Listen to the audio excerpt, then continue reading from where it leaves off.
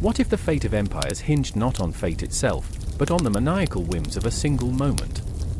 The Battle of Panipat, a stage where destiny threw its dice, pitted titans against titans, and the air crackled with a mixture of blood, ambition, and treachery. Look closer. Those who stood on that battlefield weren't just warriors, they were pawns in an intricate game of power, each one a thread in a tapestry of vengeance and glory. What if history's greatest betrayals weren't written in stone but whispered in the shadows? Picture this, a sun that burned like molten gold over a field that would soon be stained crimson. Can you hear the distant war drums? The thundering hooves of horses? The air, thick with the scent of sweat and iron, vibrates with the mutterings of 1,000 unseen specters. Every soldier, a heartbeat, every heartbeat, a story ready to explode like a powder keg. The Marathas, fierce as lions, their eyes aflame with the fury of 1,000 unsung heroes. The Durrani forces, a tempest of chaos, led by a man whose thirst for power rivaled the fiercest storms. Each side believed they held the right, but whose right was it really? The battlefield was a chessboard, and every knight, rook, and pawn knew the stakes, victory or extinction. But let's not romanticize war. It's a grim theater, a grotesque ballet where the dancers wear the masks of madness and desperation. Blood-soaked uniforms became the latest fashion, each jagged wound a badge of honor. Laughter echoed among the dying, a dark comedy where the punchline was always too late. Imagine a world where loyalty was as fragile as a spider's silk, where betrayal was the currency of survival. And in the midst of this chaos, haunted whispers of alliances and betrayals twirled through the air like smoke. Would you align with the ones who promised you the stars, or the ones who sought to drown you in the abyss? Trust turned to daggers, and every smile hid a sinister agenda. The chess pieces shifted, and the players? They were all in. No one was safe. As the sun dipped below the horizon, the cries of men became a cacophony, a symphony of despair and rage. Do you feel the tension? It coils tighter, suffocating, electrifying, a live wire in an unrelenting storm. Every clash of steel echoed like thunder, every cry a note in a haunting lullaby. What if you were there? What if your life hung in the balance, teetering on the edge of madness and valor? Could you survive the machinations of ambition, the darkness of greed? The ground soaked in history, the air thick with the stench of dreams shattered. The Battle of Panipat does not merely remember, it revives. It demands your attention, pulls you into its spiraling chaos. Will you stand idle, or will you embrace the chaos that history bequeaths? Every secret long buried, every truth wrapped in layers of dueling narratives, beckons you closer. Whose side are you on when the universe bends to the shadow of a battle that changed everything? I remember the scent of smoke hanging heavy in the air, thick enough to choke on. It curled like the dark fingers of a ghost, grasping at the throat of a land caught between sorrow and chaos. The sun, a distant memory, hid behind clouds of ash and despair, as if it knew it was unwelcome. My heart raced. There, in the distance, the clash of steel echoed like thunder, an orchestra of violence playing out beneath the grand sky. I could almost taste the iron on my tongue, sharp like betrayal, as I stood frozen in that moment, the city of Delhi a mere shadow of its former glory. At the heart of this tempest, there was Arjun. A lost soul, he wandered the streets of his once hallowed home, now echoing with cries of despair. He was a soldier, but also a dreamer, with hopes as fragile as the paper on which they were written. I watched as he stumbled through the remnants of a marketplace, once vibrant with color and laughter, now reduced to ashes and shadows. He was searching, always searching, for something he couldn't name, but I could see the desperation in his eyes, the way they darted about as if trying to catch the specters of his past. "Where are you, mother?" he whispered, his voice barely a tremor above the chaos. I could feel the weight of his grief, heavy like a stone, dragging him down into the dark waters of despair. He remembered her laughter, the way it danced through the air, a melody now silenced. The city, once a cradle of life, now felt like a tomb, filled with memories that haunted every corner. And then, there was Myra. She stood resolute at the edge of the chaos, a flame flickering against the wind. Fierce and proud, she wore her defiance like armor. Yet even she felt the electric pulse of fear as the British East India Company tightened its grip, their ambitions clawing at the very heart of her homeland. I witnessed her determination. It radiated like heat from the desert sun, but inside, a tempest brewed. She grappled with loyalty, torn between her love for her land and her family's desire for peace, for survival. "What does it mean to love a land that bleeds?" she would ask, her voice trembling, a question that echoed louder than the clash of swords. As the city fell deeper into despair, Arjun and Myra crossed paths, both searching for something, perhaps each other, perhaps a sense of belonging in a world gone mad. They stood amidst the chaos, two hearts stitched together by fate, yet torn apart by the weight of their choices. I could see the flicker of hope in their eyes, but it was always shadowed by a lingering fear, a reminder that the world around them was crumbling. "Do you think we can ever go back?" Arjun asked one evening, his voice barely above a whisper as they sat on a crumbling wall, overlooking the remnants of what was once their home. The sun dipped below the horizon, casting long shadows that danced like specters in the dying light. Myra looked at him, her heart a battlefield of emotions. "Back to what?" "To a past that can't be reclaimed." The moon began to rise, a pale ghost in the darkening sky, its light illuminating the scars of their city, the shadows of their lives entwined in a tragic tapestry of longing.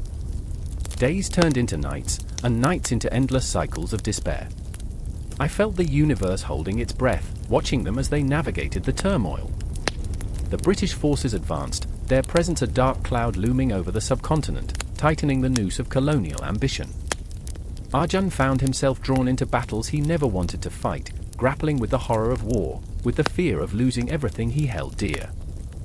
Myra, on the other hand, found her voice, an echo of rebellion that resonated in the hearts of those who dared to dream of freedom. "Fight for your dreams, Arjun," she urged him one night, her eyes ablaze with an unquenchable fire. "Even if it means standing against the tides that seek to drown us."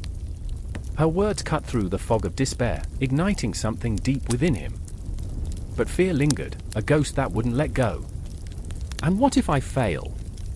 What if it all slips away?" he lamented, the weight of history pressing down like an anvil on his chest. I watched as they stood on the precipice, caught between the dreams of their ancestors and the harsh reality of their present. Time became a relentless tide, pulling them toward an uncertain future, while echoes of the past whispered sweet nothings that twisted into dark prophecies. The city was a ghost of itself, the streets littered with memories, and the stars above seemed to mock their plight, distant and indifferent. Every heartbeat was a countdown, every breath a plea for salvation. The shadows deepened as the British forces drew closer, the tension palpable, like a coiled serpent ready to strike. I could sense the doomsday clock ticking, and I remembered the stories of old, the tales of fallen empires and the rise of new dawns. In the heart of darkness, hope flickered like a dying ember, waiting for the breath of life to reignite it. The night was still, a heavy silence wrapped around the city, broken only by the distant sounds of drums beating a mournful dirge. Arjun and Myra, standing at the edge of everything they knew, faced the horizon where darkness and light danced in an uneasy waltz. "What if this is the end?" he whispered, the question hanging in the air, heavy with unspoken fears. "Then we will face it together," she replied, a vow forged in the crucible of doubt and desperation. And there they stood, two souls entwined in a world spiraling into chaos, caught between the weight of their past and the uncertainty of their future. The clock struck midnight, marking a new chapter, but also a haunting reminder of all that was at stake. As the shadows closed in, I felt the pulse of their lives, raw and electric, a mixture of hope and dread. This was not just the story of a city, it was the heart of a nation, beating fiercely against the dark. The silence that followed was deafening, but in it, I could hear the whispers of destiny calling, beckoning them toward a confrontation that would either shatter them or forge them anew. The air crackled with tension, and I knew, with every fiber of my being, that the dawn would come, but at what cost? The chilling winds of change were upon them, and the story was far from over. The air was thick with smoke and the acrid stench of burnt flesh. The sound of clashing steel echoed like thunder, a cacophony of chaos that sent chills down my spine. I stood there, rooted to the spot, watching the flames dance around the remnants of a once thriving village, now reduced to ash and despair. This was not just a battle, this was a reckoning. The Maratha Empire was rising, and with it, a blood-soaked promise of vengeance. I remember the look in Shivaji's eyes, a fierce glimmer that cut through the chaos like a blade. He stood tall, his silhouette framed by the fiery inferno behind him, an avenger woven from the threads of nightmares and dreams. He was no ordinary man, he was the embodiment of hope wrapped in the shroud of war. But the weight of expectation was a burden on his shoulders, and I could see it. I could feel it. What would it cost to build an empire from the ashes of the past? What ghosts would haunt him in the silent hours of the night? And then there was Bonsal, the loyal servant turned soldier, the heartbeat of this tumultuous uprising. He fought with a madness born from love for his land and a deep, gnawing fear of losing it all. I remember the way he gripped his sword, knuckles white, his breath a ragged promise of death and destruction.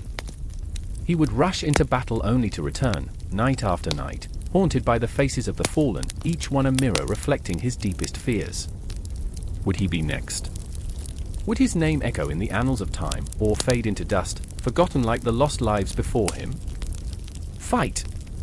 Shivaji roared, his voice cutting through the din, a beacon of light in the shadowy abyss. His command was more than just a rallying cry, it was an invocation of old gods and new destinies. I could see his warriors, faces streaked with blood and grit, their eyes alight with fervor. They were not just men, they were dreams of freedom, ambitions carved from the very bones of their ancestors. Each swing of their swords was a plea to the heavens, each drop of blood a sacrifice laid at the altar of their belief. But with every victory came a cost. I felt it, the chill in the air, the looming spectre of death. The whispers of the fallen echoed around us, a reminder that every battle claimed its due. I watched as Bonsal staggered back, a wound blooming on his side like a crimson flower. He fought to stand, to shield his brethren with his very last breath. I will not fall, he gasped, an oath woven into the fabric of his flesh. But the truth was there, lurking in the shadows, warriors were mortal, and destiny was a cruel mistress. The night grew darker, thick with the scent of betrayal and ambition. I could taste it on my tongue, a bitter reminder of what lay ahead. The Marathas had grown strong, but lurking in the recesses of their newfound power was the ever-present threat of the Mughals, relentless in their pursuit. Would they be able to withstand the storm that was brewing? I felt the tension in the air, a taut string ready to snap, and I knew that the next confrontation would not just be a clash of swords but a battle for the very soul of the empire. And then, the moment arrived. The clash at Sinhagad, a night I would never forget. The moon hung low, an ominous witness to the chaos that unfolded below. Shivaji's face was set, eyes dark and stormy. Fear coursed through him, but so did resolve. He was both the hunter and the hunted, a man caught between the fire of his ambition and the ice of his conscience. Would he sacrifice everything, even the love of those who called him father, to fulfill his vision? The Mughals arrived like a tidal wave, their banners fluttering in the night. And it happened, the first clash, the sound of metal against metal, the screams, the cries, the chaos swirling like a tempest. I remember the way the moonlight glinted off the swords, a blinding flash that cut through the darkness, illuminating faces twisted in rage and despair. Bonsal roared, charging into the fray, a lion among sheep. Each step forward felt like a step into oblivion, and yet he pressed on, driven by the ghosts of his ancestors whispering, "This is your fight." With each strike, each life taken, the ground soaked in crimson, I could feel their pain. The Marathas were outnumbered, yet they fought like men possessed, fueled by an unyielding spirit. But as the battle raged, the cost became painfully clear. I watched Bonsal stumble again, a glint of betrayal in his eyes as he realized the truth. His fierce loyalty could not shield him from the inevitable tide of fate. He fell, not with a shout, but with a whisper, a promise unfulfilled hanging heavy in the air. "I will return," he breathed, and I believed him. And then there was Shivaji, his heart pounding like a war drum, his soul a battlefield of its own. He fought against the Mughals, but he also battled the ghosts of his own making, lost friends, shattered dreams, the weight of a crown that felt more like a noose.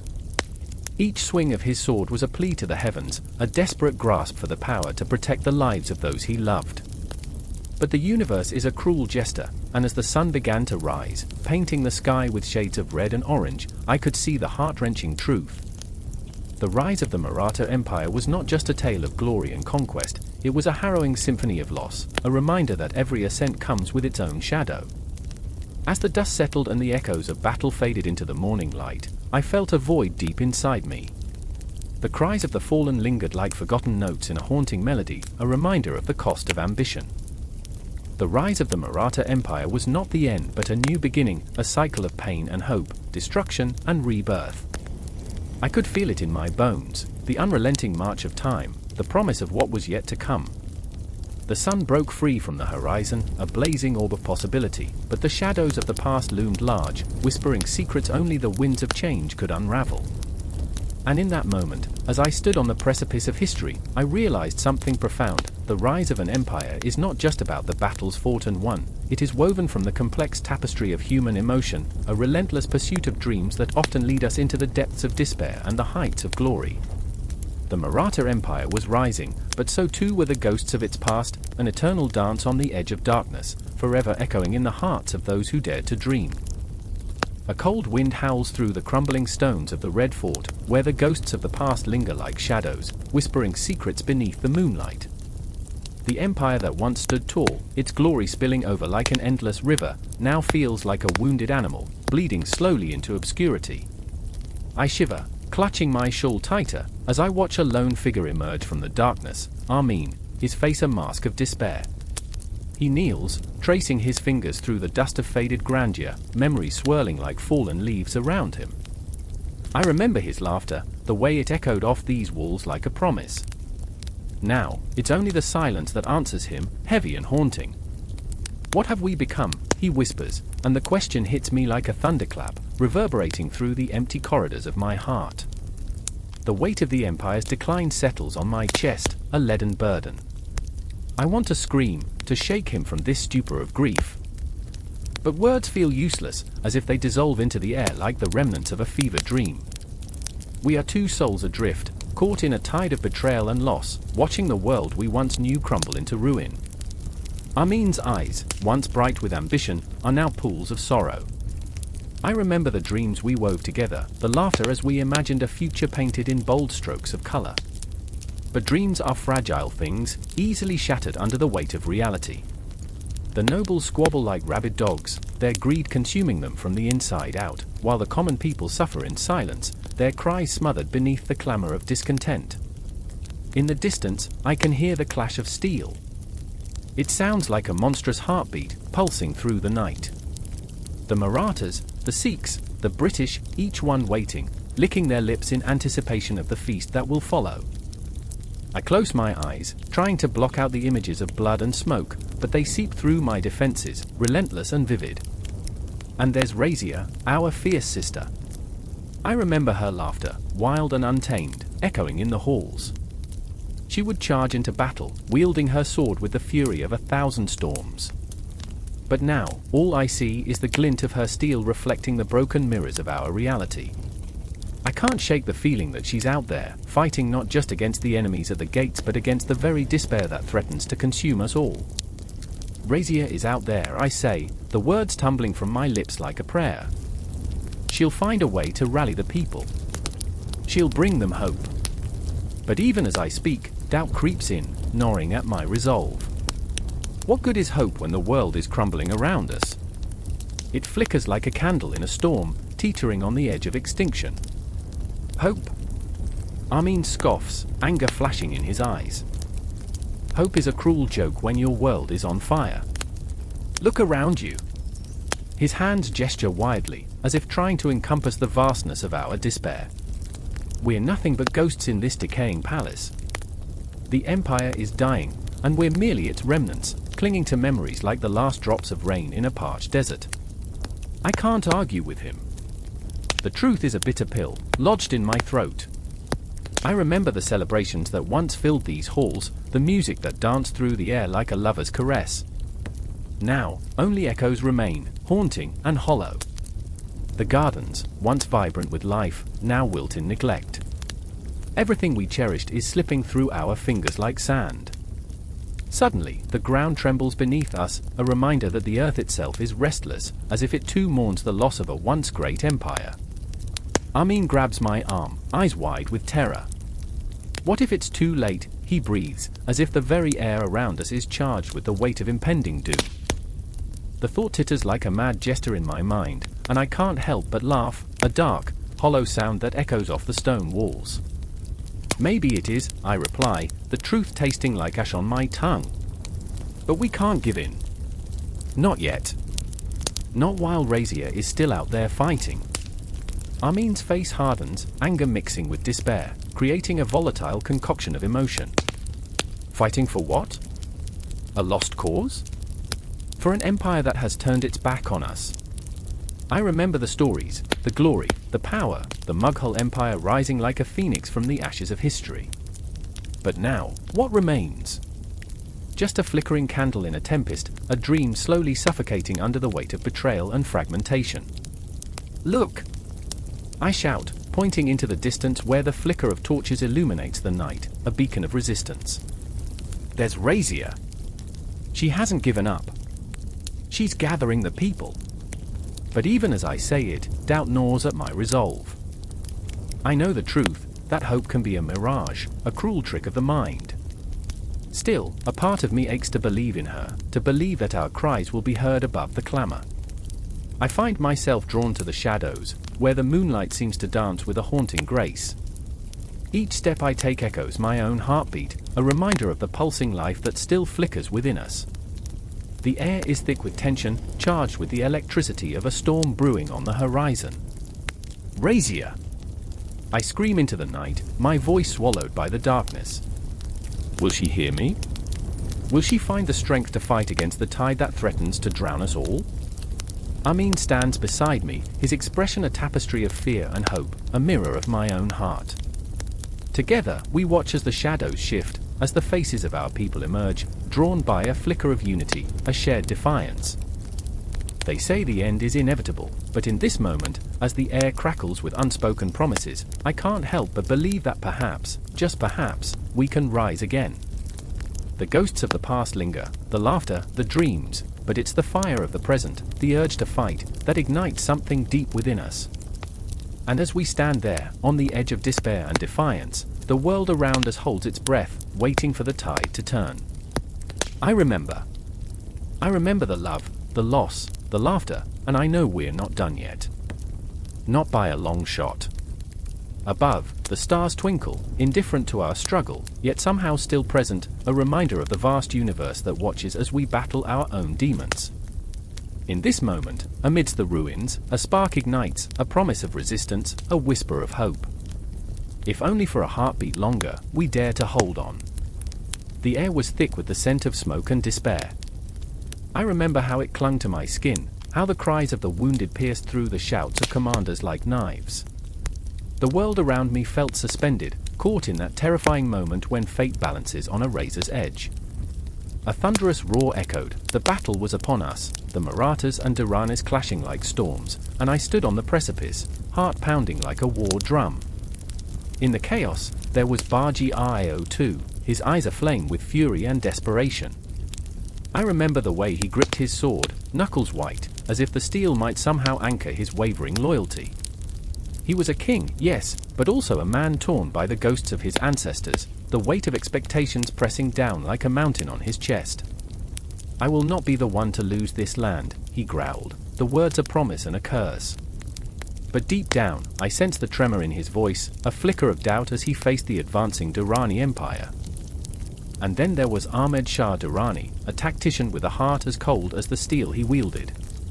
He moved like a shadow among his men, his presence commanding, yet hauntingly vulnerable.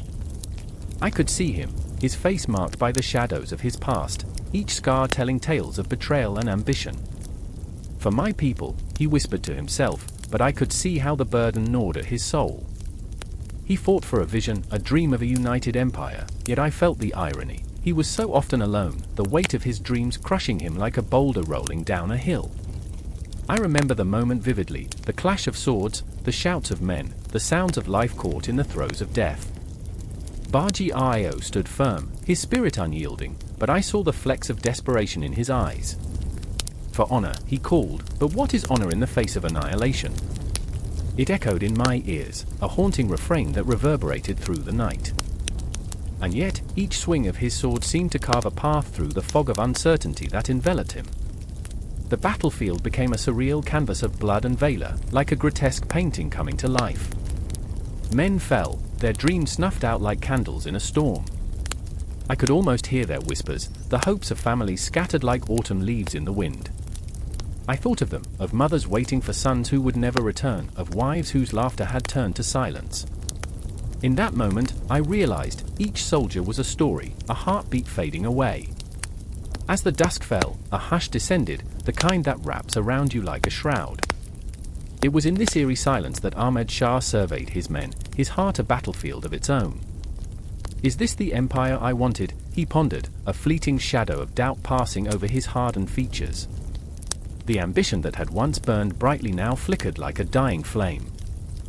And yet, he pressed on, each decision weighed against the lives of many.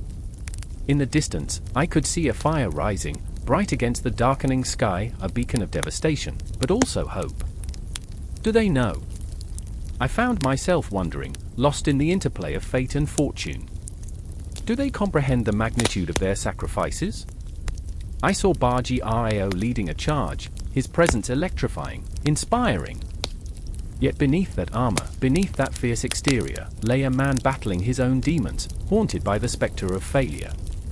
The ground trembled as the two armies collided, a cacophony of sound and fury, a symphony of chaos. I could taste the metal in the air, feel the adrenaline coursing through my veins. Baji Rao, fighting with a ferocity born of desperation, embodied the very soul of the Marathas. "This is our land," he shouted, voice raw, but I could hear the tremor beneath his bravado. It was a cry for unity, a plea for strength that echoed in the hearts of those around him. Yet, amidst the fury, Ahmad Shah was relentless. I watched him maneuver through the melee, every move calculated, a dance between life and death. "I will not be forgotten," he seemed to say with every swing of his blade. In that moment, I felt the profound weight of ambition, a force that could lift you to the stars or plunge you into the abyss. And the more he fought, the more I sensed the chasm inside him widening. Was he truly fighting for an empire, or was it merely a facade to hide his loneliness? As the night wore on, lights flickered like stars, and shadows danced to a rhythm of despair. I remember the faces of those around me, the fear, the determination, the desperate clinging to hope. I could see it in their eyes. They were not just warriors, but men and women with dreams, families, and futures. I knew their stories would not end here, even as the night threatened to swallow them whole. Suddenly, a cry pierced through the din, a sound so raw, so haunting that it silenced the battlefield momentarily. I turned, and there was Baji Rao, staggering, bloodied, but unyielding. "This is not where it ends," he gasped, and in that moment, I understood his struggle. He was fighting not just for land, but for identity, for legacy. Each heartbeat echoed with the realization that every choice, every sacrifice, meant something, meant everything. Ahmad Shah, too, heard that cry. It hung in the air, a reminder that every empire, no matter how grand, is built upon the backs of those who dare to dream and bleed. "I will not lose," he seethed, but the resolve was fraying, like a thread pulled too tightly. I felt the weight of inevitability creeping in, the sense that destiny was no longer a choice but a cruel master. The world around me blurred, the lines of loyalty and duty dissolving into chaos. I remember the faces, the cries, the rustling of armor, the clash of swords, but above all, I remember the uncertainty. Who would emerge from this night? Who would carry the burden of dreams unfulfilled? The darkness closed in, but even there, in that suffocating gloom, flickers of hope remained, tiny embers in the vast expanse of desperation. And as the battle raged on, it felt as if time itself held its breath, waiting, watching, hungry for the resolution that seemed always just out of reach. Like stars waiting for the dawn, Baji Rao and Ahmad Shah stood, each a beacon of their cause, the echoes of their struggles resonating, entwined in the intricate dance of fate, a dance that would never truly end. The air crackled with tension, like the moment before a storm breaks. Ahmad Shah Durrani stood amidst the ruins of an empire, the weight of 1,000 dreams heavy on his heart. A cold wind whispered through the remnants of Kabul, carrying with it the scent of memories, blood, sweat, and the bitter tang of lost hopes. He could hear the echoes of clashing swords, the cries of the fallen, mingling with the soft weeping of a mother searching for her child. The shadows danced around him, their fingers stretching like gnarled roots seeking to pull him back into the depths of despair. I remember, he thought, the words clawing at his insides like a wounded animal. I remember the day I became a king, not just of men but of ghosts. He had been a callow youth, ignited by passion yet shrouded in uncertainty, determined to carve his name into the annals of history. The crown had rested heavy on his head, the jeweled weight a constant reminder of the blood that would flow in his name. But it was not just the weight of the crown that stung. It was the faces of those he loved, his brother, the fiery and reckless Ismail, whose laughter once filled the halls of their home, now silence. The haunting image of Ismail's final moments, a blur of betrayal and anguish, played on an endless loop in Ahmed's mind. Each heartbeat a reminder of the choices that had led him here, choices that tasted of iron and ashes. Across the rubble, in the suffocating darkness, a figure emerged, Zainab, his beloved. She was a flame flickering in the abyss, her eyes searching for him, searching for hope. The softness of her features, the way her lips curled into a smile even when the world was crumbling, pierced through the fog of despair. She carried her own burdens, her family caught in the crossfire of loyalty and betrayal, a life stitched together with threads of tragedy. Ahmed, she called, her voice a haunting melody amidst the chaos. We must move, before they come for us. He could see the fear etched into her brow, a stark contrast to the courage that shimmered in her eyes. She had fought for unity, for a dream of a nation that could stand tall against the tide of invaders. But dreams were fragile, they could shatter into a million pieces under the weight of greed and ambition. The flash of a distant blade broke his reverie, drawing him back to the present, the reality of their crumbling world clawing at him like a wild beast.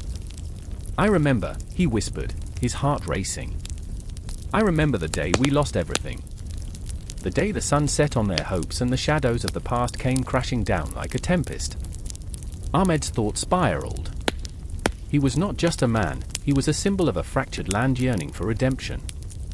Each step he took resonated with the agony of his people, their cries echoing in his ears, an orchestra of despair. The throne felt like a rickety chair on the edge of a precipice, and he was poised to fall. The past weighed him down, its ghosts clawing at his throat, begging for release, yet every breath was a battle against the current of fate. Zainab, hold on, he shouted, grasping her hand, the warmth of her skin igniting a flicker of hope. Together, they rushed through the crumbling streets, the scent of smoke and despair swirling around them like a shroud. Their love, as fragile as it was fierce, became their only shield against the chaos. But the world was relentless, shadows crept closer, hungry for their souls. In the depths of their flight, memories surfaced, a chaotic tapestry woven with threads of joy and sorrow. Ahmed remembered the laughter of children playing in the sunlight, the warmth of family gatherings, the taste of fresh bread baked by the hands of his mother, how it always smelled of home. But home had become a battlefield, the laughter replaced by cries, the warmth consumed by the chill of betrayal. The clock tower in the village square loomed over them, its hands frozen at midnight, a ghostly reminder that time had betrayed them all. What was time but a thief, robbing them of moments that could never be reclaimed? Ahmed stole a glance at Zainab, her determination shining like a beacon amid the darkness. Will we survive this? She asked, fear creeping into her voice. The question hung in the air like a noose, tightening around his chest. I don't know, he admitted, the truth slicing through him. He had always been a fighter, but now, doubt gnawed at him. Would he have the strength to confront not only their foes but the demons waging war within his soul?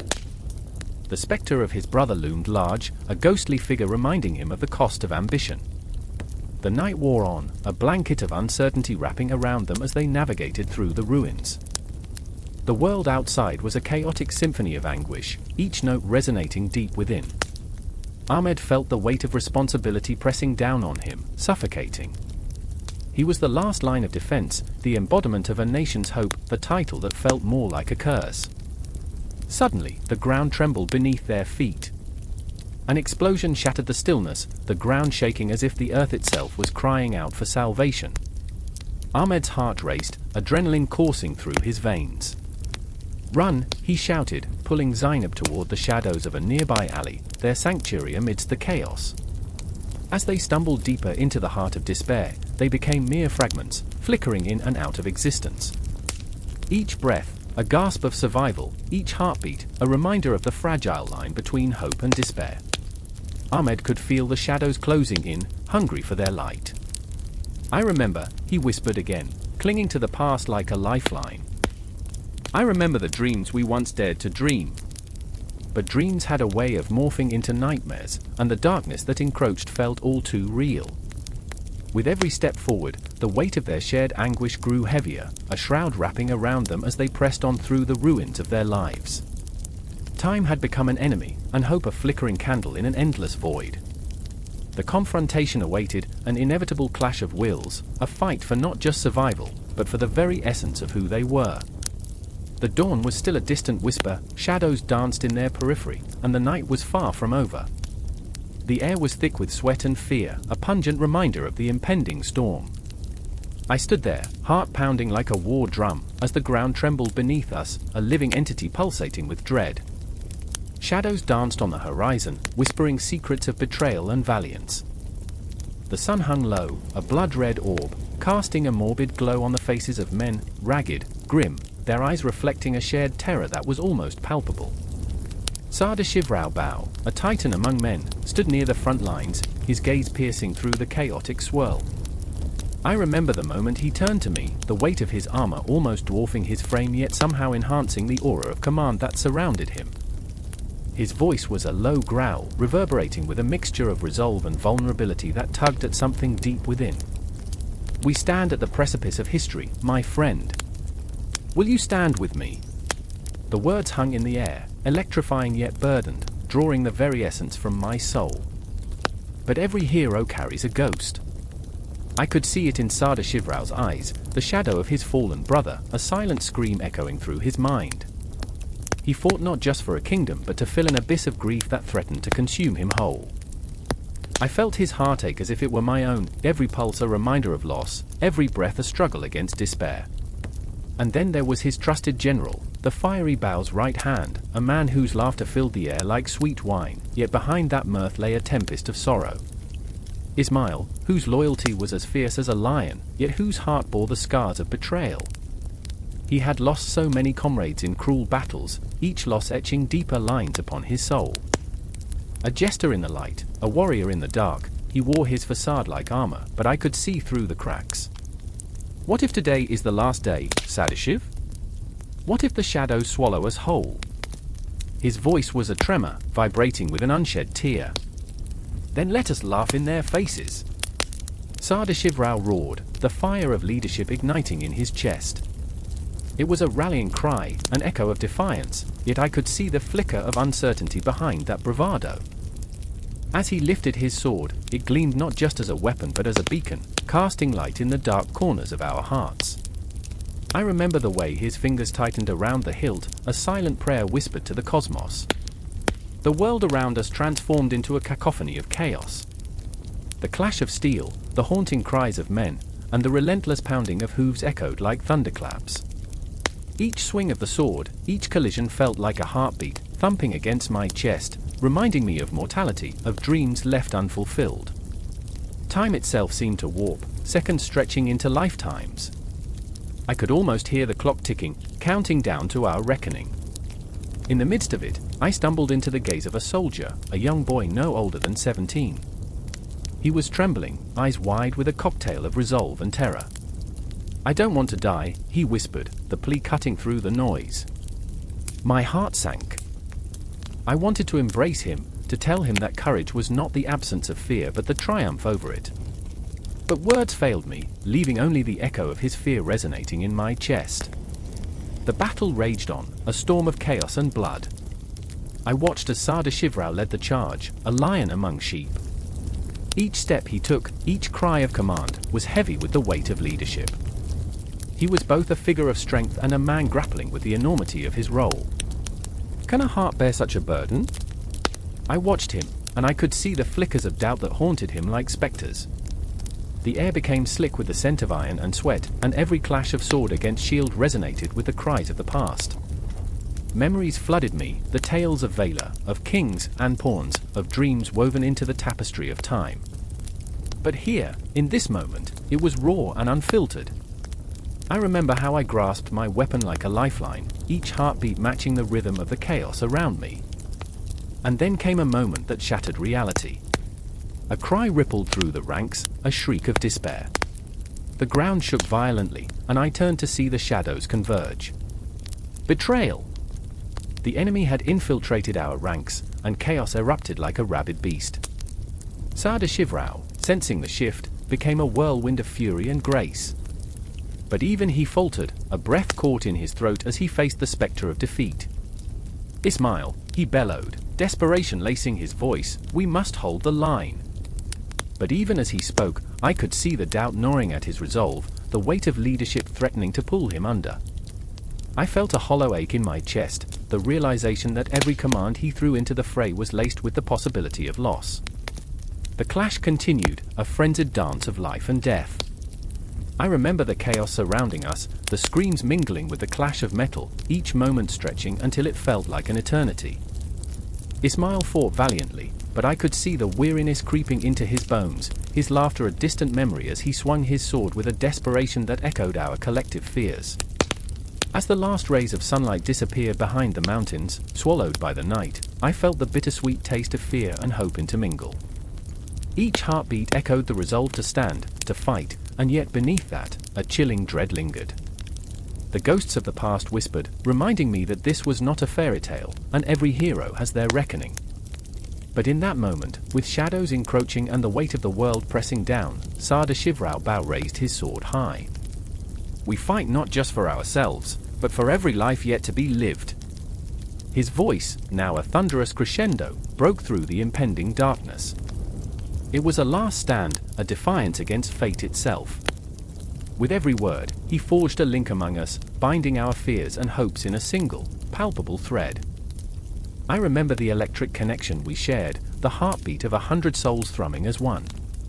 And then, as the battle surged forth, each man, each woman, united in purpose, we charged into the unknown, propelled by the raw intensity of that moment, a moment that spiraled outwards into eternity, leaving us tethered to the shadows of what was and what might yet be. The air crackled with tension, a palpable energy that clung to the twilight like a stubborn mist. I stood among the crumbling ruins of Panipat, my heart pounding a rhythm that echoed through the empty streets. An eerie silence enveloped the battlefield, whispering old secrets, stories of blood and valor that hadn't faded with the centuries. A chill ran down my spine as I imagined the clattering of hooves, the clash of swords, the shouts of men driven mad by fear and hunger. Here, history wasn't just etched in stone, it thrummed in the very ground beneath my feet. I remember the day the news broke, a betrayal that rippled through the ranks, a dagger thrust deep into the heart of loyalty. Rahim, a soldier caught between duty and despair, stood at the edge of the encampment, the glow of the setting sun casting long shadows that danced like specters around him. His brow furrowed, and in his eyes, I saw the flicker of a flame that had once burned brightly but was now reduced to a flickering ember. He was a man of the soil, a farmer turned warrior, but the weight of his world pressed heavy on his shoulders, threatening to crush him beneath its enormity. "There's no glory in death," he whispered, as if the wind could carry his words to the gods. Just silence, and the regrets left unspoken. I felt the truth of his despair, raw and unfiltered, slashing through the air like a blade. He had seen friends fall, brothers in arms turn to shadows, their dreams snuffed out like candles in a storm. Rahim was haunted, and with every haunted breath, the ghosts of his past danced alongside him. And then there was Anika, a fierce woman whose spirit was as wild as the wind that howled through the plains. She fought not only for her people but for a love that burned with an insatiable fire. Her heart was a battlefield, torn between the man she adored and the loyalty she owed to her clan. "I will not be a pawn in their game," she declared, her voice a war cry that resonated through the camp, shaking the very foundations of the world around us. Yet, beneath her defiance lay a tremor of fear, a gnawing anxiety that threatened to unravel her resolve. She knew the stakes, victory or annihilation, love or loss, freedom or enslavement. "Do you think they'll remember us?" she asked me one night, her voice barely a whisper beneath the vast tapestry of stars. "Will they remember the faces of those who fell for the sake of a crown?" I could see the flicker of doubt in her eyes, a sparking flame of vulnerability that made my chest ache. What are we, if not shadows in the history of empires? The truth in her words felt heavy, like the weight of 1,000 souls lingering just beyond the veil of time. Panipat was not just a city, it was a living entity, a battlefield where empires clashed like titans, where every stone and blade held a story that begged to be told. I could almost hear the echoes of the past, the thunderous stampede of elephants, the cries of men charging into the fray, the sickening thud of bodies hitting the ground.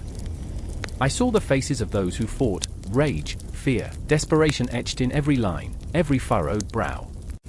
They weren't just soldiers, they were fathers, brothers, dreamers with hope snatched away by the relentless tide of war. But amid the chaos, destiny hung precariously in the balance. Each sunrise brought with it a new wave of uncertainty. I watched as Rahim, torn between love and loyalty, trained day after day, sweat mingling with blood, determination glinting like steel in his eyes. He was a warrior not for glory but for survival, his family's home, his dreams, all at stake. The sun bore down on him, and I could feel the warmth of his resolve, a fragile flicker against the impending storm. Anika, with her fiery spirit, refused to be silenced. She rallied the women around her, each face a mask of fierce determination. They were not just supporters, they were warriors in their own right, mothers preparing their children for a future forged in fire. We will not be forgotten, she vowed, her voice rising above the clamor. The air crackled with energy, a fierce bond anchoring them to their cause. Yet, doubt crept in like a thief in the night, clawing at the edges of her conviction. As the night deepened, a haunting stillness enveloped us. I remember gazing up at the sky, the cosmos sprawling endlessly, a tapestry of dreams yet to be fulfilled. But beneath that beauty lay a darkness, a void filled with uncertainty, where the threads of fate wove together lives and deaths with reckless abandon. What if we lose? Anika's voice trembled, a crack in her armor. What if history forgets us? The haunting question lingered, echoing in the silence. The weight of their choices bore heavily on my soul, and I felt a connection to their struggles, a heartbeat that resonated with mine. I was but a spectator, a chronicler of their tales, yet their fears thrummed within me, igniting a fire that begged for resolution, for clarity, something the cosmos seemed hell-bent on withholding. The dawn arrived swiftly, painting the horizon with hues of orange and crimson, like blood spilled on the altar of sacrifice. I could sense the anticipation, the dread that hung in the air like a charged storm cloud. Today, we fight, Rahim declared, his voice unwavering, a rallying cry that ignited a spark of hope. But beneath that declaration lay the unspoken fear, the knowledge that the dance of death awaited them, a cruel mistress eager to claim her due. And as they prepared for battle, I stood there, rooted in the moment, heart racing with an intensity that mirrored the chaos about to unfold. The strategic importance of Panipat was not merely a matter of land, it was a reflection of dreams, of lives intertwined in a tapestry of ambition and despair. It was a reminder that within the shadows lurked the ghosts of those who came before, whispering their truths, urging us to remember. What would become of Rahim and Anika, two souls caught in a web of ambition and love? I could not say. The tumult of war loomed large, a beast waiting to unleash its fury. But as I watched them stand at the precipice of history, I felt something shift in the air, a promise that their fight would echo through the ages, that even in death, they would not be silent. It was an eerie, spine-chilling truth. In this saga of blood, sweat, and tears, Panipat would remember them, and so would the universe. The air was thick, a suffocating shroud of dust and dread, swirling, waiting. It settled over the battlefield like a grim omen, turning the morning sun into a crimson ball of fire that hung low on the horizon. Soldiers stood in silence, hearts thudding like war drums in their chests, each one bearing a fear that wrapped around them tighter than their armor. The first Battle of Panipat was not just a clash of steel, it was an echo of destiny, a storm brewing in the hearts of men caught in a web of ambition and desperation. I remember the moment when the earth trembled beneath the weight of their boots, an army of dreams and nightmares. Among them, Babur, a man whose blood pulsed with the legacy of conquerors, stood at the forefront. His eyes reflected the storm brewing above, wild and fierce, yet haunted by the ghosts of his past. I remember, he whispered to himself, the scent of the orchards in Fergana, the laughter of my mother, the taste of victory slipping through my fingers. Each memory was a dagger in his heart, sharp and unforgiving. He was not just fighting for land, he was fighting to reclaim his soul, a soul battered by exile and loss. On the opposing side, Ibrahim Lodi, a king whose crown felt heavier than the weight of the world, stood resolute. His body was a fortress, yet inside him, a tempest raged, a cacophony of doubt and rage. How did it come to this, he thought, staring into the faces of soldiers who looked to him, their eyes filled with unyielding faith and desperation. He had inherited a kingdom, but what could it give him? Power? Yes. Love? Hardly. He was a king surrounded by shadows, betrayal lurking in every corner, the whispers of dissent echoing in his ears. I remember, he muttered, the embrace of my father, the pride of my lineage, as he spoke of valor. But what is valor when your heart trembles? Time slowed like the last throes of a dying man, the sun creeping up, staining the sky with fiery reds and dusky purples. The air crackled with tension, electric. It was as if the world held its breath, waiting for the inevitable clash that would echo through history. Why can't the earth just open and swallow us whole? I thought, a desperate plea that lingered in the back of my mind. The soldiers, too, shared a collective heartbeat filled with dread. They were not machines of war, they were flesh and blood, with dreams and fears, stories etched in the lines of their weathered faces. And then, like the snap of a bowstring, it began. Charge! Babur's voice rang through the ranks, piercing the heavy air. In that instant, the world exploded. Men surged forward, cries of battle mingling with the cries of the suffering. Dust rose, blinding the eyes, choking the throat. I could feel it, the weight of swords clashing, the raw, metallic scent of blood spilling onto the parched ground, the ghastly symphony of anguish and fury. It wasn't merely war, it was a tapestry woven from the threads of human emotion, fear, hope, despair. Ibrahim, caught in the whirlwind of chaos, fought with a fierce desperation. Each swing of his sword carried the weight of his kingdom, the dreams of his ancestors, and the future of his people. This cannot be my legacy, he cried out, his voice cracking in the deafening roar of battle. He swung again, feeling the sickening thud as his blade met flesh, and a part of him shattered with every life extinguished. Yet, beneath that fury lay a flicker of vulnerability, a man whose heart beat not just for blood and glory but for the love he longed for, distant as the stars in the night sky. On the other side, Babur felt the thrill of dominance surge through him, but it was tainted by the screams of the dying. Each face he struck down reminded him of what he had lost, his family, his homeland, his childhood innocence. This is my chance, he thought fiercely, yet his heart was heavy with the knowledge that this victory, if it came, would be stained with the blood of countless souls. I remember, he whispered again, the memories washing over him like waves against a rocky shore, relentless and unyielding. The laughter of my son, the warmth of his tiny hand in mine. What will become of him if I am not here? The sun dipped lower, casting long shadows over the battlefield, a tapestry of death and sorrow. Men who had been friends just moments before now lay lifeless, their eyes staring into the abyss, dreams snuffed out like flickering candles. The cries of the wounded pierced the air, a haunting lullaby that reverberated in the hearts of those left standing. It was a brutal reminder that the glory of war came at a price far too steep, one that could never be paid with gold or silver, but with the very essence of humanity. As the clash intensified, Babur and Ibrahim found themselves drawn into a deadly dance, swords clashing, hearts racing, a storm of emotion swirling around them, a palpable hatred fused with an understanding that they were but pawns in a game far larger than themselves. Why must we fight? Ibrahim shouted, his voice rising over the chaos. What is this madness driven by ambition? Will it quench our thirst for power, or only leave us hollow? Babur, panting, bloodied, felt the weight of his own ambitions pressing down on him. I fight for a future that I dream of, not just for myself, but for those who will come after me. He was desperate, a man grasping at the fading light of hope, believing that his victory could rewrite the fate of a fractured land. Yet, deep inside, the spectre of doubt clawed at him, whispering that perhaps he was simply a harbinger of more bloodshed, of an endless cycle of violence. The battle raged on, a brutal testament to the depths of human conflict. Time blurred, seconds turned into eternities, and with every clash of steel, with every soul departed, the weight of history pressed down upon them like a dark cloud refusing to disperse. The cries of the fallen merged with the wind, a mournful melody that echoed through the ages, binding their fates together.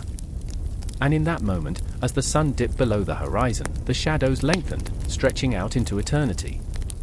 The fight was not just for a kingdom, it was for the very soul of humanity itself, a struggle that would resonate through time, forever entwined with the fires of ambition and the despair of loss. Will we ever learn? I wondered, my heart heavy.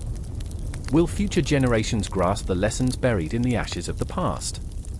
The question lingered, a ghost that would haunt the corridors of history, as the dust settled and the echoes of battle faded into silence, leaving behind only shadows. The air crackled with anticipation, a tension so thick it could suffocate. An army of shadows loomed, the ground trembling beneath the weight of destiny. I remember the chill of the December morning, the dawn's light struggling to pierce through a fog that seemed to echo the uncertainty gripping our hearts.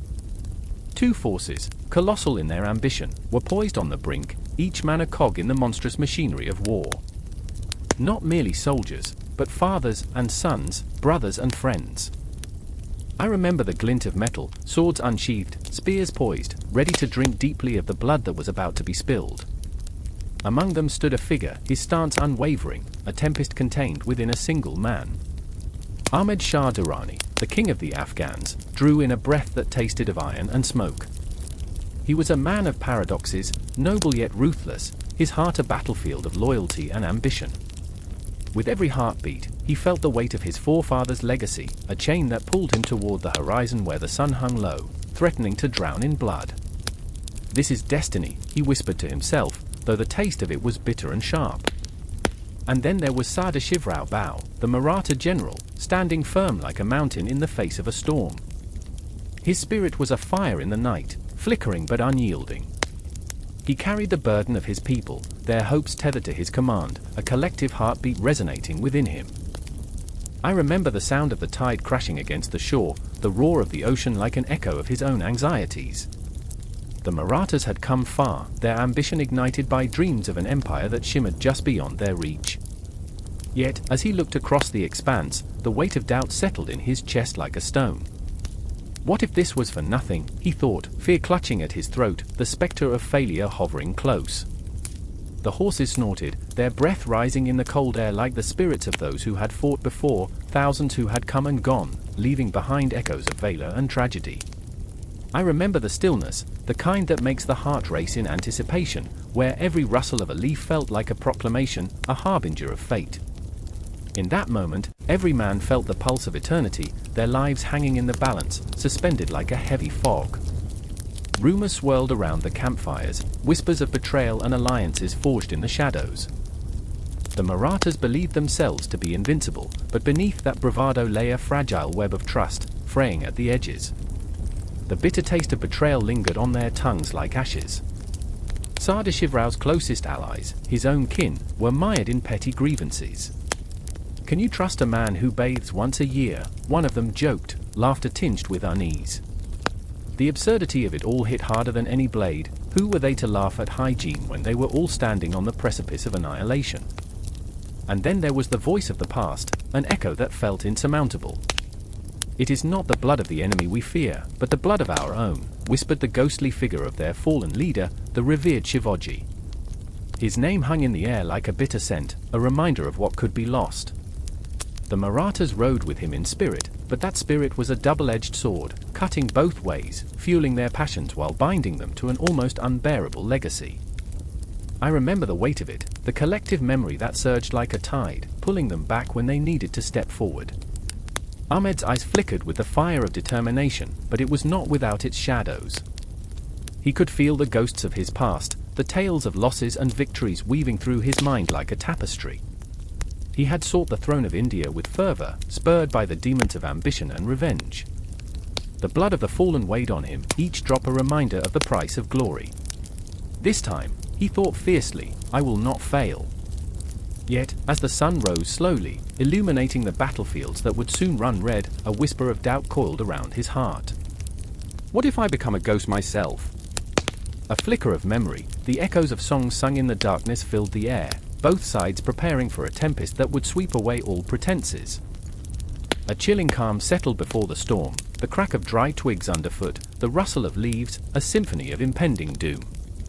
The soldiers gathered, one heartbeat, one collective breath, as strategies unfolded like the fragile petals of a flower, while the stench of sweat and fear mingled in the air.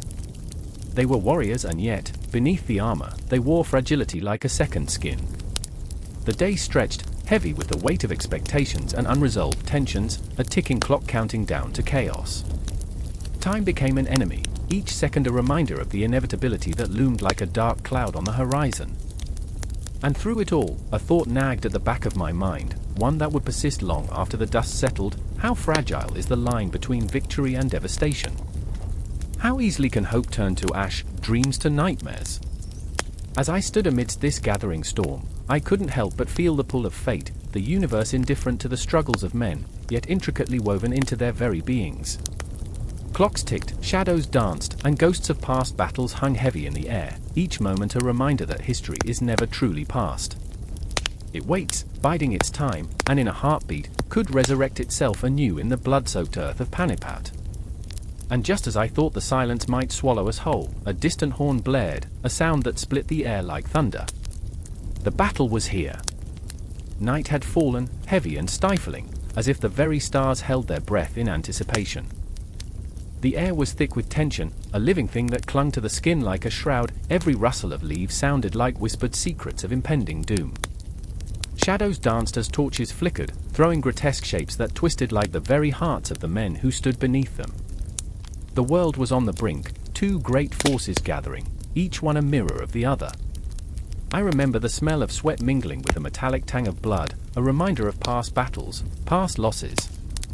A reminder that this night, beneath the cloak of darkness, would not be different.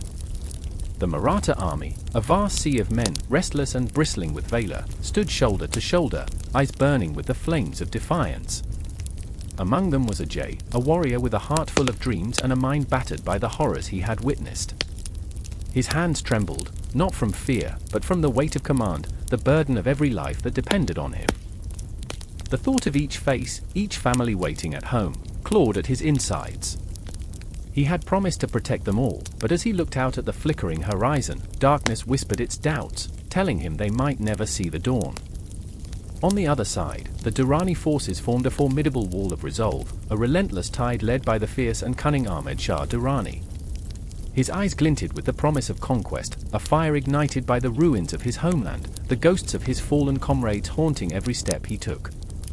I could see the shadows of those ghosts flitting behind him, urging him on, a chilling reminder that loss could either be a cage or a weapon.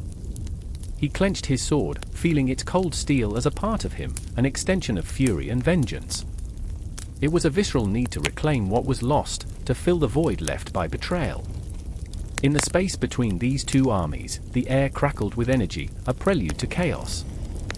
I could taste it, bitter like ashes, sharp like shattered dreams. The sound of hoofbeats echoed, a distant thunder that shook the very earth beneath us. Night was alive, but it felt like death had stitched a cloth of inevitability over our hearts. Ajay's gaze met Durrani's across the expanse, an unspoken challenge, two worlds colliding. I remember the silence that fell, thick and oppressive, like the moment before a storm. It was a silence pregnant with fear, and yet, in it, there was an undercurrent of hope, a hope that swirled like smoke in the wind, elusive and fleeting. Soldiers of both sides held their breath, waiting for fate to decide. And then, like a dam bursting, the tension exploded. The first arrow flew, a dark streak slicing through the night, and suddenly we were all awash in the chaos of war. Shouts pierced the air, mingling with the clang of metal meeting metal, a symphony of destruction that resonated deep within our souls. Ajay felt the pulse of battle in his veins, a wild rhythm that drowned out the whispers of doubt. He charged forward, a lion among sheep, but even lions can fall prey to darkness. In that moment, time shifted, bending and warping. I could see flashes of memory, Ajay's mother, her laughter ringing like chimes in his ears, the way she would smooth his hair, the warmth of her embrace, now an ache that cut deeper than any blade. I wondered if he thought of her now, in the grip of violence, if she could still reach him through the maelstrom. Across the battlefield, Durrani fought with the ferocity of a man possessed. Each swing of his sword was a desperate attempt to reclaim his shattered past, a quest for redemption cloaked in blood. But even in his fervor, I could see the flicker of doubt in his eyes, the knowledge that this cycle of violence could only lead to more ghosts haunting his dreams. I felt a pang for him, a connection that transcended the clash of swords. I remember the bodies sprawling underfoot, the cries of the wounded rising like a mournful song. Each life extinguished felt like a puncture to my own heart, a reminder that behind every warrior, there were stories, lives woven together like the threads of a tapestry. No victory could wash away the stains of loss, no glory could elevate the weight of grief. The sun began to rise, casting a pale light over the battlefield, illuminating the horror that lay sprawled before us. The cries of the fallen echoed in my ears, a haunting melody that would never fade. Ajay, blooded but unyielding, fought his way through the chaos, the thought of his home urging him forward. Each enemy he felled weighed on his conscience, each victory tasted like ashes in his mouth. He was a warrior, yes, but more than that, he was a man torn between duty and the innate desire to protect life rather than take it. And Durrani, relentless in his pursuit, felt the tide turning, his heart pounding in rhythm with the chaos around him. In the depths of his soul, he grappled with the truth that vengeance could never fill the void left by loss.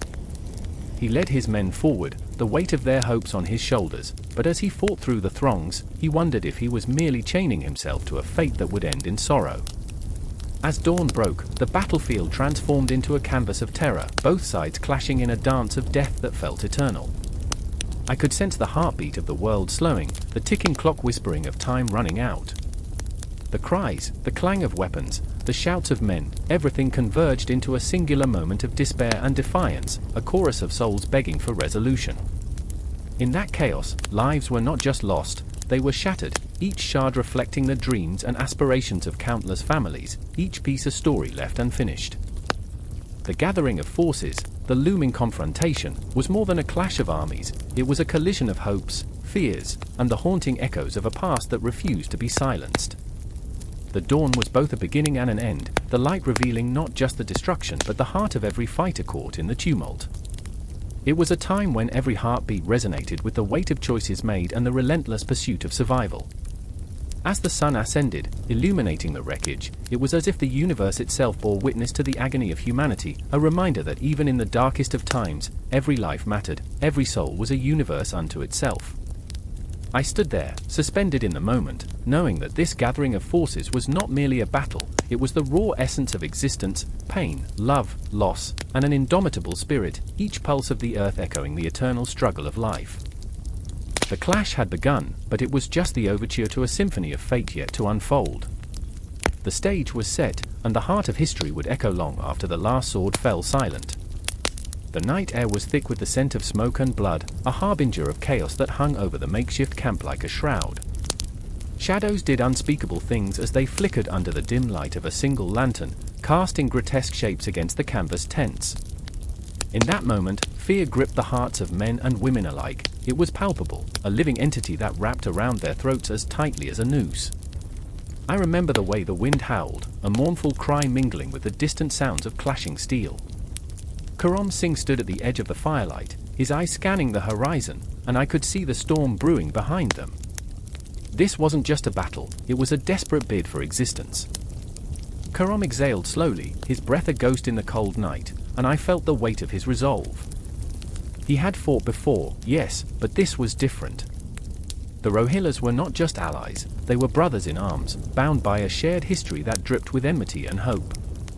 Yet, the crackling flames revealed his fear. What if their bond wasn't enough? Across from him, Zainab clutched a tattered shawl around her shoulders, the fabric fraying at the edges, a mirror of her own spirit. Each thread told a story of loss, of family taken by senseless violence. She was the heartbeat of their cause, every pulse of her being screamed for justice. I could see the tremor in her hands, the way they clenched and unclenched like a caged animal.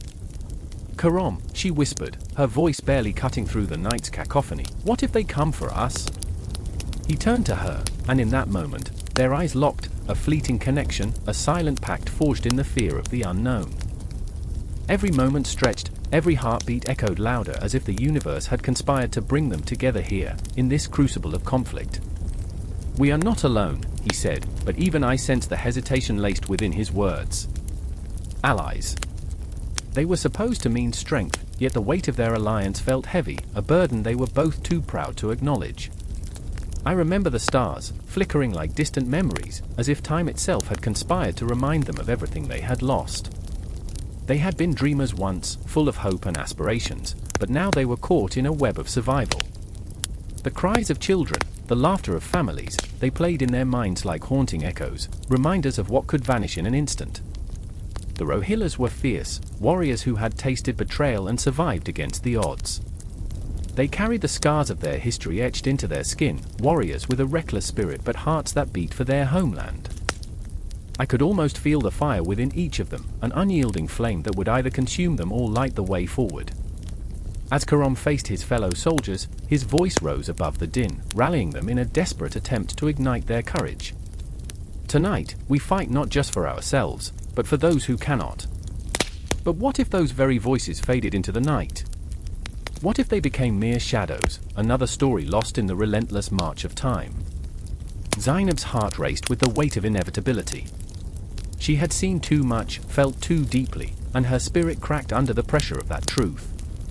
Karam, she said softly, if it comes to it, what if we lose? In the silence that followed, the tension thickened like smoke, impossible to breathe through, impossible to ignore. But in that moment, a flicker of understanding passed between them. They were raw, flawed beings caught in a whirlwind, grappling with a fate that seemed as inevitable as death itself. Yet, the beauty of their struggle lay in its very imperfection. I could feel their vulnerability pulling at my heart, a reminder that even in their darkest hour, they were alive, fiercely alive. And then it happened, the distant thrum of drums, a harbinger of looming chaos that made the ground tremble beneath their feet. It was as if the very earth recognized the significance of what was to come. I could taste the iron tang of anticipation, the sharp edge of fear as Karam pulled Zainab closer, his grip tight, an anchor in a storm. We faced them together, he breathed, and in his voice, I found a glimmer of hope. As the shadows of their allies began to form, a surge of adrenaline coursed through the camp. The Rohillas, wild-eyed and fierce, prepared for battle, their laughter mingling with the tension in the air. It was strange, almost absurd, that they could find lightness in the face of such impending darkness. They were warriors, after all, but they were also human. And in that shared laughter, I felt the weight of what was at stake, their dreams, their lives. I closed my eyes, and in that moment, I could see their stories intertwining like threads in a grand tapestry. The memories of their families, the ghosts of those lost, all woven together with the promise of hope. I remember feeling the urgency, the need for connection, the desire to fight against the inevitable. The drumbeats grew louder, drowning out the whispers of doubt. In the heart of chaos, Zainab found her voice, raw and fierce, and I could hear it piercing through the cacophony. Tonight, she declared, we are more than allies. We are family. And with that, as her words hung in the air like a prayer, the darkness began to shift. Karam's heart thundered in his chest as he watched her rise, a beacon of hope amidst the gathering storm. Allies, yes, but in this moment, they were so much more, a force of nature, a whirlwind of emotion and spirit. Together, they would face whatever came, a bittersweet symphony echoing through the night. The night was alive, the world teetering on the brink of destruction or salvation. What would unfold remained a mystery, but one truth shone bright in the hearts of Karam and Zainab: they were not alone. The threads of history, of sacrifice and love, wove them together. And as the first shouts of battle pierced the night, they stepped forward, hand in hand, into the fray. The sun hung low, a fiery eye glaring at the horizon, casting long shadows across the dusty plains of Panipat. The air was thick, suffocating with anticipation, and the distant sound of hooves drummed like a heartbeat, faster, faster, pounding in sync with the rising dread. I stood there, pulse racing, gripping the worn hilt of my sword, feeling the weight of the moment pressing down like the very earth beneath me was alive with secrets it longed to share. I remember the first time I set foot on this land, a vast expanse that would soon be stained with the blood of ambition and betrayal. In the eerie quiet before the storm, the terrain spoke to me. It was an untamed beast, with rolling hills that cradled hidden valleys and treacherous ravines ready to swallow men whole. I could feel the whispers of those who had come before me, their dreams and nightmares swirling in the dust, a kaleidoscope of voices echoing in my mind. Across the field, there was Arjun, his eyes dark pools of determination. He was a warrior forged in the fires of conflict but burdened by a heart that still beat with compassion.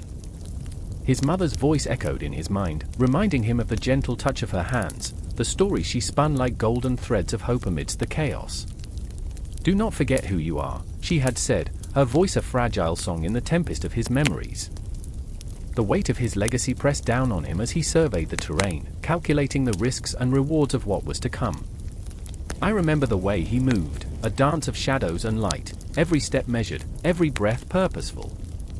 He was caught in a web of duty and desire, a soldier, yes, but also a son. The battlefield stretched before him like a gaping maw, eager to consume but offering no promises of glory. I could see it in his stance, the way he clenched his jaw, the flicker of fear behind the bravado. He was not just fighting for his life, he was fighting to honor a memory, to prove that love could exist amid the brutality of war. Beside him stood Mira, fierce and unyielding, her spirit a tempest. She had lost brothers to the very soil we stood on, each lost life a scar on her heart. "This land bears witness to our pain," she often said, eyes steely with resolve. "But it will not break us. We are the storm that follows the calm." Her words hung in the air like the storm clouds gathering on the horizon, threatening to unleash the fury of 1,000 unspoken sorrows. She gripped her bow, fingers trembling with rage and purpose, ready to unleash hell upon those who dared to encroach upon her home. The terrain was a silent accomplice to our fates, the undulating hills offering both concealment and vulnerability. Each rise and fall was a gamble, a game of chance where the stakes were lives, hearts, and dreams. Arjun scanned the horizon, every inch of the land mapped out in his mind, every rock and tree a potential ally or enemy. "If we use the hills to our advantage, we can trap them," he whispered, a thunderstorm brewing in his chest. I could hear the desperation lacing his voice, the hope clashing with the fear that gnawed at his insides. But Mira shook her head, defiance coursing through her veins. "They are many, and we are few. It is not just tactics that will win this battle, Arjun. It is our will to survive." The crack in her voice was a chasm, pulling us all into the depths of uncertainty. The geography of Panipat was unforgiving, a living testament to the struggles fought on its dusty plains. It had seen the rise and fall of empires, the blood of the brave soaked into its very fabric, and now it awaited the next chapter of its dark story. I remember the horizon darkening, ominous clouds melding into the evening sky, an electric charge in the air, the kind that prickles your skin and sets your heart ablaze with dread. There was a crackle of energy, a prelude to chaos, as if the cosmos itself held its breath in anticipation. In that charged moment, I felt the weight of history pressing down, the memories of fallen warriors echoing like a haunting lullaby.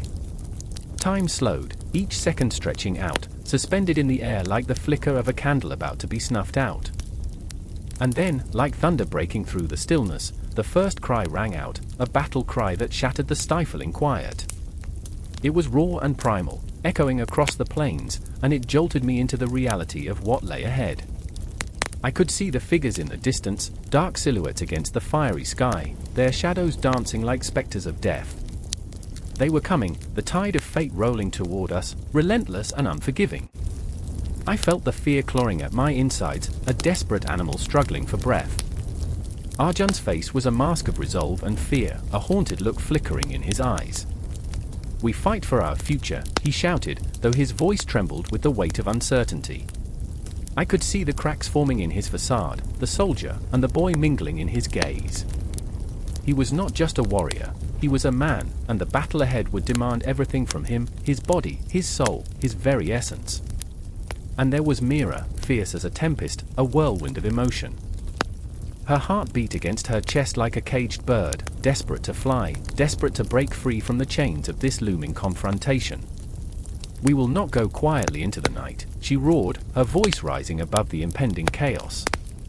It was a declaration, a promise to the ghosts of her brothers and to the land that cradled their dreams.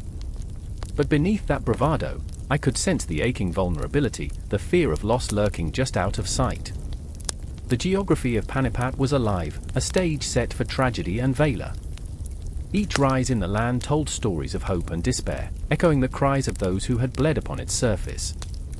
Time felt suspended as we stood on the precipice of war, the air thick with the weight of choices yet to be made, the terrain whispering dark secrets of the past. It was not just a battlefield, it was a canvas of our fears and desires, painted with the blood of those who had dared to dream. And as the first clash of swords rang out, I understood. We were bound not just by geography but by the threads of fate that wove our stories together. The outcome of this battle was not just a matter of tactics, it was an emotional reckoning, a testament to the human spirit, fierce and fragile. The land trembled beneath us, the heavens wept, and in that moment, we were not just individuals, we were a collective heartbeat, pulsing with the raw, unyielding intensity of life itself. The air crackled with tension, a low hum that vibrated beneath the skin, a warning, a promise. The night was thick, cloaked in darkness, as shadows danced between the trees, whispering secrets of battles long past.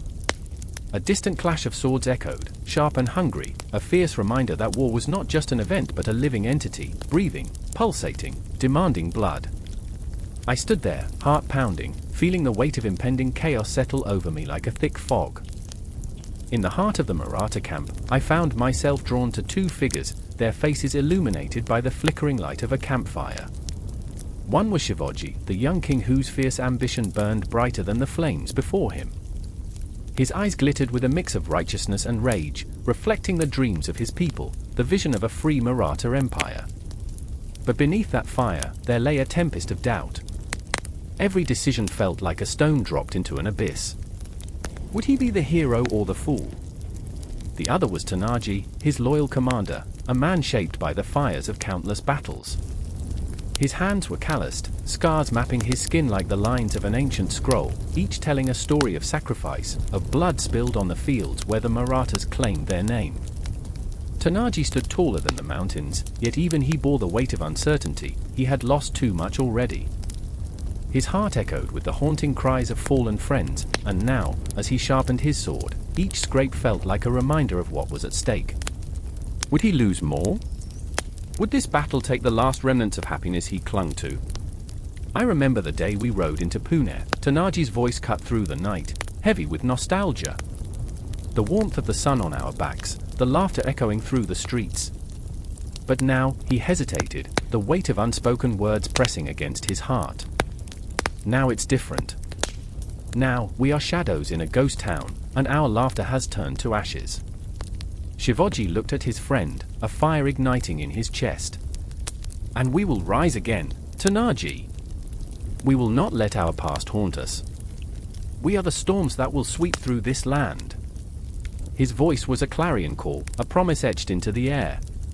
But doubt lingered like a spectre, whispering that storms could destroy as easily as they could cleanse. The flicker of the flame danced in Tanaji's eyes, reflecting his turmoil. But what if the storm consumes us? His question was a dagger, sharp and piercing. What if our blood paints the soil, and our dreams die alongside us? The tension thickened, as if the universe itself held its breath. My pulse quickened, and the ghosts of the past circled the campfire, their presence undeniable. They were the fallen warriors, the unmarked graves, the dreams dashed against the rocks of betrayal and despair.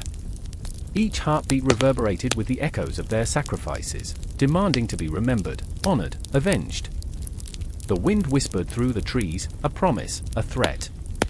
Somewhere in the distance, the enemy stirred, restless, hungry for victory. I could almost taste the fear, bitter like iron, mingling with the scent of sweat and blood. The Marathas were alive with energy, driven by a desperate desire to reclaim what had been lost. But war was an unpredictable beast, and in the silence of the night, it lurked, waiting for the opportune moment to strike. I can't lose you, Tanaji, Shivaji's voice cracked, raw with emotion. You are my brother in arms. We need each other, now more than ever. It was a moment of vulnerability, an acknowledgement that, in this world of chaos, bonds were the only things that mattered. And then, like a bolt of lightning, the night erupted. A chorus of war cries shattered the silence, and the ground trembled beneath our feet.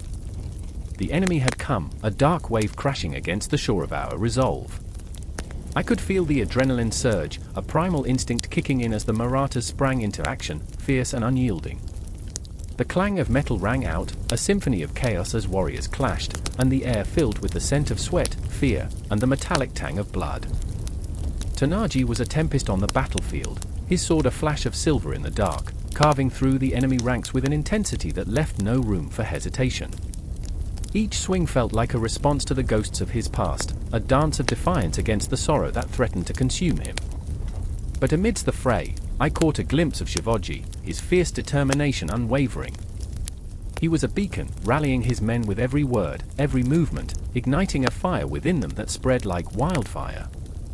For our land! For our people, he shouted, and the roar of his soldiers echoed back, a thunderous testament to their spirit. Yet, beneath the fervor, I saw the shadows creeping in, the weight of choices yet to be made. Each strike, each breath was a reminder of the fragility of life. Tanaji's laughter felt distant as he faced his enemy, and I wondered if he could hear the echoes of his past, the laughter and joy swallowed by the roar of war. Would he emerge intact, or would today be the day he became just another ghost? I remember the faces of our loved ones. Tanaji shouted through the chaos, his voice breaking the barrier of noise. I remember their smiles and their fears. We fight for them. We cannot falter. In that moment, the world around us blurred, reduced to the raw essence of survival, of heart and soul laid bare in the crucible of war. I felt the pulse of the universe, the heartbeat of history, the weight of dreams clashing against the harsh reality of survival. As the night wore on, time felt elastic, stretching and contracting with each moment, an endless cycle of life and death. The battlefield morphed into a canvas, painted with the colors of valor and loss, laughter and tears.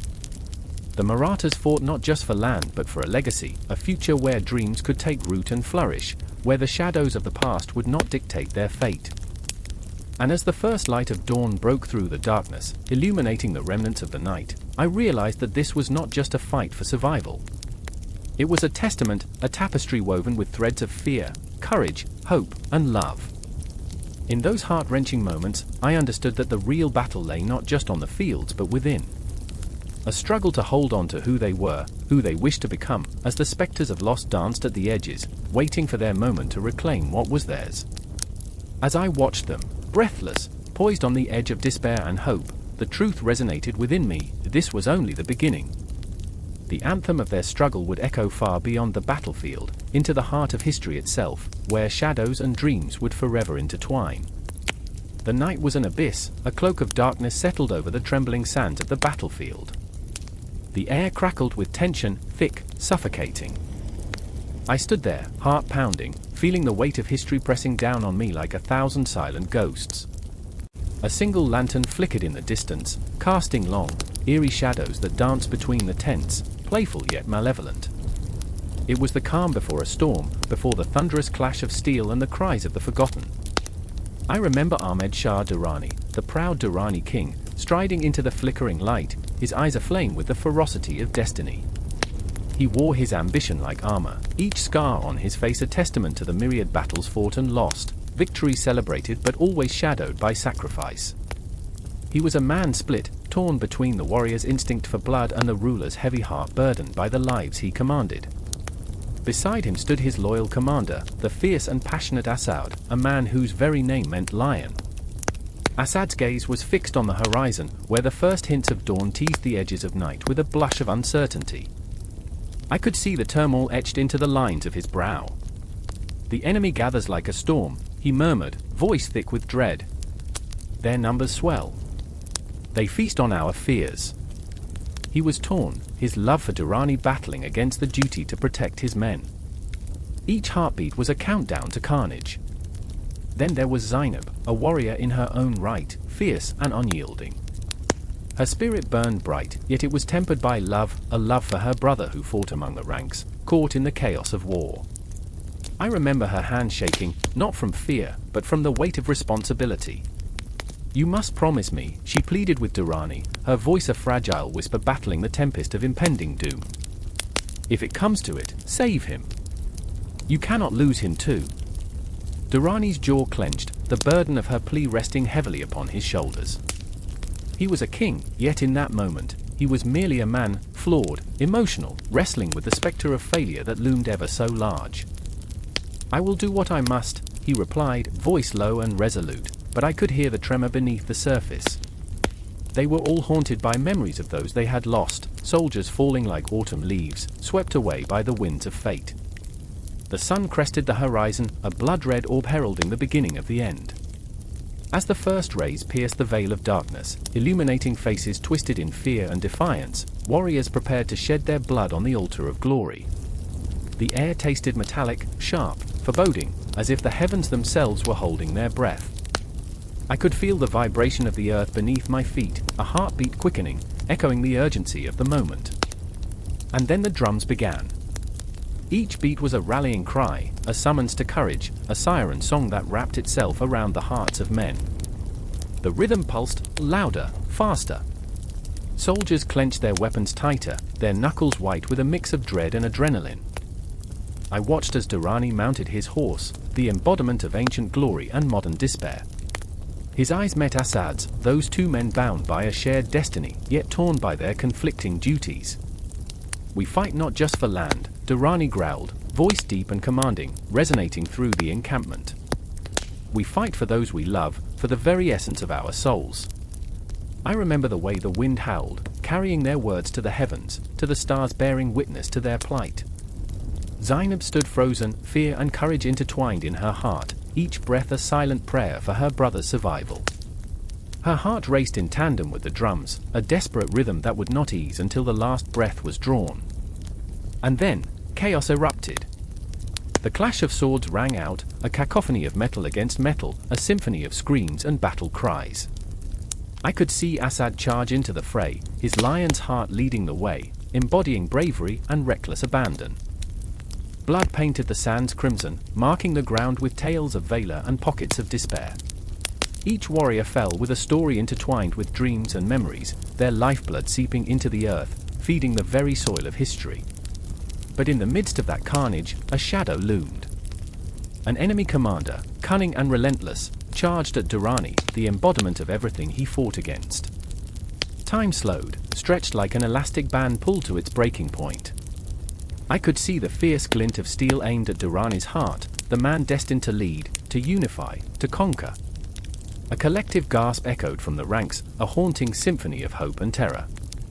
In that fleeting moment, Zainab's voice cut through the noise. "No," she screamed, a primal sound that echoed the agony of 1,000 souls.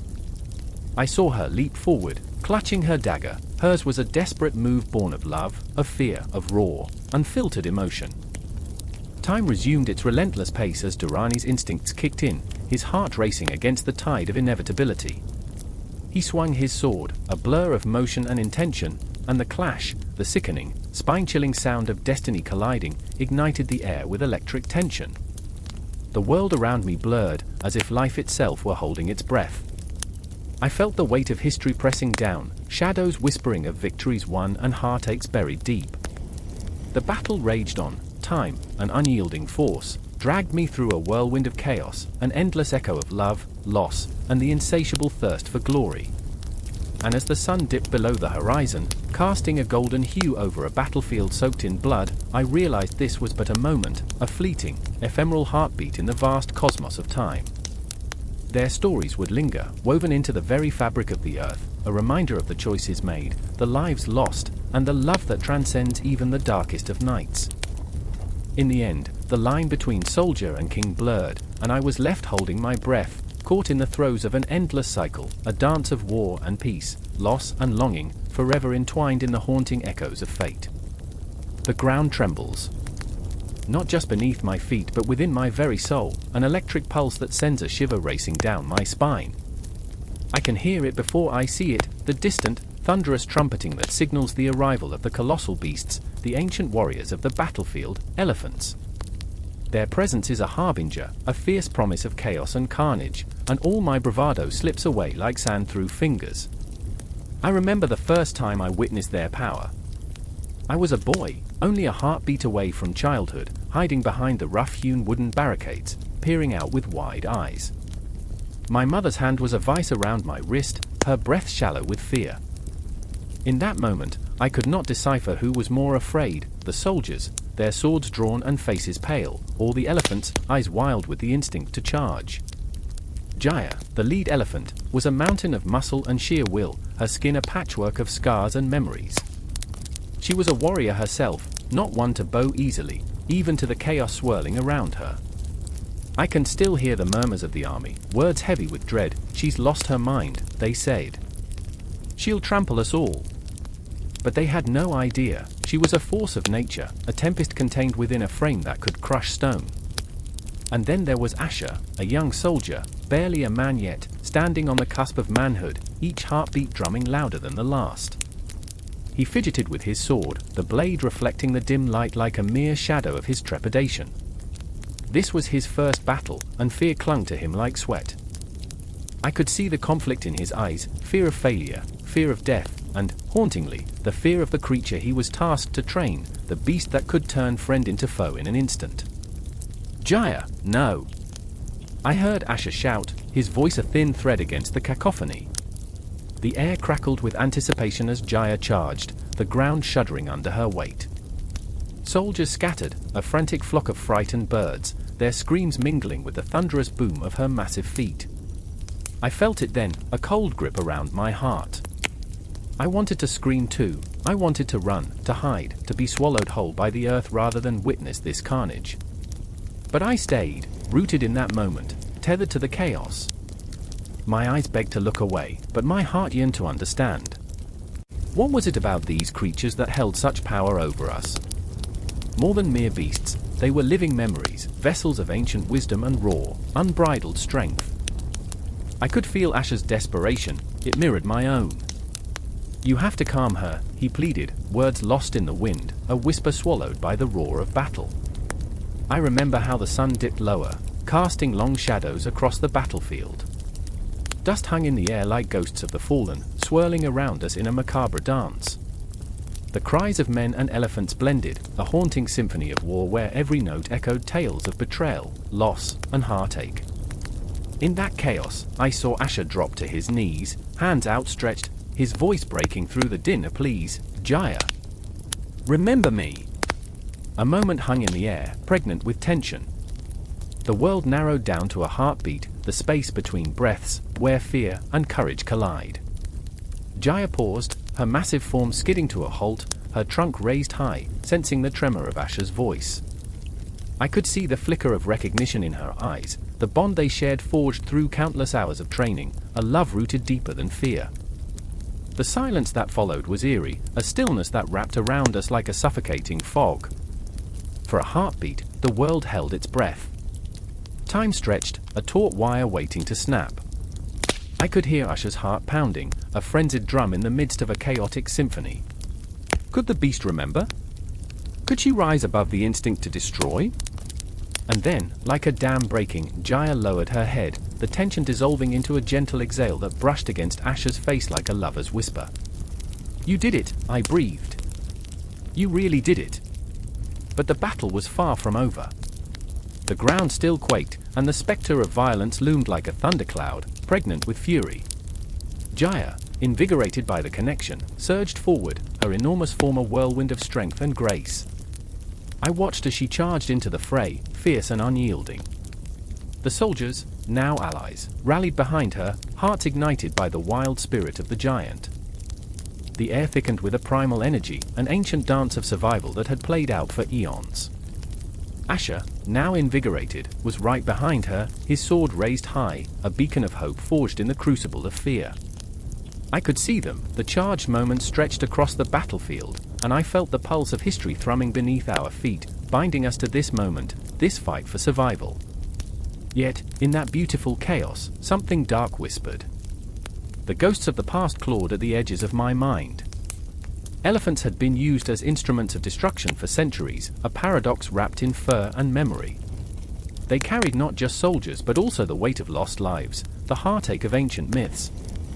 I knew that even as they fought for us, they carried the burden of the ones who had come before them, their souls forever intertwined in a tapestry of blood and dust. The clash of metal and the roar of anger melded into a haunting lullaby that echoed through the ages.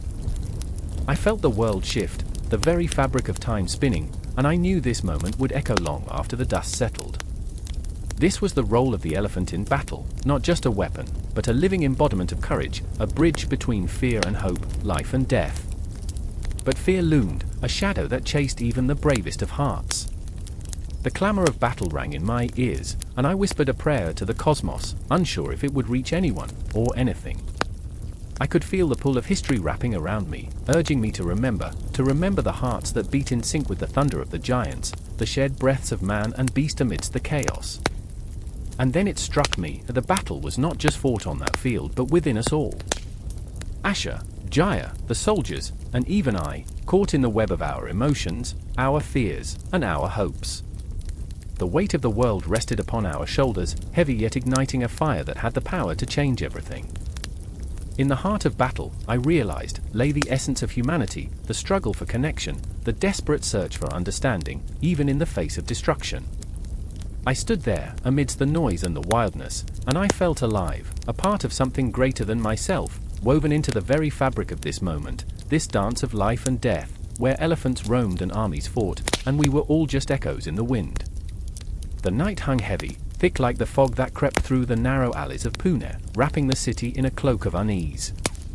A dull thud echoed in the distance, the sound of a wooden stick striking flesh. The ground trembled with the weight of desperation, the kind that made the air taste like iron and regret. In the shadows, young men huddled, their dreams obscured by the looming specter of war. They were here for one reason: to fight, to bleed, to die. And yet, the fear gnawed at their insides like a ravenous wolf. I remember the first time I saw him. Rogunot, with eyes that flickered like dying embers, standing at the edge of the training ground. His lean frame was taut with anxiety, as if he could feel the weight of the sword not yet in his hands. He was a farmer's son, dragged from the simplicity of tilling soil to the chaos of blood and battle.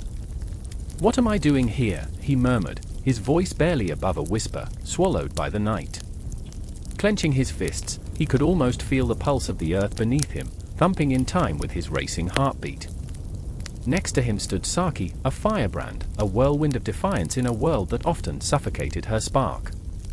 The daughter of a once revered warrior, she wore her lineage like a shroud, heavy and suffocating.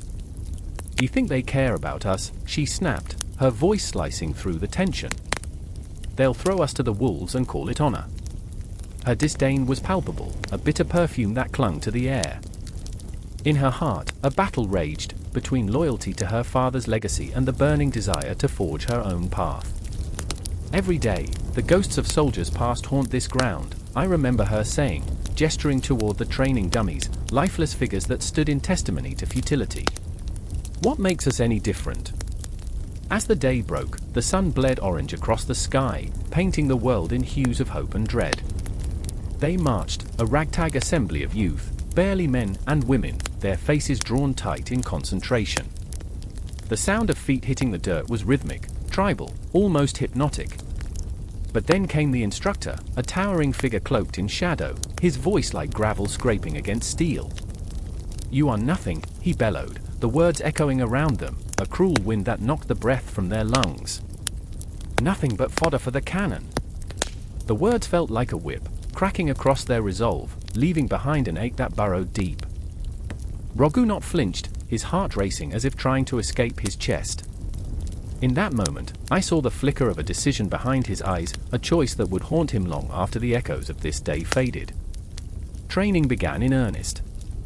They learned to wield swords, heavy and dull against their inexperienced hands. I remember the clang of metal against metal, a symphony of violence woven with the sound of grunts and curses. Rogunot struggled, the weight of the sword forcing his arm to tremble. Each swing was a reminder of his inadequacy, a shadow looming over his ambitions. Saki, however, was a tempest, her spirit unyielding. She danced with her weapon, each movement a blend of grace and ferocity. She laughed, a sound that bubbled up from the depths of her being, the absurdity of it all striking her as she stumbled over her own feet. "I'm a warrior, not a ballet dancer," she joked, her laughter infectious, cutting through the oppressive gloom like sunlight piercing through storm clouds. I could see Rogunot's admiration shining in his eyes, a longing that he dared not voice. But in the corners of the training ground, shadows shifted. whispers spread like wildfire, rumors of battles lost and lives extinguished. Each night, as the stars blinked awake, the young recruits would gather, exchanging stories in hushed tones, their words heavy with the understanding of what lay ahead. "I heard they don't bury you if you fall," one would say, eyes wide with fear. "They leave you for the crows." Silence would drape over them like a funeral shroud. Rogunot would shudder, the thought of his family, his mother, her hands roughened by toil, the warm, comforting scent of home lingering just out of reach, gripping his heart. And yet, amid the turmoil, something flickered. Each day, it grew, a bond forged in the fires of fear and hope. Rogunot and Saki found solace in one another, their conversations filled with a mix of banter and unspoken truths. "What if we survive?" Rogunot murmured one night, staring into the vastness of the starry sky. "What then?" Saki's laughter rang out, bright and defiant. "Then we build a tavern and drink till we forget we ever held a sword." But even as she spoke, the uncertainty gnawed at her, and I saw it, her facade cracking, revealing the raw edges of desperation. The days blurred into weeks, each sunrise bringing with it the weight of impending doom. Recruitment numbers dwindled. Faces once bright with determination faded, replaced by the pallor of those who had tasted fear. "You think you'll return home?" the instructor barked one morning, his eyes piercing through the haze of their dreams. "You'll be forgotten, like all the others." The truth hit Rogunot like a gust of wind, the kind that steals the warmth from your bones. Each time he closed his eyes, he envisioned the empty fields, the laughter of children playing, the scent of his mother's cooking wafting on the breeze. It felt both real and distant, a mirage he could not grasp. As the final day of training loomed, the tension in the air thickened, palpable and electric. The recruits lined up, hearts pounding like war drums in their chests, the weight of their choices pressing down on their shoulders. They were warriors now, yet still children in so many ways. "Survive," I remember Saki whispering to Rogunot, her voice barely breaking above the cacophony of their fears. "No matter what, you must survive." His heart clenched at her words, knowing full well that survival could mean living with the ghosts of those they couldn't save. And in that moment, as the sun dipped below the horizon, casting long shadows that danced like spirits among them, they stood on the precipice of their fate. The darkness ahead loomed heavy, and yet, in the gathering twilight, hope ignited, a fragile flame against the encroaching void. Time would march on, indifferent. The world would keep spinning, even as they faced their greatest challenge. And somewhere in the folds of fate, love and loss intertwined, creating a tapestry woven with the threads of courage, despair, and an unquenchable thirst for life. As the night deepened, they stood, united, yet alone, ready to carve their names into the annals of history, or to be swallowed whole by it.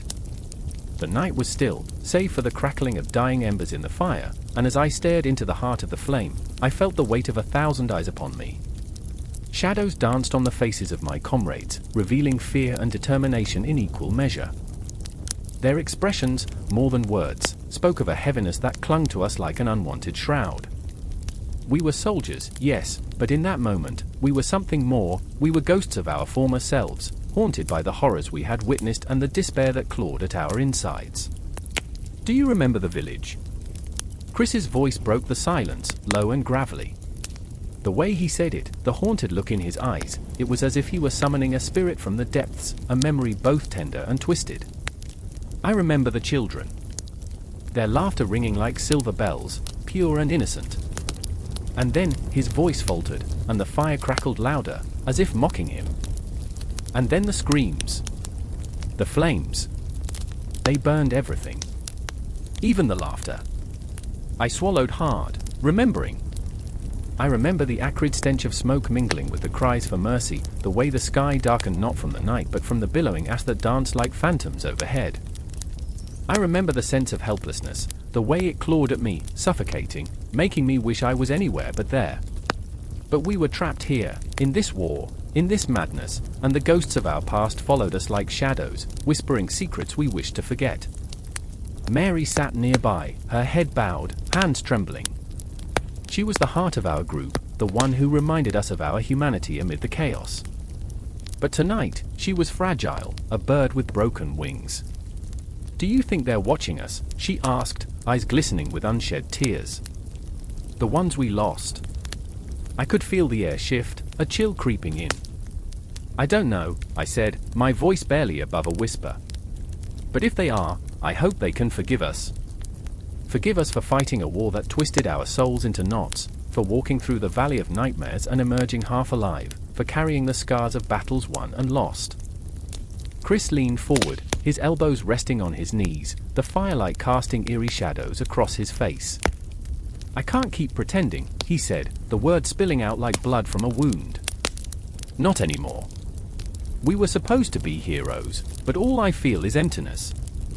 What are we fighting for?" The question hung in the air, a gaping void that threatened to swallow us whole. We had once believed in honor, in glory, in the righteousness of our cause.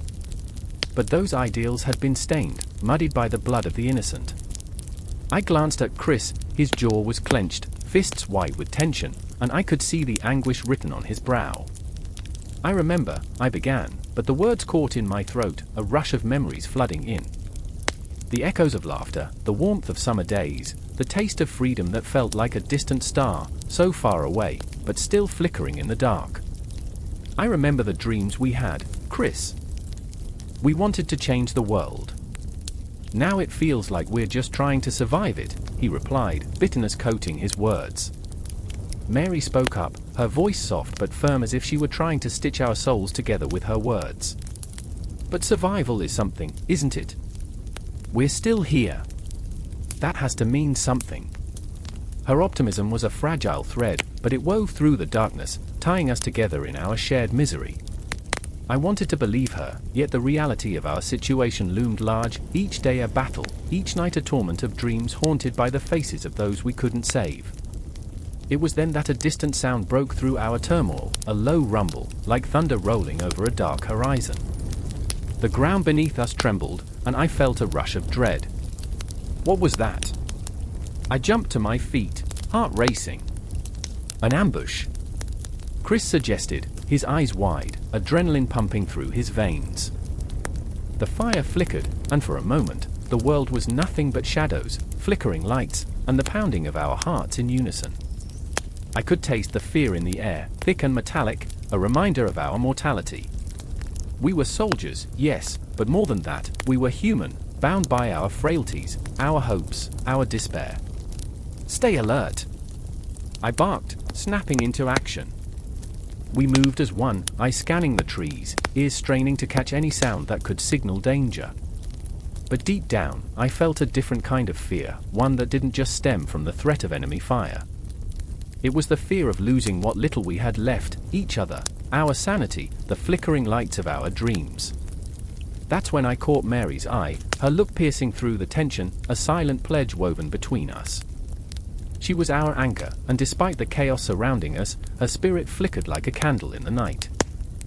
"Whatever happens, we stick together, right?" she said, and in that moment, I could almost believe we would emerge from this darkness unscathed.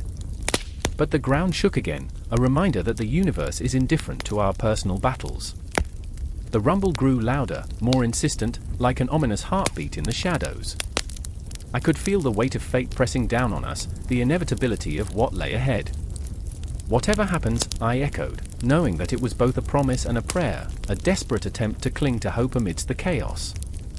And as the darkness loomed closer, the flickering shadows of our past mingling with the unknown, I understood that the true battle lay not just in the fight ahead but in the fragile resilience of the spirit that bound us.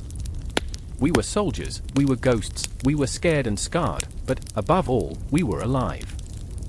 The moment we stood at the brink, hearts racing, we were ready for the confrontation that awaited us, knowing we faced not only the enemy but also the shadows of our own fears. The air was heavy that night, thick with anticipation, like the moments before a storm. An eerie silence enveloped the chamber, the kind that wrapped itself around you, squeezing the breath from your lungs. Shadows danced in the flickering candlelight, flickering like the hope that hung by a thread. I stood there, heart hammering in my chest, the weight of 1,000 unspoken words crashing down like a tidal wave. Across the room, Elira's eyes glinted, fierce and defiant, yet laced with a vulnerability that gnawed at my soul. "We must convince him," she whispered, her voice low and urgent, an electric pulse in the stillness. "If we can just sway the council, we might still have a chance." Her hands trembled slightly, revealing the fear beneath her steely resolve. I could see the shadows of doubt flit across her face, the war of emotions raging within. Elira was a warrior, yes, but even warriors break. I remembered the first time I had seen her fight, wild and free, like a storm unleashed. But now, that storm was calmed by an uncertainty, as if she feared the very battle we were trying to avoid. Convince them. I let the word slip from my lips like poison. What if they won't listen? What if we're too late? The thought clawed at me. I could almost hear the ghostly echoes of 1,000 soldiers falling under the weight of war, their cries swallowed by the darkness. What then?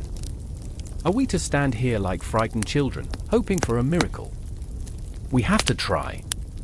She shot back, a spark igniting in her eyes. But I could see the cracks in her armor, the way her breath hitched as the enormity of our plight settled between us. As I looked into her eyes, I saw the reflection of my own fear. This wasn't just about diplomacy, it was about survival. And not just for us. The lives of countless innocents hung in the balance, teetering on the brink of an abyss we'd all been too blind to see until now. Across the room stood Lorien, arms crossed, a brooding figure caught in his own tempest. The scars on his face told stories of battles fought and lost, but it was the darkness in his gaze that paralyzed me. "Words are wind," he muttered, shifting his weight as if weighed down by the memories of betrayal. "The council has already made up its mind. They want blood, not parley." "No." Elira interjected, the fire in her rising again. "We can change their minds." But her conviction wavered, and I could feel the tremors of despair creeping into her voice. "We have to believe they'll listen. They must listen. If not us, then who?" I wanted to believe her. I remembered laughter shared under a star-studded sky, the warmth of camaraderie, our dreams woven together like the threads of a tapestry. But now, the threads were fraying, the fabric of our lives threatened to unravel under the pressure of impending doom. "Lorien," I turned to him, desperate. "What do you want? Are you willing to fight for this?" His gaze flickered, indecision sparking behind those storm cloud eyes. "I want to survive," he said finally, voice hoarse, like the creaking of old wood. "But survival isn't just about living, is it? It's about what we're willing to sacrifice. How many lives can we condemn to save our own?" The question hung in the air, a ghost whispering secrets that twisted my insides. I felt the weight of the world crush down on me, pressing against my chest until I could hardly breathe. This wasn't just a matter of swords and shields, it was a war of the heart, a battle between hope and despair. "I can't bear the thought of it," I confessed, my voice shaking. "I can't bear the thought of them fighting and dying when we might have found a way to stop it." Elira stepped closer, her breath warm against the chill of the room. "Then we must fight harder. We must use every ounce of power we have left to make them see reason. We owe it to those who walk the streets below, to the children who dream of peace." The thought of those sleeping innocents, blissfully unaware of the chaos brewing above, ignited something deep within me, a fire that refused to be extinguished. I looked into Elira's eyes and saw the same flicker of resolve mirrored there, a shared understanding igniting between us. But Lorien remained distant, a storm cloud unwilling to part. "You think they'll listen? They're already sharpening their blades, preparing for war." The shadows deepened around us, the clock ticking down to an inevitable confrontation. Each tick resonated like a thunderclap, reminding me of time slipping away, of choices narrowing down to a single point, the moment we would stand before the council and plead our case, or watch it all burn to ash. I remembered the stories of the past, of how empires crumbled under the weight of their own greed, of leaders who turned a blind eye to the suffering of their people. Would we be just another cautionary tale, a whisper in the wind? Elira's hand found mine, squeezing it tight, grounding me in the chaos. "We fight together," she said fiercely. "No matter the outcome." In that moment, surrounded by the ghosts of decisions not yet made, I felt the weight of our choices. The air crackled with unspoken promises, a fragile covenant forged between us. As the candles flickered, casting shadows that danced like phantoms against the walls, I knew one thing: we were standing at the precipice of something far larger than ourselves. The battle was coming, and we could either be swallowed by the darkness or rise to meet it. "Then let's make them listen," I whispered, determination flooding my veins. "For every soul we save, for every child dreaming of a future. We'll show them that words can be a weapon too." The tension hung in the air, thick and electric, like the moment before a storm breaks. Outside, the wind howled, carrying the scent of rain and the promise of change. The city held its breath, the shadows of fate looming ever closer. Every heartbeat echoed like a war drum, rising to a fever pitch.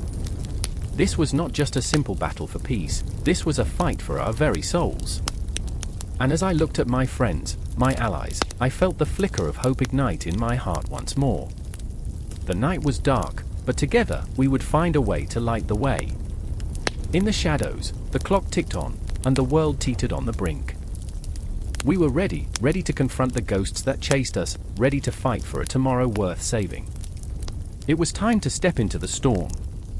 It was time to make them listen. The air crackled with tension, a taut string pulled to its limit, ready to snap. I remember the thud of drums echoing in my chest, like heartbeats drowning in the chaos of the world around us. Dust hung low, thick and heavy, a shroud settling on the battleground that only moments ago had been a realm of silent dreams. The sun loomed overhead, a merciless eye surveying the impending horror, and I stood on the precipice of chaos, my breath shallow and urgent, a whisper against the roar of the approaching storm. Far in the distance, a lone horse reared, its eyes wild, nostrils flaring with the scent of fear. I could almost hear its frantic heartbeat, thump, thump, thump, matching my own. There was no room for reason, only the relentless climb of adrenaline coiling tightly in my veins, making every thought sharp, every moment vivid. I was just one among many, but in this moment, I was everything, an embodiment of hope, despair, courage, and paralyzing dread. Through the haze of dust, I caught sight of Arjun, a warrior marked by shadows of doubt despite his ironclad resolve. His hands trembled slightly as he gripped the hilt of his sword, the weight of expectations pulling him down like a stone in water. He was not just fighting for his life, he was fighting the demons that whispered he might not return home, that he might not see his son's laughter again, a sound that echoed like a melody buried deep within his heart. "I must protect them," he murmured, but the words felt like a desperate prayer, almost mocking in their fragility. On the other side of the field stood Jahanara, her spirit fierce, like a tempest ready to tear through the calm, yet her heart was a fragile bird, fluttering against the cage of her armor. She had spent nights dreaming of glory, a warrior queen, but here, amidst the flames of war, all she felt was the weight of sorrow pressing down on her chest. Every clash of steel reminded her of the family she had left behind, the faces blurred by time and distance, their laughter like a distant thunderstorm, promising both life and destruction. "I can't turn back," she whispered to herself, the words barely breaking the silence of her resolve. The memories danced before her, her mother's wistful gaze, the way her father's laughter once filled their home like music. But this was not a dance, it was a march towards chaos. A shout rang out, slicing through the thick air like a knife through flesh. The initial skirmishes had begun, a clash of wills and steel that echoed the wars of the cosmos, a battle as old as time itself. Soldiers surged forward, faces painted with desperation and determination. I remember the grunts and shouts, a cacophony that threatened to drown the last whispers of sanity. The ground trembled beneath the weight of despair, and I felt the very earth around me shudder in fear. I watched as Arjun charged, the sunlight glinting off his blade, a comet streaking towards its destined collision. His heart was a drum, beating louder and louder, the rhythm of a man possessed by the need to defend everything he loved. But there was darkness in his eyes, shadows of self-doubt swirling like smoke. Each swing of his sword was a question, an unanswered plea. "Am I enough?" And there was Jahanara, her scream mingling with the clash of weapons, fierce and unyielding, the embodiment of a storm. She fought not just for her life, but for the future, for the whispered dreams of children yet to be born. Her sword danced through the air, a flash of light cutting through the darkness of war, yet with each enemy that fell, her heart fractured a little more. She could feel the weight of loss, the sobering knowledge that every victory carved a deeper wound within her. Is this what it means to be a warrior, she thought, the irony ensnaring her voice with sorrow. It wasn't glory, it was a slow, painful unraveling of everything they held dear. An arrow sliced through the air, a dark omen seeking its mark. I felt time stretch like a taut string about to snap.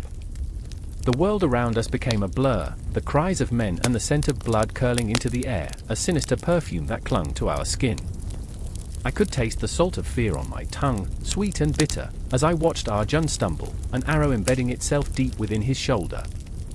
The gasp of pain tore through him, a raw wail that echoed across the battlefield, sending shockwaves of despair rippling through his comrades.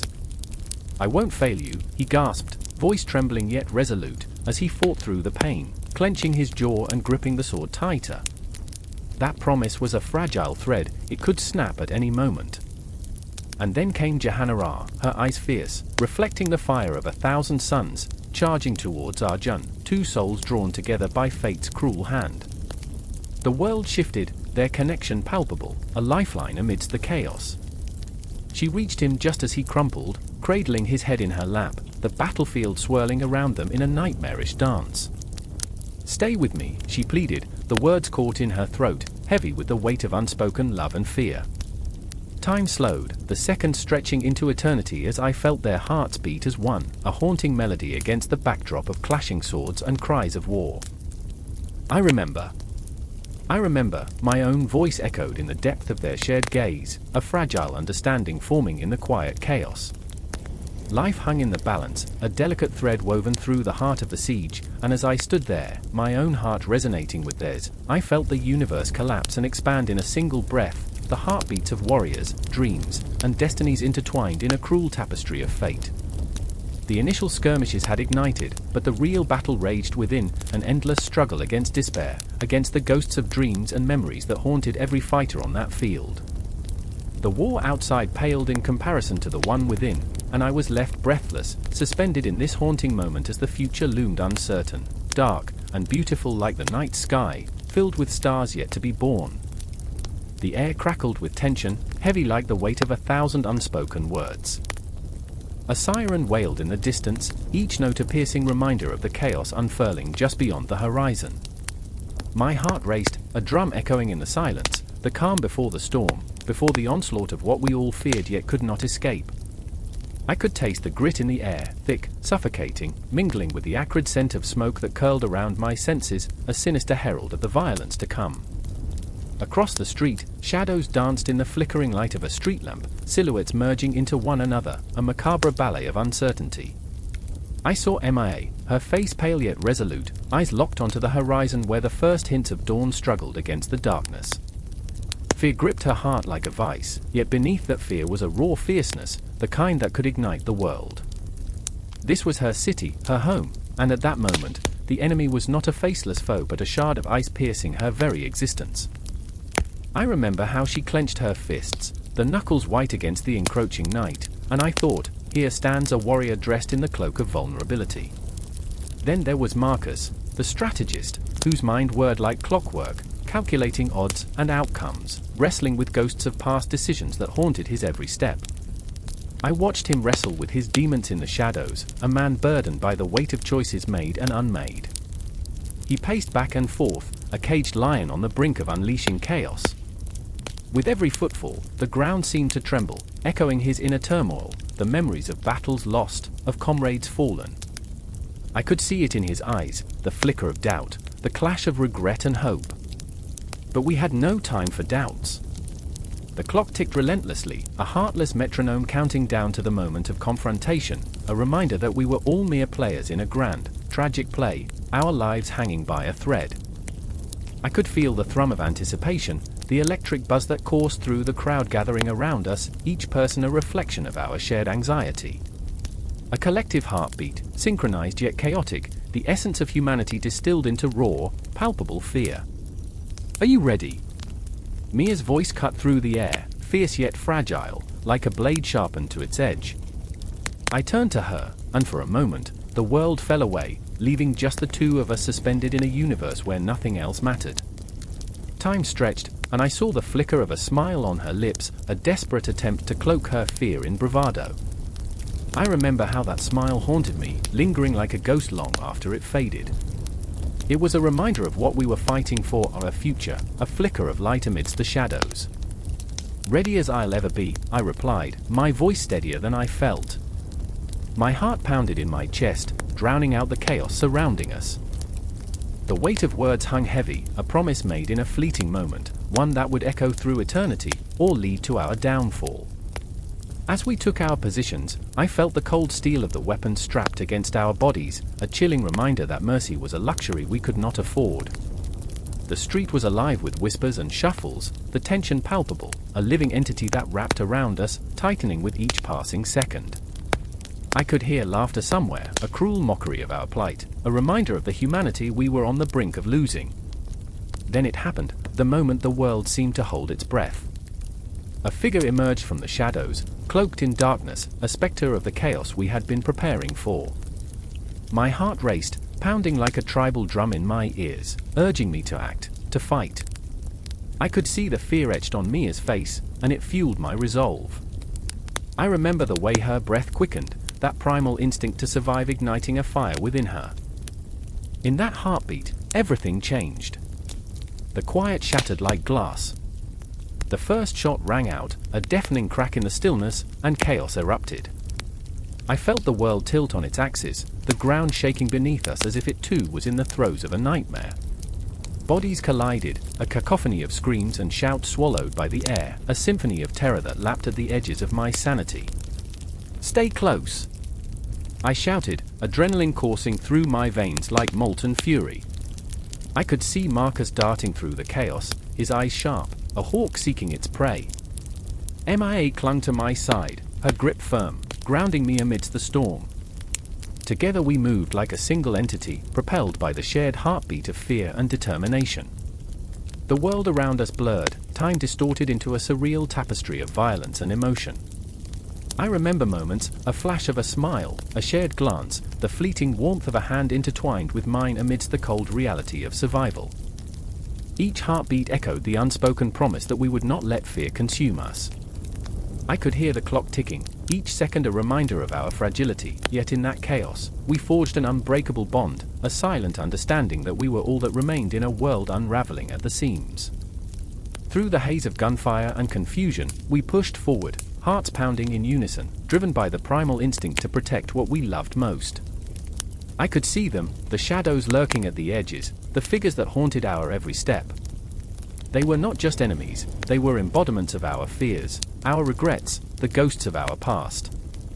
And as we raced toward the confrontation, I felt the weight of 1,000 memories pressing down, the dreams we'd chased, the laughter we'd shared, the lives we'd built, all teetering on the edge of oblivion. We were running out of time, and the stakes had never been higher. The air crackled with intensity, each moment a fragile breath on the cusp of eternity. We were not just fighting for survival, we were fighting for the essence of who we were, for the dreams that flickered like candles in the storm.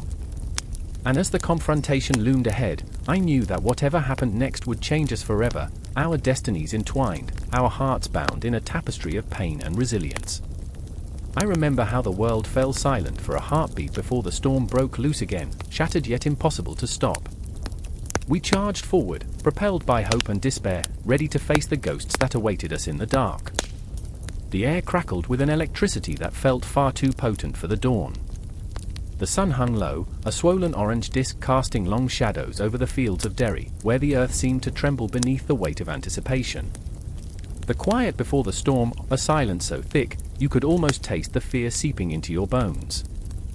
I stood among the throng, breath caught in my throat, the world narrowing down to a singular moment, a heartbeat, a whisper, something terrible was about to unfold. I remember the sound of steel clashing, a metallic symphony that echoed through my mind. I remember the faces, taut with anxiety, some pale as death itself, others flushed with a reckless courage that danced dangerously close to madness. Among them was Thomas, his eyes fierce yet haunted, the kind of fire that could ignite 1,000 dreams but could just as easily consume the man holding it. He'd spent the past weeks sharpening blades, his hands calloused and raw, each scrape a reminder of the family he had left behind, his wife's gentle laugh still ringing in his ears, a ghost in the madness. And then there was Eliza, standing a little ways off, her hands shaking as she clutched a tattered flag, the colors so faded they felt like memories. Her hair whipped around her face in the rising wind, a wild halo that spoke of rebellion. I could see her lips moving, whispering prayers to the heavens, but the gods had long turned their backs on this land. In her heart, she bore the weight of her father's choices, an allegiance that had twisted her life into a knot of loyalty and love, a confusing mess in which she had become both protector and sacrifice. The sky darkened, as if time itself felt the tension. I remember the smell of damp earth, mingled with the musk of sweat and fear, a heady perfume that clung to us like a shroud. The soldiers, standing like statues, looked to their commanders as if awaiting an execution, not a battle. An absurd thought struck me then, how similar we all were, masked by duty and desperation, yet each of us a puppet, strings pulled tight by invisible hands. "Do you hear that?" Thomas's voice broke through my reverie, rough and low, a rasp that danced across my skin. He was staring at the horizon, eyes narrowed against the light. The distant rumble of drums rolled toward us, a heartbeat of impending chaos. "It's the sound of fate knocking." His tone was bitter, laced with a humor that felt grotesque amidst the foreboding, but I could see the truth in his eyes, a truth that spoke of a man who had danced too close to the flame. Fate or folly? I shot back, trying to mask my own trepidation with bravado. The irony hung thick in the air. We were about to commit ourselves to a dance with death, each step choreographed by the whims of men who had never seen our faces. I remember the flutter of Eliza's flag as she stepped closer, a firebrand caught between two worlds, her heart tethered to Thomas, yet her spirit restless for change. "What if we run?" she breathed, the words tumbling forth like a secret, one that could ignite a revolution. But the chains of loyalty wrapped tight around her heart. It was a thought that shimmered like hope yet felt like betrayal. "Run?" Thomas's laugh was sharp, the kind that cut through the tension, raw and revealing. "And leave them to die? They'll need every sword they can muster."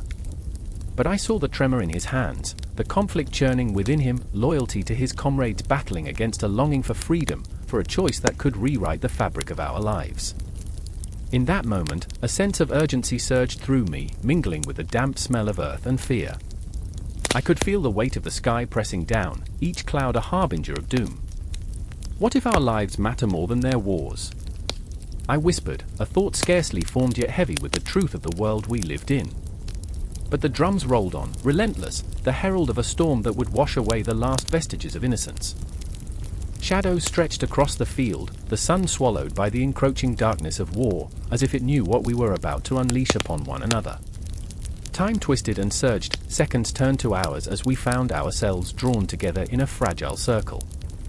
The anticipation was a living thing, pulsing, thrumming against our skin. I could barely breathe. Each heartbeat echoed with the weight of our choices, the language of unspoken fears. I remember the way Eliza's eyes sparked, fury and fear clashing like tempestuous waves. "We have to fight for something," she declared, voice rising above the din, trembling yet fierce. But fight for what? The question hung in the air, a ghostly spectre. The banners fluttered, the soldiers readying themselves, each man and woman arrayed like pieces on a chessboard, lives measured in the balance of power and sins. I could see it all unfolding, a macabre dance of fate and folly, and the realization struck me as cold as iron. This battle was not just for land, but for the soul of a generation, for the very essence of who we were destined to become. I could feel the shifting tides of emotion swirling between us. Each glance shared was a secret, a promise, a goodbye. For in their depths lay the understanding that once the first arrow flew, everything would change. The world outside this moment would fade into a backdrop of chaos, and we would become memories etched in blood and bravery, our names forever intertwined with the dirt and dust of this wretched place. And then, like a thunderclap, the silence shattered.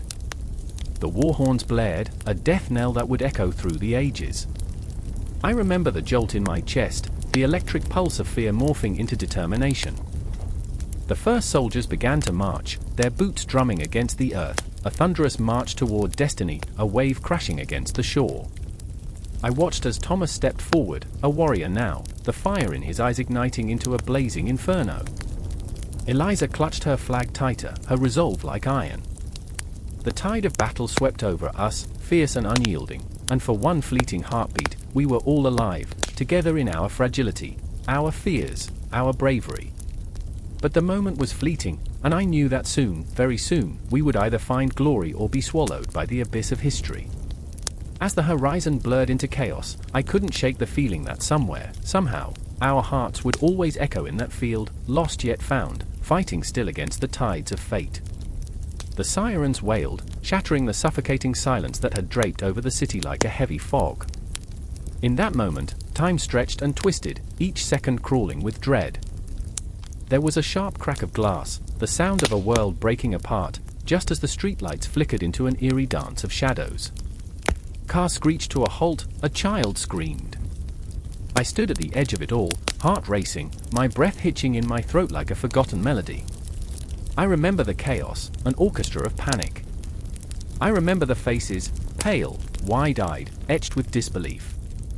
Maria, standing beside me, her hands trembling like autumn leaves caught in a tempest. She had always been the anchor, the steady force in my stormy sea, but now, her dark curls fell across her forehead, beads of sweat mingling with the dirt. "What do we do?" Her voice quivered, a fragile whisper lost in the cacophony. "We survive," I shot back, too harsh, too loud, but the words felt necessary, like a talisman against the encroaching night. The ground felt alive beneath me, pulsing with fear, each heartbeat resonating with the city's collective anxiety. I could sense their thoughts swirling, desperate questions hanging in the air like the fog, a suffocating blanket of uncertainty. Across the street, Mark stumbled into view, his coat torn, eyes wild with a ferocity I had never seen before. He had always been the jokester, quick with a quip and a smile, but now he was a tempest, a storm personified. "They're coming! They're coming," he shouted, and my heart clenched at the edge of his panic. I knew he was right, even if I couldn't yet see what lurked in the shadows. The air thickened, heavy with foreboding, as if the universe itself held its breath. "Mark, we need to find shelter," I urged, my voice steady in the face of his chaos. "We can't stay here. They'll find us, even in the dark." His laughter bubbled up, a manic sound that clawed at me like nails against glass. I wanted to pull him back, to ground him in reality, but the reality was shifting beneath us, morphing into something unrecognizable. I remembered the old stories, ghosts and monsters that rose with the moon, shadows that whispered secrets in the dark. Were they just tales, or was there truth hidden in the folds of their fabric? "Please," Maria's voice cut through the terror, a soft plea that turned into a lifeline. "We can't let fear take us. Not now." Her resolve, a fragile thing, sparked something inside me, igniting a flicker of hope. I took a step toward her, the distance between us collapsing like the walls around us. "Together," I said, and the word felt like an oath. I couldn't let her slip away into the darkness. The bond we shared was a thread, delicate yet unbreakable. The buildings around us loomed like giants, their shadows stretching long and menacing as I glanced back at Mark. He nodded, a flicker of his old self returning to his eyes. "Yeah, together," he echoed, but the tremor in his voice betrayed the fear that still clawed at his insides. We turned, our feet pounding against the pavement as we raced against the encroaching shadows. The city felt different now, each alley a potential trap, each flickering light a reminder of what was at stake. I could feel the weight of history pressing down on me, the ghosts of those who had come before, their hopes and dreams intertwining with ours in this moment of crisis. I remember reaching the old bookstore, its door hanging ajar, a sliver of safety beckoning us into its dusty embrace. Inside, the scent of aged paper and leather cloaked us, wrapping our fear in a fragile cocoon. The world outside faded into a distant murmur, but the tension remained, twisting in the air thick with unspoken words. "Why here?" Mark asked, panic still racing beneath his skin as he scanned the room. Shadows danced on the walls, flickering like flickering candlelight, and I realized how trapped we were. There was no escape from the past, no shelter from the storm that was coming for us. "Because it's familiar," I replied, the words spilling out before I could stop them. "Because sometimes, the ghosts of what we know are better than the monsters we don't." Maria's eyes caught mine, a moment of understanding passing between us like a whispered promise. She reached for my hand, squeezing it tightly as if to anchor us both, and I felt a tether that transcended fear, a connection forged in the fires of shared histories and unspoken truths. But the moment shattered as the door slammed shut. The echo reverberated through the room, a sinister finality that silenced our breath. The air thickened with dread as if the walls themselves were closing in. I turned, the shadows enveloping us in a suffocating embrace, and the realization struck, there were no safe places left in a world unraveling. "Did you lock it?" I asked, my voice barely above a whisper, the words tasting like ash on my tongue. Mark's face paled, his earlier resolve crumbling beneath the weight of unyielding fear. I thought. Panic surged, a tidal wave threatening to drown us in its depths. I could feel it crawling under my skin, a visceral reminder of how quickly everything could change. "We need to barricade the door," I said, urgency clawing at my throat. As we stumbled toward the entrance, the echoes of the sirens outside began to fade, replaced by a deep, oppressive silence that felt alive, trembling with anticipation.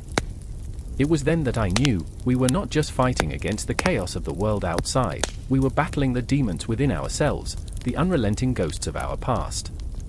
I remember the flickering of lights, shadows twisting in the corners of my vision as we heaved books and shelves against the door. Each thud was a heartbeat, a reminder that we were still alive, still fighting. Outside, the unknown loomed, and I could feel the weight of time bending, stretching like a taut string about to snap. And as we pressed our backs against the barricade, the air thick with unspoken fears and shared breaths, I realized we had entered a new realm, one governed by the rules of chaos and uncertainty. The clock was ticking, and with each second, the inevitable confrontation loomed closer, like the turning of the cosmos bringing us face to face with our fates. The ground shook, a deep, throaty rumble reverberating through the air, as if the earth itself was trying to expel the horrors that were about to unfold. A distant flash, lightning in the midday sky, but no storm, only the relentless artillery. The sky darkened with smoke, heavy and suffocating, the acrid scent of gunpowder curling into nostrils and seeping into memories. I remember, I whispered to myself, a futile attempt to anchor the chaos swirling around me. I remember, but the memories slipped like grains of sand through trembling fingers. In that moment, standing on the precipice of despair and resolve, the world narrowed to the sound of cannon fire, booming, echoing, tearing through the fabric of time and space. Each explosion felt personal, a visceral reminder of the lives at stake, hanging in the balance like the fragile threads of fate.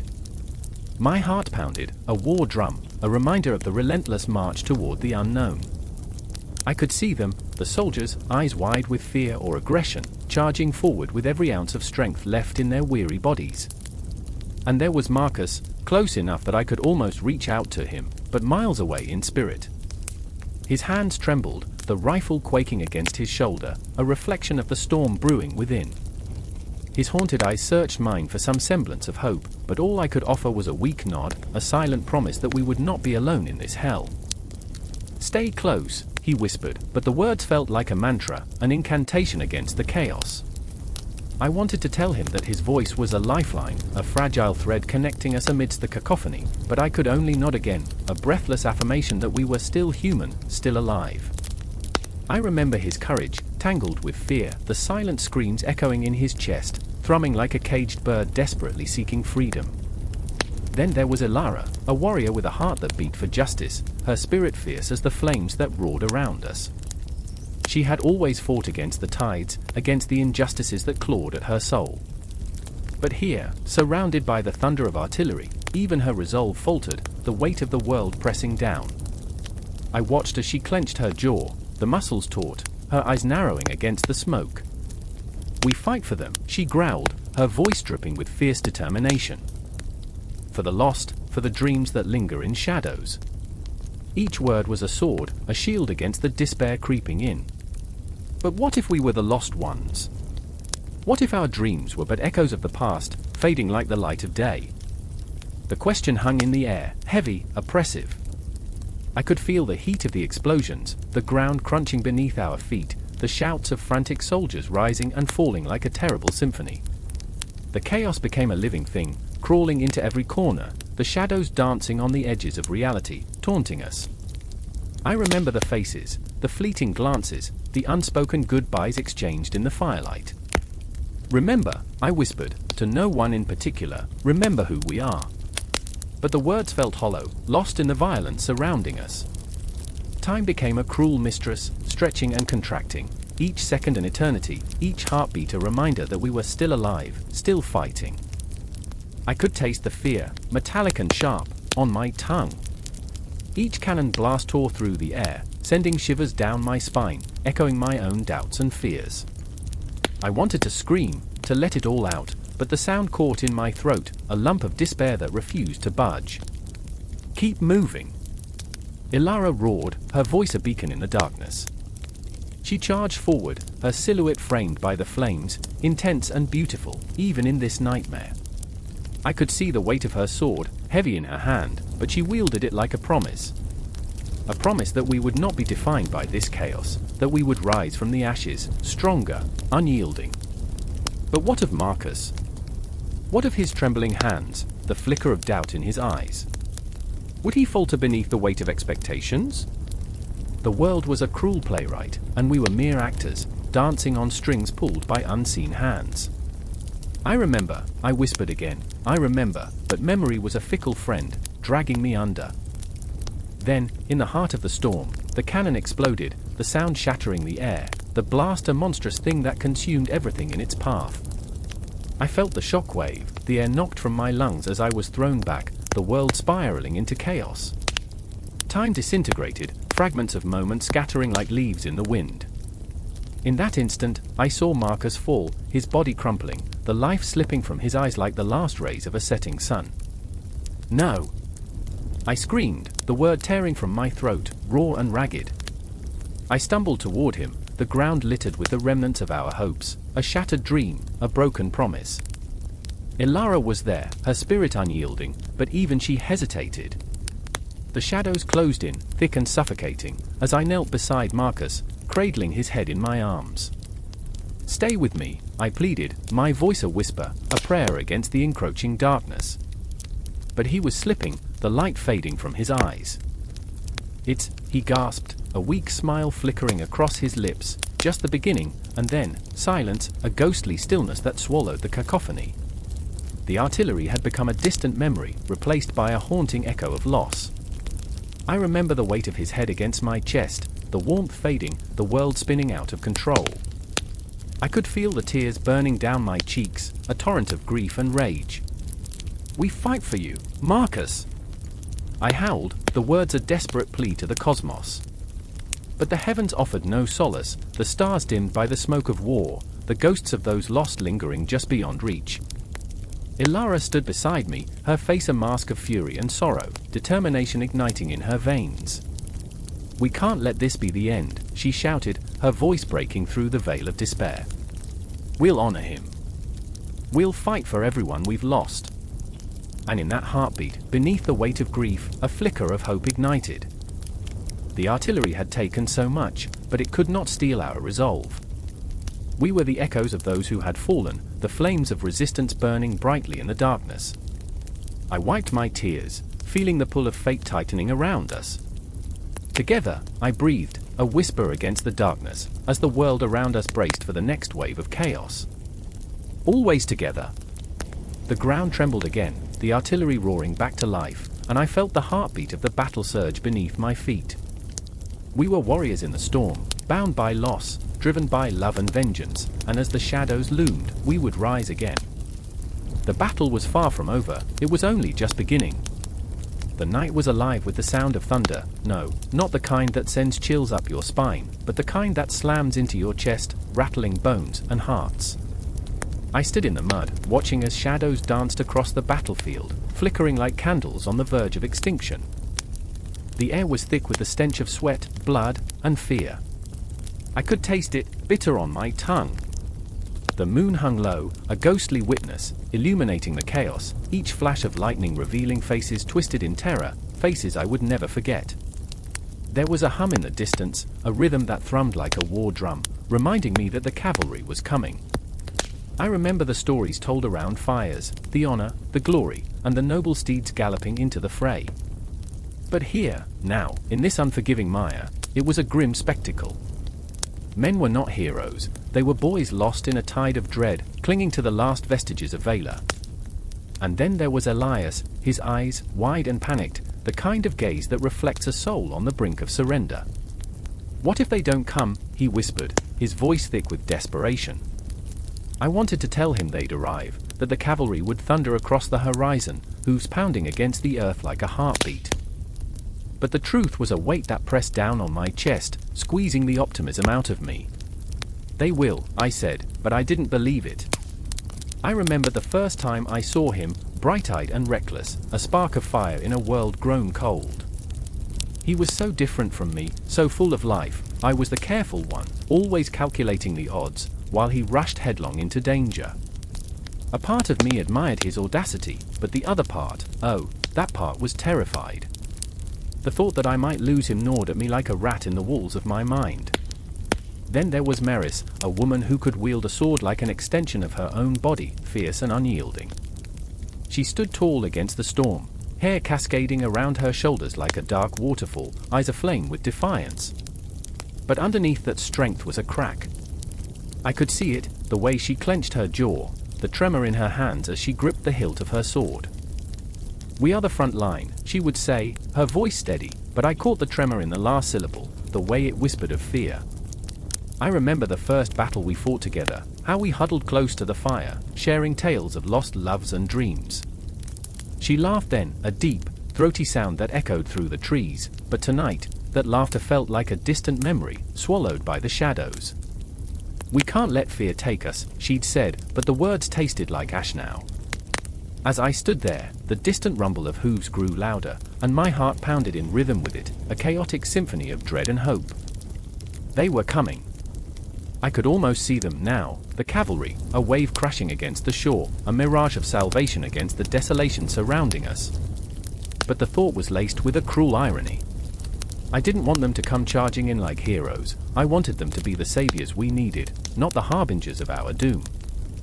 The night stretched on, punctuated by the cries of the wounded and the dying. The battlefield was a living entity, breathing and pulsing with anguish. I could see the ghosts of men who had fought before us, flickering like candle flames caught in the wind. "Do you see them?" I whispered to Elias, but he was lost in his own torment, staring into the abyss of the night. Then suddenly, in that moment, time felt like it shattered. A silhouette broke through the darkness, a figure on horseback, and I felt the breath leave my body. It was a cavalryman, his armor glinting like a star in the dark, a promise of salvation. But as he rode closer, the atmosphere shifted, thickening with dread. I remember the sound of hooves, a cacophony of power racing toward us, and the air crackled with energy. But the moment felt perilous, teetering on the edge of despair. What if they didn't recognize us? What if we were just another wave in this storm? Maris stepped forward, determination etched into her features, but behind that mask was fear. "We must rally," she shouted, but her voice quivered, a faltering note in the orchestration of chaos. I could see it then, the way her shoulders trembled, the way her hands shook as she held her sword aloft. She was brave, but even bravery wears thin. As they rode into our midst, I could feel the tide turning, yet the realization crashed over me like a wave. They were not just our rescuers, they were part of the same brutal dance, caught in the same web of conflict. Each cavalryman carried his own ghosts, his own burdens. I saw it in their eyes, the same haunted look that mirrored ours. The world blurred around us, time stretching and collapsing as the cavalry crashed into the fray. The clash of steel reverberated through the air, mingling with the cries of the fallen. I found myself running, sword drawn, adrenaline surging through my veins like fire. I could feel Elias beside me, fierce and frantic, and I could sense Maris, a wild storm at my back. And then it all spiraled. The battle erupted, swirling chaos, a ballet of violence where each moment became a heartbeat, quick, sharp, and raw. I could hear the screams of the men, the whinnies of the horses, the clash of metal as it rang like a death knell. Every breath was heavy with the weight of despair and the flickering hope that shimmered just beyond reach. In that cacophony, I lost myself, losing track of time and space. I remember fragments, Elias's laughter echoing in my memory, Maris's fierce resolve, the relentless advance of the cavalry, the flickering shadows of the dying. And I am running into the unknown, hearts pounding in unison, tangled in a web of fear and hope, the night stretching infinitely before us, the stars above witnessing our struggle, our pain, our fight for survival. The cavalry had come, but they were not just heroes on horseback, they were a reflection of the darkness within us all, a testament to the conflict that raged not just outside, but within every heart that dared to hope. And as we surged forward, I knew this was just the beginning, a prelude to the storm that would follow, a relentless tide that would engulf us all. The night was thick with smoke and silence, the kind of silence that hangs like a noose, tightening around hearts in the dark. I stood in the mud, the cold sifting through my thin clothes, a bitter reminder that the battlefield was not just a place of war, but a theater of humanity's rawest emotions. Somewhere in the distance, a gunshot echoed, a single, lonely sound that sent shivers through my spine. I clutched my rifle tightly, the metal warm against my palm, grounding me in that moment, a fragile tether to what I once knew before the chaos. "Hold the line!" Commander Vasquez shouted, his voice a beacon in the gloom, but I could see the tremor in his hands, the way his eyes darted like a cornered animal. He was a man of instinct, but instinct had its price. Each decision he made weighed heavy, like stones tied to the souls of every soldier in his command. The tension was palpable, a living thing that writhed between us. Beside me, Private Ellis swallowed hard. His face was pale, a canvas of fear and uncertainty. "What if he's wrong?" he whispered, his breath hitching like a child at the edge of a precipice. I wanted to tell him that doubt was a luxury we couldn't afford, but how could I? I was drowning in my own uncertainty, treading water in a sea of chaos. Ellis had a family waiting for him back home, a little sister with a smile that could light up the darkest corners of his soul. I remembered how he spoke of her, his laughter a soothing balm even amidst the horror surrounding us. "We need to hold the line," I murmured, but my voice was a whisper lost in the gusts of wind that howled like banshees, mocking our resolve. Then there was Sergeant Ramirez, a man forged in the fires of battle. His laughter echoed like thunder, even in the face of death. "You're all scared of shadows," he bellowed, trying to rally the troops. But I saw the shadows lurking in his eyes, those memories of comrades lost, their faces haunting him like ghosts, demanding retribution. He was a warrior, but even warriors could crumble. Too late for second guessing, he growled, but I sensed a tremor beneath his bravado, a fragility in his heart that belied the strength of his voice. Every decision, from whether to advance to whether to retreat, was etched into the fabric of our lives, a tapestry of hope and despair. The battlefield was a mirror, reflecting back our choices, our fears, our blood. I could feel the earth trembling beneath our feet, the very ground resonating with the weight of our decisions. My mind flashed back to the day we had crossed that line into this war. The laughter of children playing in the streets, carefree and oblivious to the darkness creeping ever closer. The smell of fresh bread wafting through the air, the warmth of the sun wrapping around us like a comforting embrace. It felt like a lifetime ago, but here I was, in the grip of another night steeped in uncertainty. "Vasquez, we need to pull back," Ramirez shouted, desperation creeping into his voice. "This is madness." Madness. The word hung in the air, a specter that danced at the edges of our sanity. But Vasquez was unyielding, a stone statue against the chaos. "We hold the line. We fight." What did that mean? To fight? To die? Behind him, the shadows stretched longer, whispering secrets of the fallen, reminding us of the sacrifice demanded by every command. I could see the faces of those who wouldn't return, friends, brothers, etched into the darkness like a warning. "My sister," Ellis said again, his voice trembling. "I promised I'd come home." The promise hung heavy between us, a thread woven through the night. I wanted to tell him that promises had a way of being broken, that survival was a cruel mistress. But I couldn't. I could only nod, my heart aching for the innocence that clung to him like a child to a parent. And then the moment shattered, a cacophony of sound erupting as shells rained down around us, the air thickening with the acrid scent of gunpowder and fear. We were swallowed in the chaos, the ground splintered beneath us. I felt the heat brush my cheek, a reminder that death was never far away, that it danced with us in every heartbeat. "Get down!" I screamed, but the words were lost in the thunder of artillery. In the chaos, I could see Ramirez charging forward, his eyes wild with fervor. He was a lion among lambs, a warrior caught in the throes of his own leadership, swallowed by the shadows of loss and hope.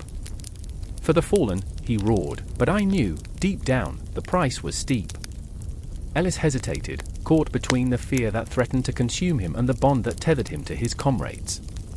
I can't, he cried, but I saw the flicker of determination ignite in his eyes, the spark of courage born from desperation. In that moment, the battlefield morphed. It was no longer just a place of conflict, it became a crucible of human emotion, a swirling vortex of heart and soul, illuminated by the brief flashes of gunfire. The cries of the wounded echoed, weaving through the air like a ghostly lament.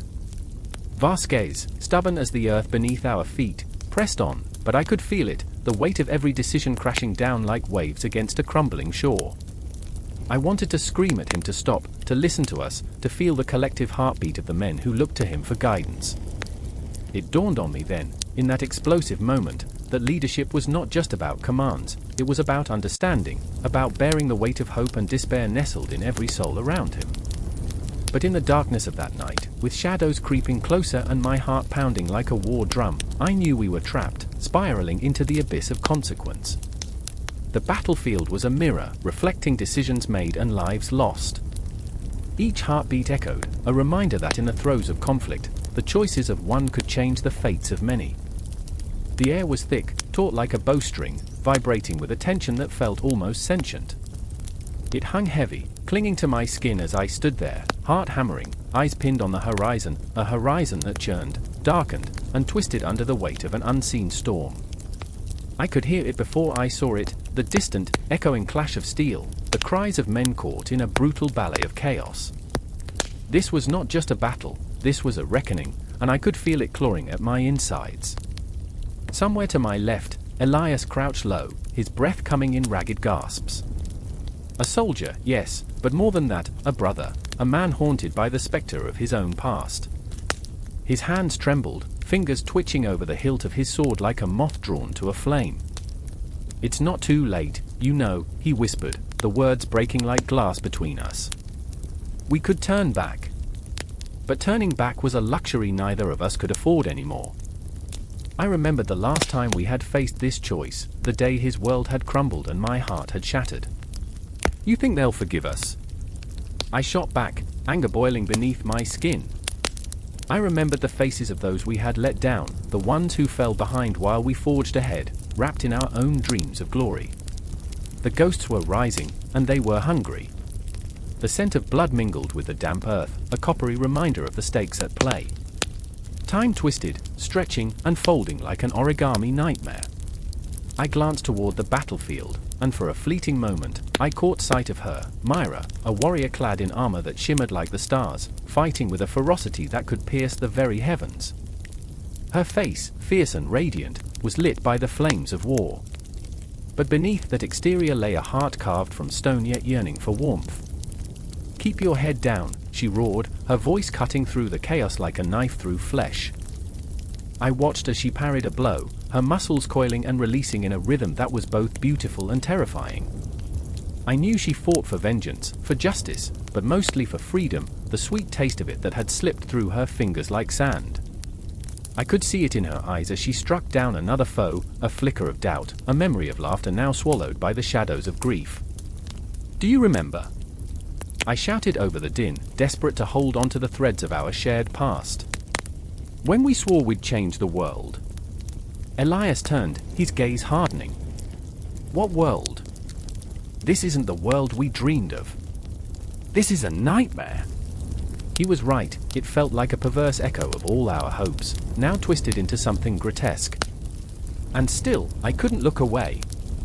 The battlefield before us was a tapestry woven with despair and fury, a canvas splattered with dreams turned to ash. I felt the weight of all our choices pressing down on me, suffocating. I remembered nights spent around the fire, when laughter danced through the air like fireflies, and our futures stretched out before us like unmarked maps, ripe with possibility. But those nights were ghosts now, fading into the darkness, and here we stood, three broken souls in a world that had forgotten how to dream. A horn blared, shrill and commanding, rupturing the fragile silence. The enemy surged forward, a tide of faces marked in anger and desperation. I could see fear etched into their features, mirrors of my own. They fought not just for victory, but for survival, each swing of their swords a desperate plea to hold onto life. "Stand firm!" Myra's voice cut through the chaos. She was a beacon, a lighthouse in a storm, and I felt the pull toward her, the urge to charge forward, to fight alongside her. For every life we've lost, fight! And then, in that moment of heart-stopping clarity, I remembered why we were here. Memories flooded back, moments that had shaped us, moments of laughter and pain, dreams shared under starlit skies. I could feel every heartbeat echoing through my chest, a reminder of what was at stake. Elias gritted his teeth, a defiance igniting in his eyes. I caught his gaze, and in that fleeting moment, we understood each other, a bond forged in the crucible of loss. "I can't go back," he murmured, and I saw the truth in his eyes. We were marked by our choices, but we could still carve our own paths. With a final breath, we surged forward, driven by something primal, something fierce. The clash of swords rang out like a symphony of despair, each note a heartbeat, each cry a punctuated plea for survival. The world blurred around us, the chaos swirling into a cacophony of sound and fury. I felt the rush of adrenaline. Fear was a wild beast, but so was hope. I caught a glimpse of Myra again, her silhouette cutting through the fog of battle. Shadows danced around her, but she shone like a star. I reached for her, a thread of connection drawing us closer amid the chaos. "Together!" I yelled, feeling the weight of our past merge with the promise of our future. Yet, before I could reach her, the ground trembled underfoot, a thunderous explosion that shook the very air we breathed.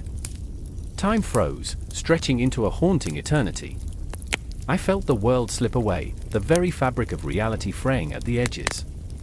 I could hear the crack of thunder, the groans of earth beneath my feet as the battlefield erupted into chaos. And then, darkness. An eerie silence enveloped me, wrapping around my heart like a shroud. I could feel it, the tremor of fate shifting, a turning point etched into the annals of history. I could sense the impending collision of hope and despair, the birth of a new reality as we stood on the precipice of everything we had fought for. In that heartbeat, I understood, we were not just fighting for our lives, but for the echoes of our dreams, for the lives we couldn't let go, for the love we dared to believe in. The battle raged on, a tempest of sorrow and joy, and as I braced myself, I knew there would be no turning back. The soft hum of the city masked the chaos swirling beneath its surface. Shadows danced in the alleyways, flickering like ghosts caught in the throes of a silent scream. I stood there, just outside the flickering neon of a bar, heart pounding, every sense alive and electric. It was moments like this that exposed the raw nerves of life, the kind of moments that left you breathless, skin prickling with the weight of unknown danger. I remember the taste of metal on my tongue, salty and sharp. I was unprepared, yet here I was, on a precipice.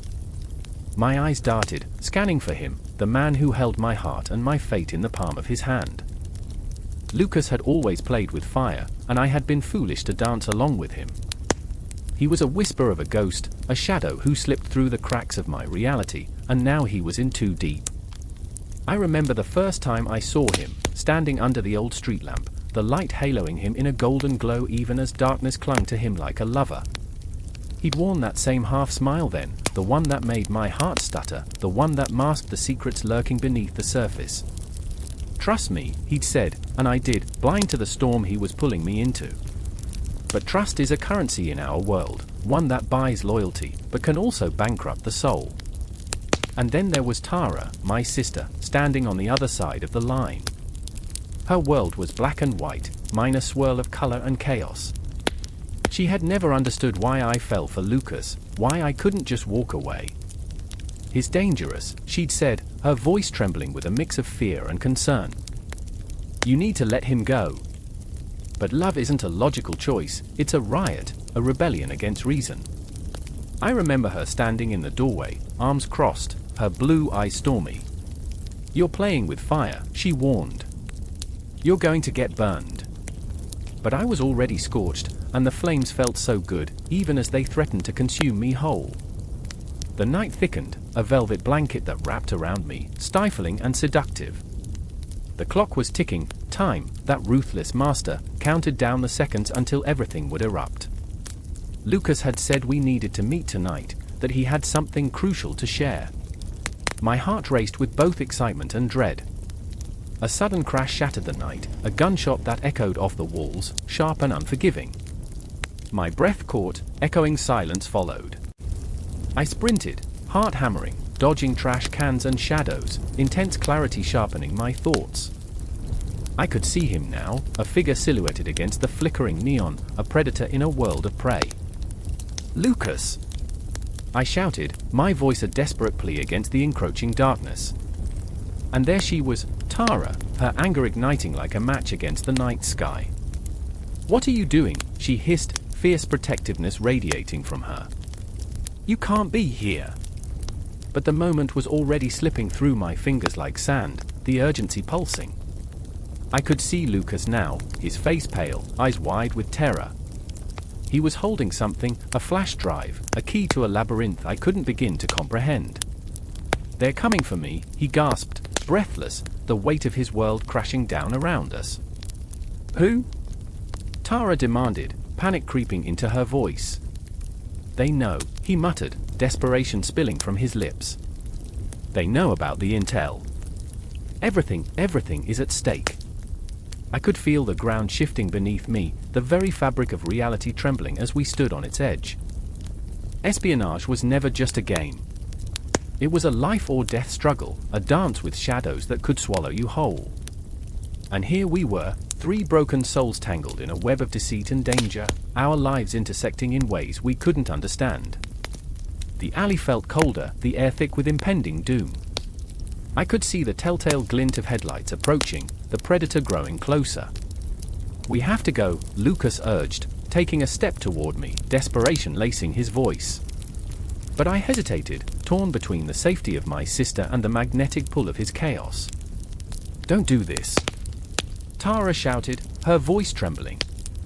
"You're risking everything for him." But how could she understand? Love, real, gut-wrenching love, isn't bound by reason. It's a storm, a tempest, and I was caught in its eye, watching the world swirl around me. I could feel my heart slamming against my ribs, a drumbeat of impending disaster. I remember the way the shadows seemed to shift, the tension thick enough to slice. In that moment, everything came to a head, my heart pounding, the fear coursing through my veins, the stakes climbing higher. It was raw, visceral, a clash of emotions that held the promise of ruin or redemption. And then silence shattered again, voices shouting, footsteps pounding, there was no more time to think. I grabbed Lucas's hand, feeling the warmth of his palm against my skin, a tether to the chaos swirling around us. "We can't stay here," I screamed, fear igniting a primal instinct. He pulled me closer, urgency lacing his movements. "I need you to trust me," he whispered, and in that moment, the world outside faded away.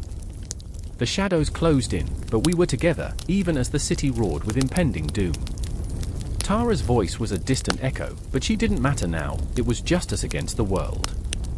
I remember the weight of his gaze, the way our hearts raced in sync, each beat a declaration of war against fate. The lights grew brighter, the sounds of chaos closing in, this was it. The night swallowed us whole, but we were ready to fight, ready to face whatever lay beyond the shadows. And as I slipped further into the unknown, I could feel the universe shifting, the cosmos conspiring against us, yet I held onto him tightly, knowing this was just the beginning of our dark tale, a tale of espionage, of secrets, of intelligence that twisted through the very fabric of our lives, binding us in ways we could never escape. The world ahead was an abyss, but in that moment, love became our rebellion, an anthem ringing fiercely against the night, a promise whispered into the void. The air crackled with tension, a heavy charge that clung to the skin like static. I stood there, breathless, the acrid scent of smoke swirling in my nostrils. The distant echoes of chaos reverberated through the hollow streets of a city that had long forgotten its laughter. The clock tower loomed, its hands frozen in a mocking gesture, a reminder of time slipping away. I could hear it, the heartbeat of a world on the brink, a drumroll of dread pulsing beneath the rubble. Marla was crouched beside me, her fingers digging into the earth, her eyes wide and shimmering with unshed tears. "What if this is it?" she whispered, her voice trembling like a fragile leaf caught in a storm.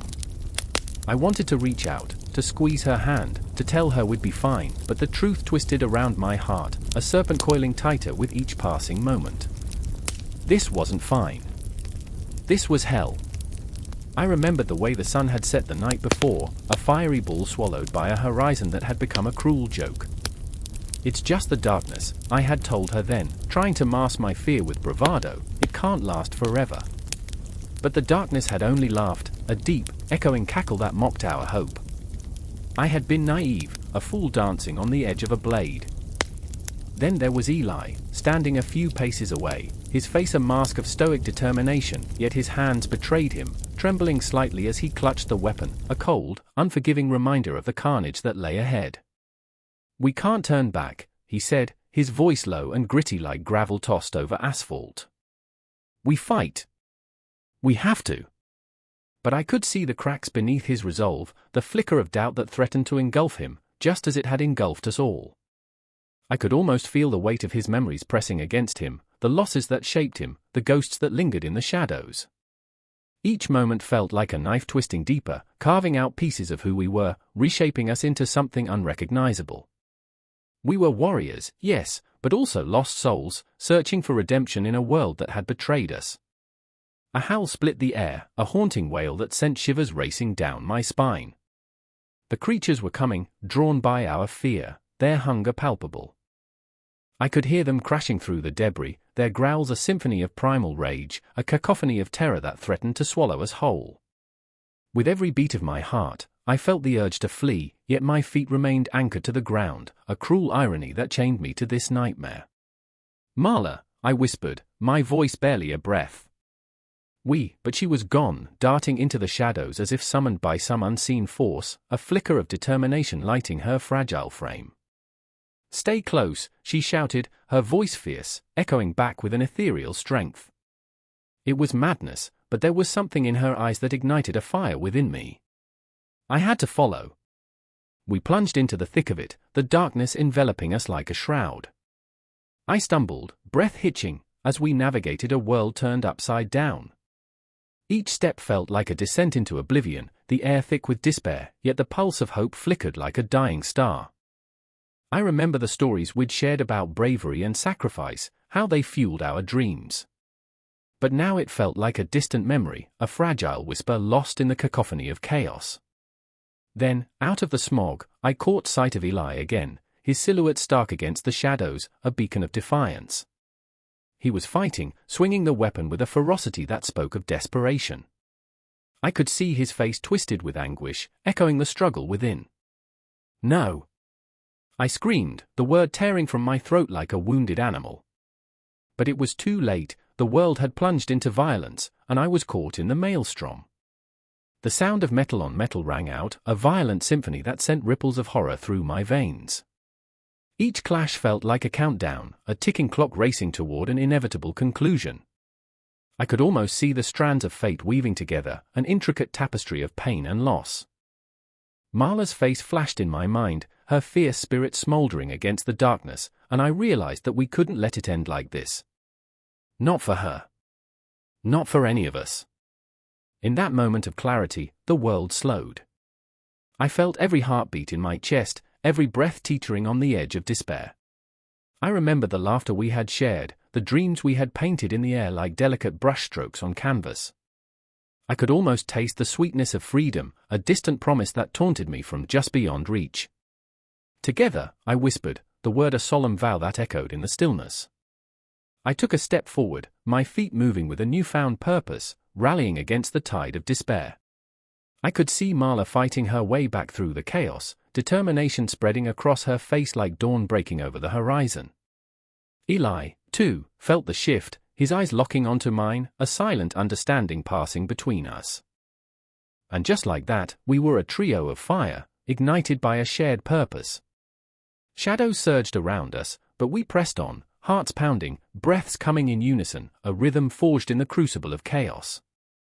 Fear was a distant echo now, overshadowed by the fire that burned within. As we rushed forward, the darkness writhed, the creatures recoiling from our light, our resolve igniting the air. I could feel my heart racing, a wild drum echoing through the night, each beat an ode to our defiance. Fate was a fickle beast, but in this moment, we were alive and unbroken. And yet, lurking in the corners of my mind, the clock continued its unforgiving march. Time was slipping, but the fight was just beginning. The shadows whispered, but we stood firm, ready to face whatever awaited us beyond the veil of darkness. The air is thick with the acrid scent of smoke, clinging to the remnants of what was once a vibrant field, now stained with the heavy sighs of loss. Silence hangs like a shroud, punctuated only by the distant groans of the wounded. It is a silence that screams, a void that swallows screams whole.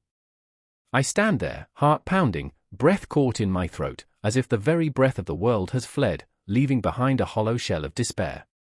I see Marcus first, his silhouette crumpled against the desolate earth, hair matted with mud and blood, a once proud warrior reduced to a mere shadow of himself, and yet, the fires of his spirit flicker still.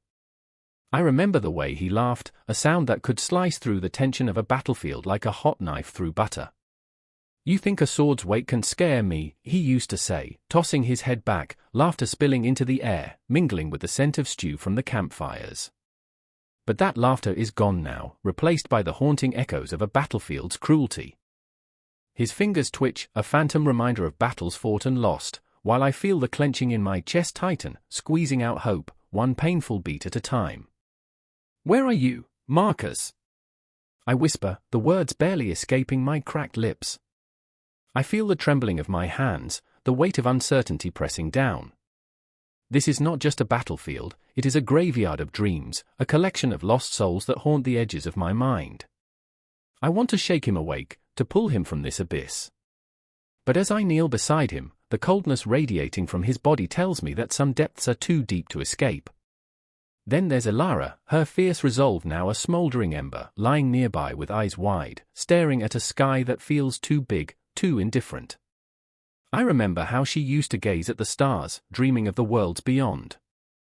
One day, she would say, voice dripping with hope, "I'll fly away from this place, and the stars will be my companions." But the stars don't shine here, they are mere witnesses to our suffering. Her hands, once so skilled with a bow, now clutch a tattered piece of fabric, her father's cloak, now stained and torn, the last remnant of a love lost to war. I reach for it, fingers brushing against the fabric, and I feel the weight of her sorrow pressing into my chest, a reminder of the lives we've built and the lives we've shattered. I remember, I murmur, the words a mantra against the chaos in my mind. I remember the light in your eyes, Ilara. But those flames are flickering, each breath a labor, each heartbeat a reminder of the fragility that binds us. In this moment, time feels like a cruel trickster, slipping through my fingers like grains of sand, leaving behind only the weight of memories, heavy, suffocating.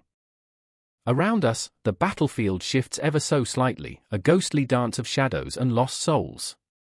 The cries of the fallen reverberate, wrapping around me like an icy grip. Each name echoes in my mind, a litany of loss that refuses to relent. I can almost see them, faces transformed by pain, eyes sealed shut against the horrors we have witnessed. They fought bravely, but the price was steep, leaving behind nothing but husks of what once was.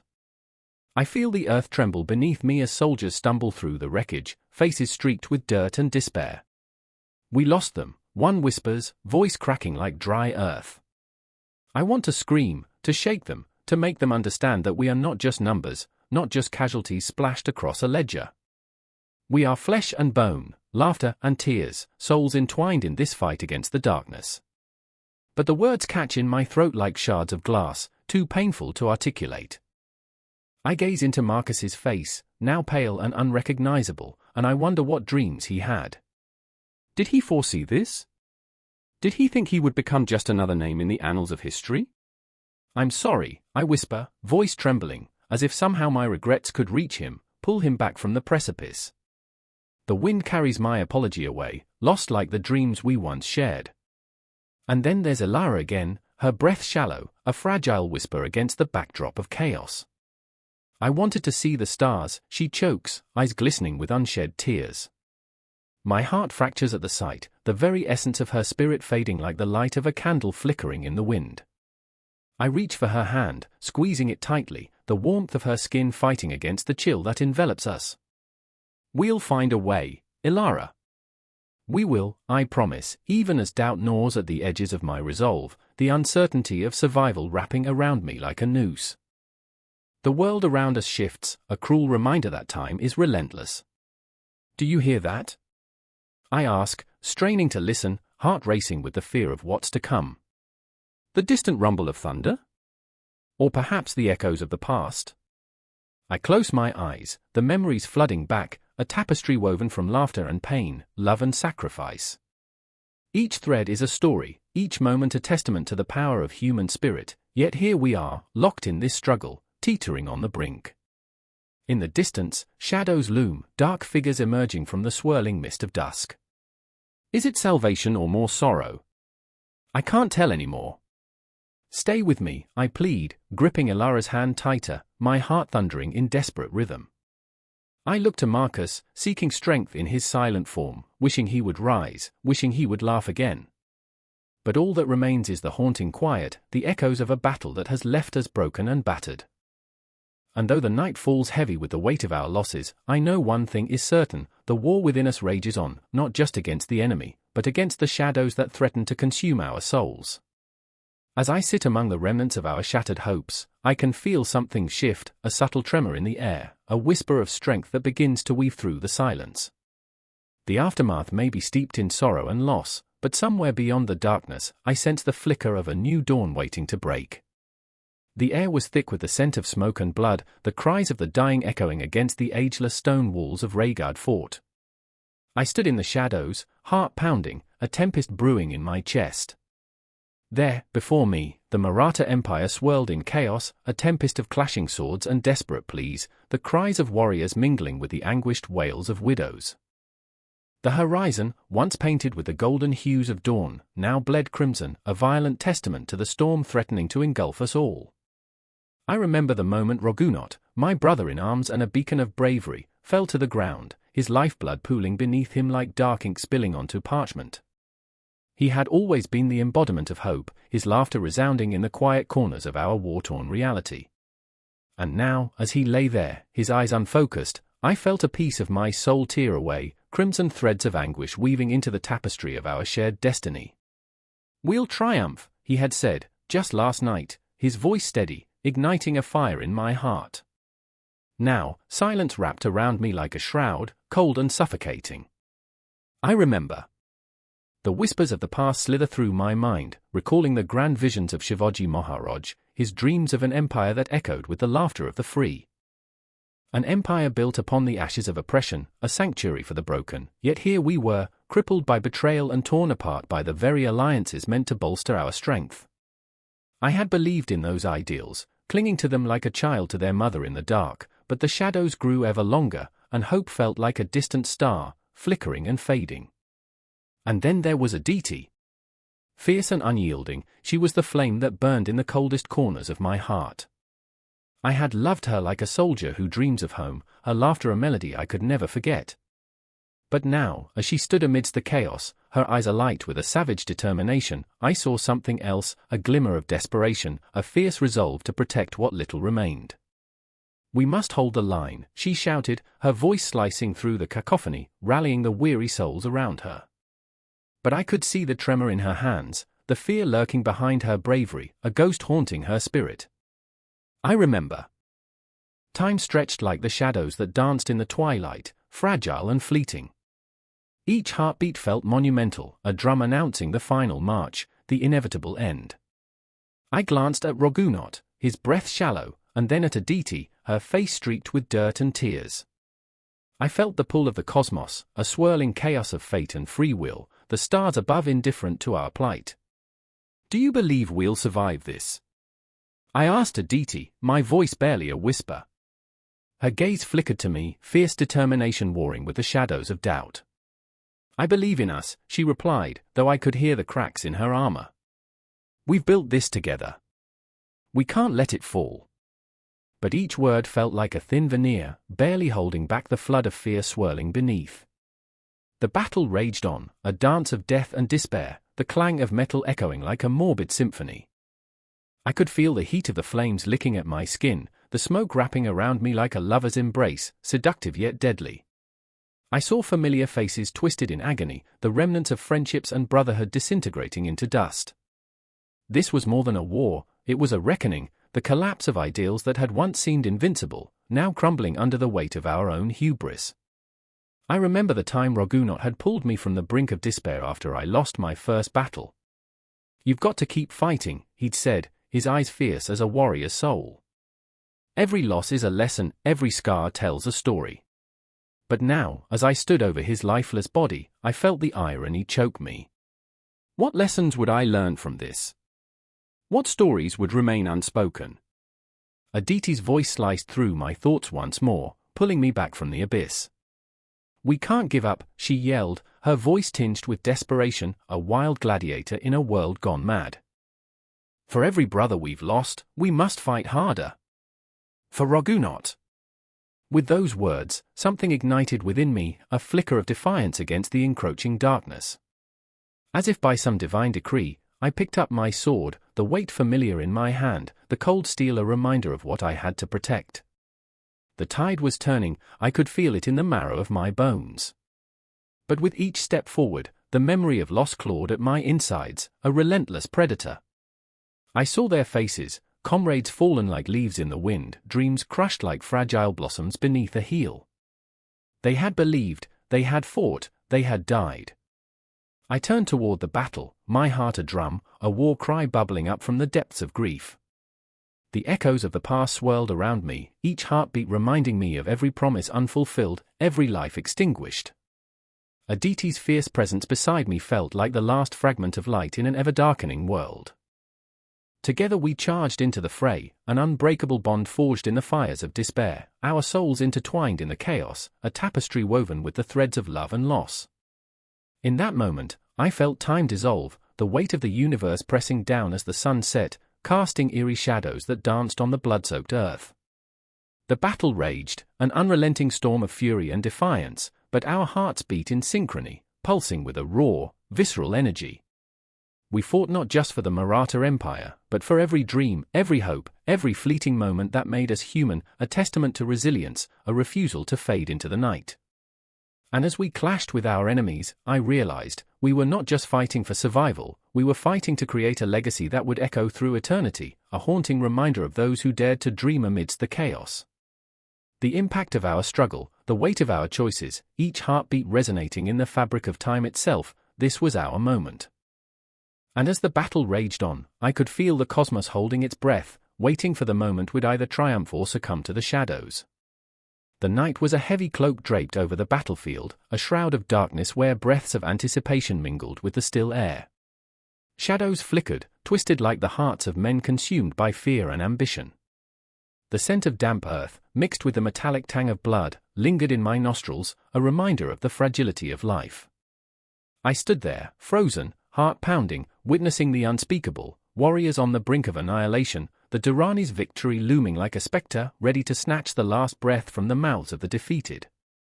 I remember the way his eyes glinted, the sharp edges of his resolve cutting through the fog of doubt. Ahmad Shah Durrani, the architect of dreams and nightmares alike, stood at the precipice of triumph. I saw in him a man shaped by the relentless fires of struggle, a man who didn't just want victory, he craved it, needed it like a drowning man gasps for air. His fingers tightened around the hilt of his sword, knuckles white, as if the weight of 1,000 lives hung not just on his blade but in his very soul.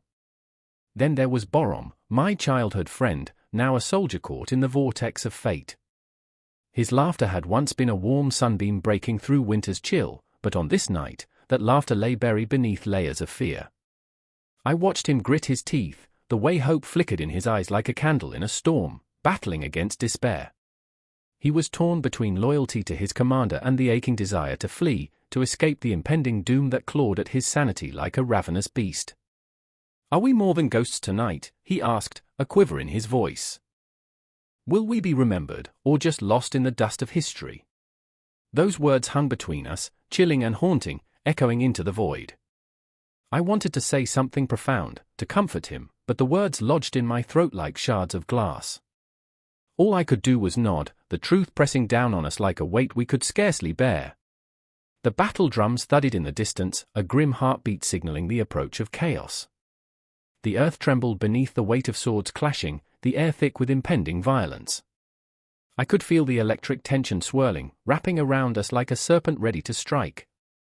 Each pulse of the drumbeat resonated within me, a reminder that history was not a distant tale but a pulse, alive, raging right here, right now. As the moon hung high, a cruel witness to the carnage, I felt the first wave of dread wash over me. The soldiers, mere boys transformed into men by the thirst for blood, stood shoulder to shoulder.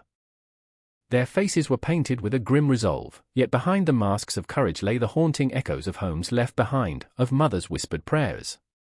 Every man there had a story, a life, loved ones waiting in the shadows of their minds, tethering them to a world they might never see again. "Borom!" I called, desperation clawing at my insides. "Stay close." But the clamor of swords drew him away, and I felt the distance stretch like a chasm between us. I watched him meld into the chaos, a fragile flame flickering in the onslaught of darkness. A part of me felt that this night would either forge legends or turn us all into mere footnotes in a history written by victors. And then it happened, a surge of battle cries erupted, drowning reason in a cacophony of rage. I felt the ground shift beneath our feet, a visceral tremor of conflict that rippled through the air, igniting primal instincts. I was swept into the fray, the clang of metal against metal a haunting symphony, the cries of dying men a gruesome chorus. I swung my sword, a desperate dance of survival, feeling the pulse of life ebbing away with each thrust, each parry, each scream that tore from throats that once sang. In the madness, I saw Ahmad Shah, a tempest of fury and focus, his every move fluid and precise, a king sculpting his destiny from the chaos around him. In that instant, I understood the depths of his ambition, the desire not just to conquer land, but to carve a place in eternity, to be remembered not as just a man, but as a legend. And there I was, a mere spectator in this unfolding epic, grappling with my own insignificance. But then, oh, the twist of fate, Borom stumbled, caught in a whirlpool of violence.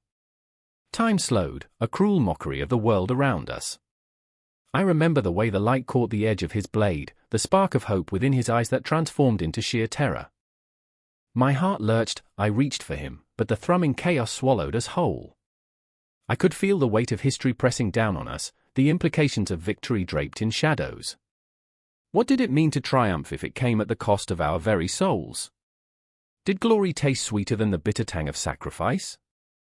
I felt the darkness creep in, the air thick with the stench of death, a reminder that every victory demands a toll, every rise is built on the ashes of the fallen. And in that moment, as the tide of battle swayed and shifted, I realized that the Durrani's victory was not simply a conquest but a harbinger of sorrow, a crown adorned with the thorns of despair. We were no longer just soldiers, we were ghosts of a future etched in blood and pain, a reminder that history holds both the light of glory and the shadow of ruin, two sides of a coin spun in the hands of fate. As I fought, I could feel the strands of destiny intertwining, a tapestry woven with the remnants of our choices, our heartbeats. And as I parried, as I swung, I could see the faces of those who would remember us, not as victors, but as echoes in the night. The battle raged on, and within me, an unvoiced question lingered: would we emerge reborn, or would we become mere whispers lost to time? The night was thick with smoke, curling like the fingers of a spectre through the shattered streets of Hago's Crossing. I remember the silence that followed the gunfire, it was an eerie kind of stillness. Not a single bird dared to sing, as if the sky itself held its breath, anticipating the horrors yet to unfold. I stood in the shadow of a crumbling wall, heart racing, stomach knotting, feeling the weight of the world pressing down, not just my world, but the entire fabric of lives unraveling around me. Then there was Mariam, crouched beside a heap of rubble, her hands stained with dirt and desperation. I could see the tremor in her fingers as she clutched her son's small, fragile wrist.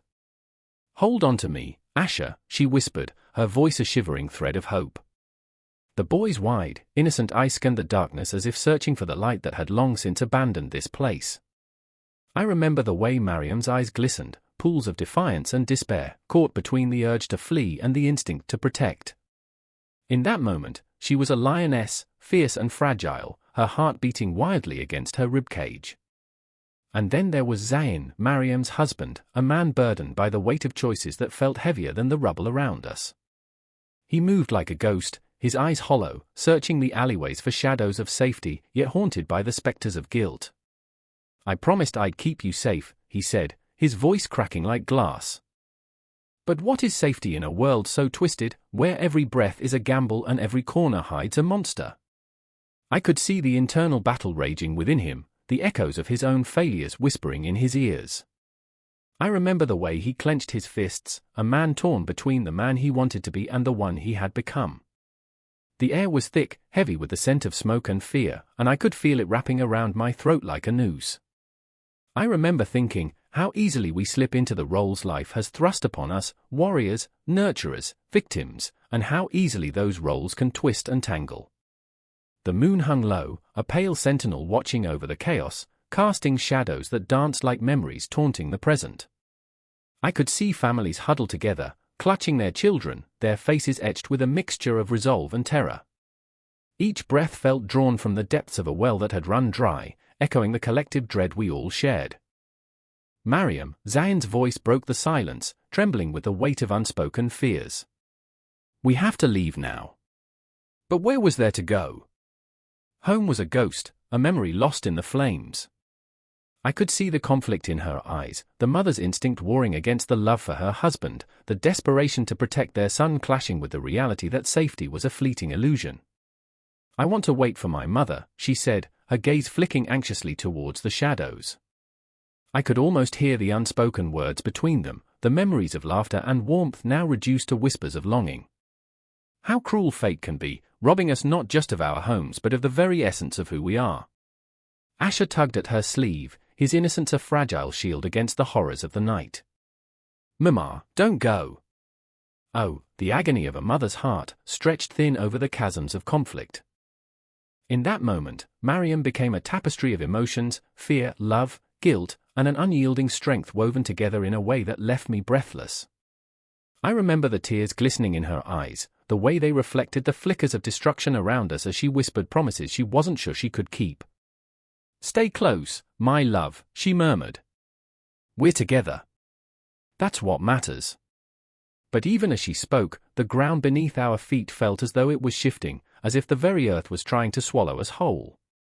I felt the tension in the air, palpable and electric, wrapping around us like a vice. Zayn stepped forward, his heart heavy with an urgency that reverberated through the air. "If we don't move now, we may never get the chance." The conflict was written across his face, a battle within, a fierce desire to protect his family against the gnawing fear that he might lead them into greater danger. I could see the scars of war etched into his spirit, every choice a mark of the man he had been and the man he was becoming. I remember the moment the decision was made, a crack splitting through the heaviness, like light shattering through darkness. Mariam grasped Asher tightly, and in that grip, I felt the weight of every mother's heart, every parent's hope twisted in the throes of conflict. They began to move, slowly at first, but with a resoluteness that sent shivers down my spine. But the wind carried whispers, hints of the horrors lurking just beyond the veil of shadows. It was in the way the moonlight flickered, revealing glimpses of what lay ahead, figures darting, silhouettes of uncertainty. I felt my pulse quicken, the rhythm of war a drumbeat that would not relent. Mariam glanced back, her eyes locking with Zayn's, a silent conversation passing between them, a shared understanding that words could never capture. In that moment, they were no longer just a family caught in a conflict, they were warriors in their own right, fighting not just for survival but to reclaim their humanity amidst the chaos. I remember the way the air crackled with tension, how every step felt heavy with the weight of what they were leaving behind, memories, dreams, and a world that had once felt so safe. And as they moved deeper into the night, shadows trailing in their wake, I felt the heartbeat of countless families echoing through the alleyways, each life a thread in the tapestry of this conflict, a reminder that in the darkest moments, hope could still flicker, fragile yet unyielding. The journey was just beginning, the path unknown, but the bond between them shone brighter than any light in that oppressive darkness. In their struggle, I could see the embodiment of every woman, every family caught in the throes of conflict, and I felt the fierce urgency of their plight resonate within me, a reminder that this story was not just theirs, but ours, woven into the very fabric of our existence. As the echoes of their footsteps faded into the night, the air hung heavy with unspoken promises, each heartbeat a testament to resilience, to the enduring spirit of love that could not be extinguished by war. The shadows whispered of challenges yet to come, and I could feel the tension building, the anticipation crackling like the air before a storm. And as I stood there, shrouded in the darkness, I knew this was just the beginning, a chapter in an unfinished tale, an emotional tempest that raged on, binding us all in the shared struggle of survival, love, and the undying quest for hope. The air was thick with the scent of burning jasmine, a desperate plea for hope wafting through the streets of a city caught in an unforgiving grip. A shout, raw and filled with rage, pierced through the night, but it wasn't the only sound. The echoes of history, of unheeded warnings and forgotten promises, reverberated through the alleyways, clinging to the crumbling walls like ghosts of old. I stood there, heart pounding, a silent witness to the chaos unraveling before me. I remember when this place was alive, Raj said, his voice breaking the silence, his eyes glistening under the flickering streetlight. When laughter danced through the air instead of shadows. Each word dripped with nostalgia, weighed down by the reality of crumbling dreams. He clenched his fists, veins popping like angry rivers beneath his skin. His life, once vibrant with possibilities, had been reduced to a series of frantic moments, desperate attempts to hold on to something, anything. Beside him, Mira watched the chaos unfold, a mixture of dread and determination etched across her face. Her breath hitched as she caught sight of a man being dragged away, the crowd parting like a river before a storm. "We can't let this go on," she said, her voice steady, yet a tremor betrayed the fear spiraling within. "If we don't fight, they'll take everything. They already have." The weight of her words hung between them, heavy like a stone tossed into a still pond, rippling outwards, disturbing the fragile calm. The clock tower struck midnight, a haunting chime reverberating through the air. With each clang, I felt the vibrations deep within me, a reminder of time slipping away, a countdown to chaos. Raj's eyes locked onto Mira's, and in that moment, a silent understanding passed between them. They were not just witnesses, they were players caught in a game of political puppetry, threads tugged by unseen hands.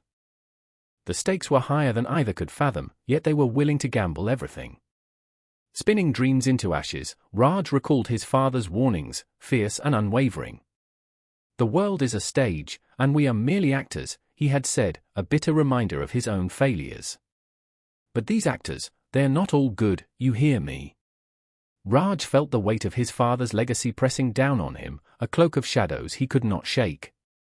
"What good is a stage without an audience?" Raj muttered, half to himself, half to Mira. "We're merely voices in the dark, shouting into the void." Mira's jaw tightened, the fire of rebellion igniting behind her eyes. "Then let's make them listen," she hissed, fists clenched, nails digging into her palm. "Let's remind them that we exist, that we breathe, that we bleed." The urgency in her voice wrapped around Raj, pulling him closer to her fiery resolve. They were two souls navigating the tempest, each struggling against the tide. Yet, deep within, doubts lingered like shadows. Was it enough merely to shout? Would their voices be drowned out by the roar of oppression? Raj felt the weight of history pressing on him, an ancestral burden he wasn't sure he could carry. "But what if we fail?" he whispered, haunted by the specters of those who had come before him, their dreams dissolved into the blood-soaked soil of history. I remember, Mira's voice softened, her gaze drifting beyond the chaos, searching for something more, something that flickered like a distant star in the night sky. "I remember when we thought hope meant something. When we believed in a future." Each word was a tender caress, a reminder of love, loss, and the fight that lingered in their hearts. "We can't let despair win, Raj. We owe it to ourselves, to everyone who came before us." As her words settled in him, he felt a flicker of resolve ignite. It was a fragile flame, easily snuffed out by the winds of doubt, but there it was, defiant, relentless. The violence surrounding them was a storm, but it was also a catalyst, a turning point. The streets were alive, a chaotic symphony of laughter and screams, the dance of desperation and defiance. Then, amidst the turmoil, a figure emerged from the shadows, cloaked and hooded, moving with purpose. The air crackled with tension, an electric charge that made the hairs on the back of Raj's neck stand on end. "What do you want?" he called out, the challenge ringing in the air like a clarion call. The figure paused, a flicker of recognition in their stance, and then stepped into the light. It was a face Raj never thought he'd see again, a ghost from a past he thought he had escaped. "You shouldn't be here," the figure said, voice cold like steel. "This isn't your fight." But it was too late, the threads of their lives had intertwined, and there was no escaping the fate that awaited them. The crowd surged, a tide of humanity crashing against the walls of oppression, and in that moment, Raj felt the pulse of history beneath his feet, relentless and alive. They were all part of something greater, a tapestry woven with threads of pain and hope, despair and courage. The confrontation loomed, a spectre hanging over them, casting long shadows that danced in the flickering light. "I remember," Raj began, but Meera cut him off, her eyes fierce. "No more remembering. It's time to act." The words burst forth, a dam breaking, flooding the streets with a sense of urgency. They were no longer just spectators in this drama, they were ready to take command, ready to shake the foundations of their world. As the night unraveled, each heartbeat echoed with a promise of struggle, of resistance, of a fight that would not end until the last breath was drawn. The tension thickened in the air, swirling like smoke as they stood on the precipice of change, the stakes higher than they had ever been. The chaos was alive, and so were they, trembling at the brink of the unknown. The city around them pulsed, a living, breathing entity, waiting for its children to rise. And rise they would, for the night was dark, but within them burned a fierce light, a flicker of hope amidst the encroaching shadows. The streets were alive, the air thick with the promise of revolution, and as the world teetered on the edge, Raj and Meera knew that this was just the beginning. The fight had come to them, and they were ready. The clock had struck midnight, and destiny awaited. The air was thick with the scent of iron and smoke, a ghostly whisper of what lay ahead. Shadows flickered like restless spirits beneath the pale moonlight, each wisp of fog weaving through the ruins of a once great fort. The night was alive, each heartbeat a countdown to chaos. In the distance, the sound of clashing swords was a symphony of despair, and I wasn't sure if I wanted to scream or join the fray. I remember the chill in my bones, the way it wrapped around me like a shroud, heavy and suffocating. I remember Ayush, his face a mask of determination, eyes ablaze with a fire that threatened to consume him. "We fight for honor," he shouted, voice cracking. "But what is honor when blood spills like rain?" I wanted to tell him that, wanted to urge him to see the futility of it all. But my voice was lost, drowned by the din of battle. Then there was Meera, not far behind, her heart tangled in the same web of courage and fear that ensnared us both. She was fierce, a wild rose amidst thorns, her spirit unbroken even as she gripped her dagger, knuckles white with strain. "We will not bow," she whispered fiercely, though I could see the tremor in her lips. The weight of the world pressed down on her, much like it did on all of us, the burden of legacy, of yesterday's choices, of tomorrow's ghosts.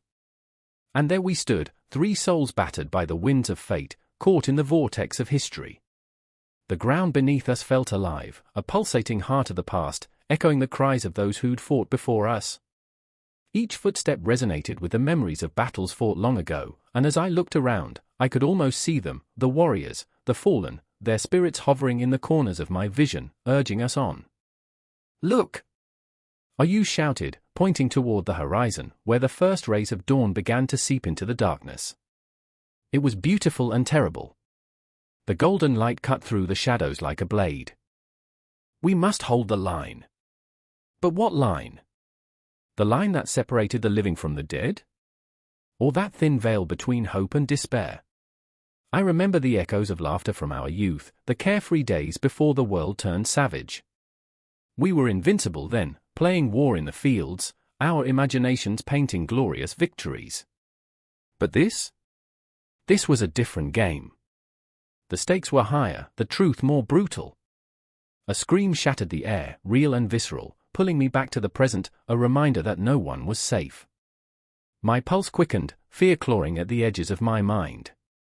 I looked to Mira, who had just lost a friend, a brother, a piece of herself in that battlefield cacophony. Her eyes, once so full of fire, now held a haunting emptiness. They took him, she choked out, the weight of grief pressing down on her like 1,000 stones. They took him from us, I could see her spirit fraying, the threads of resilience unraveling as we fought not just for ourselves but for those we had loved and lost. We must keep going, Ayush urged, though his voice wavered, a faltering flame against the encroaching darkness. And then there was the moment, the heartbeat of the night, a collision of fate when the enemy surged forward, shadows morphing into men, their eyes cold with intent.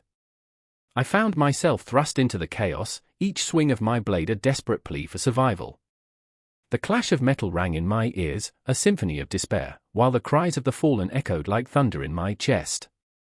It was there, amidst the frenzy, that I felt the suffocating grip of time. Seconds stretched into infinity as I became a mere instrument of will, my body moving on instinct, memories flashing like lightning in my mind.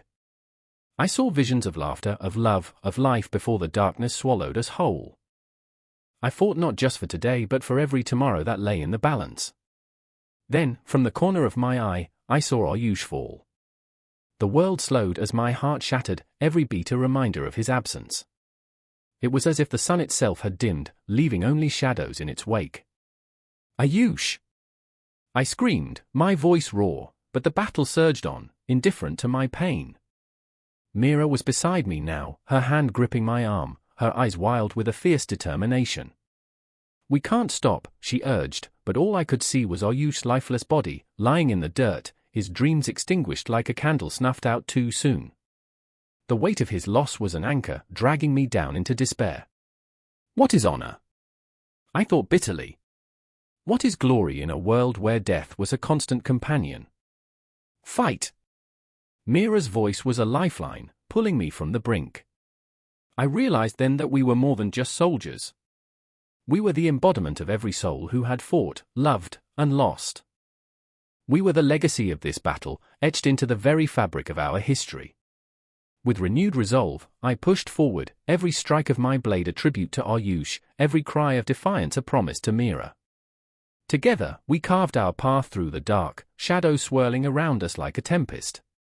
But even as the dawn began to break and the first rays of light painted the battlefield in hues of gold, I couldn't shake the feeling that this was only the beginning.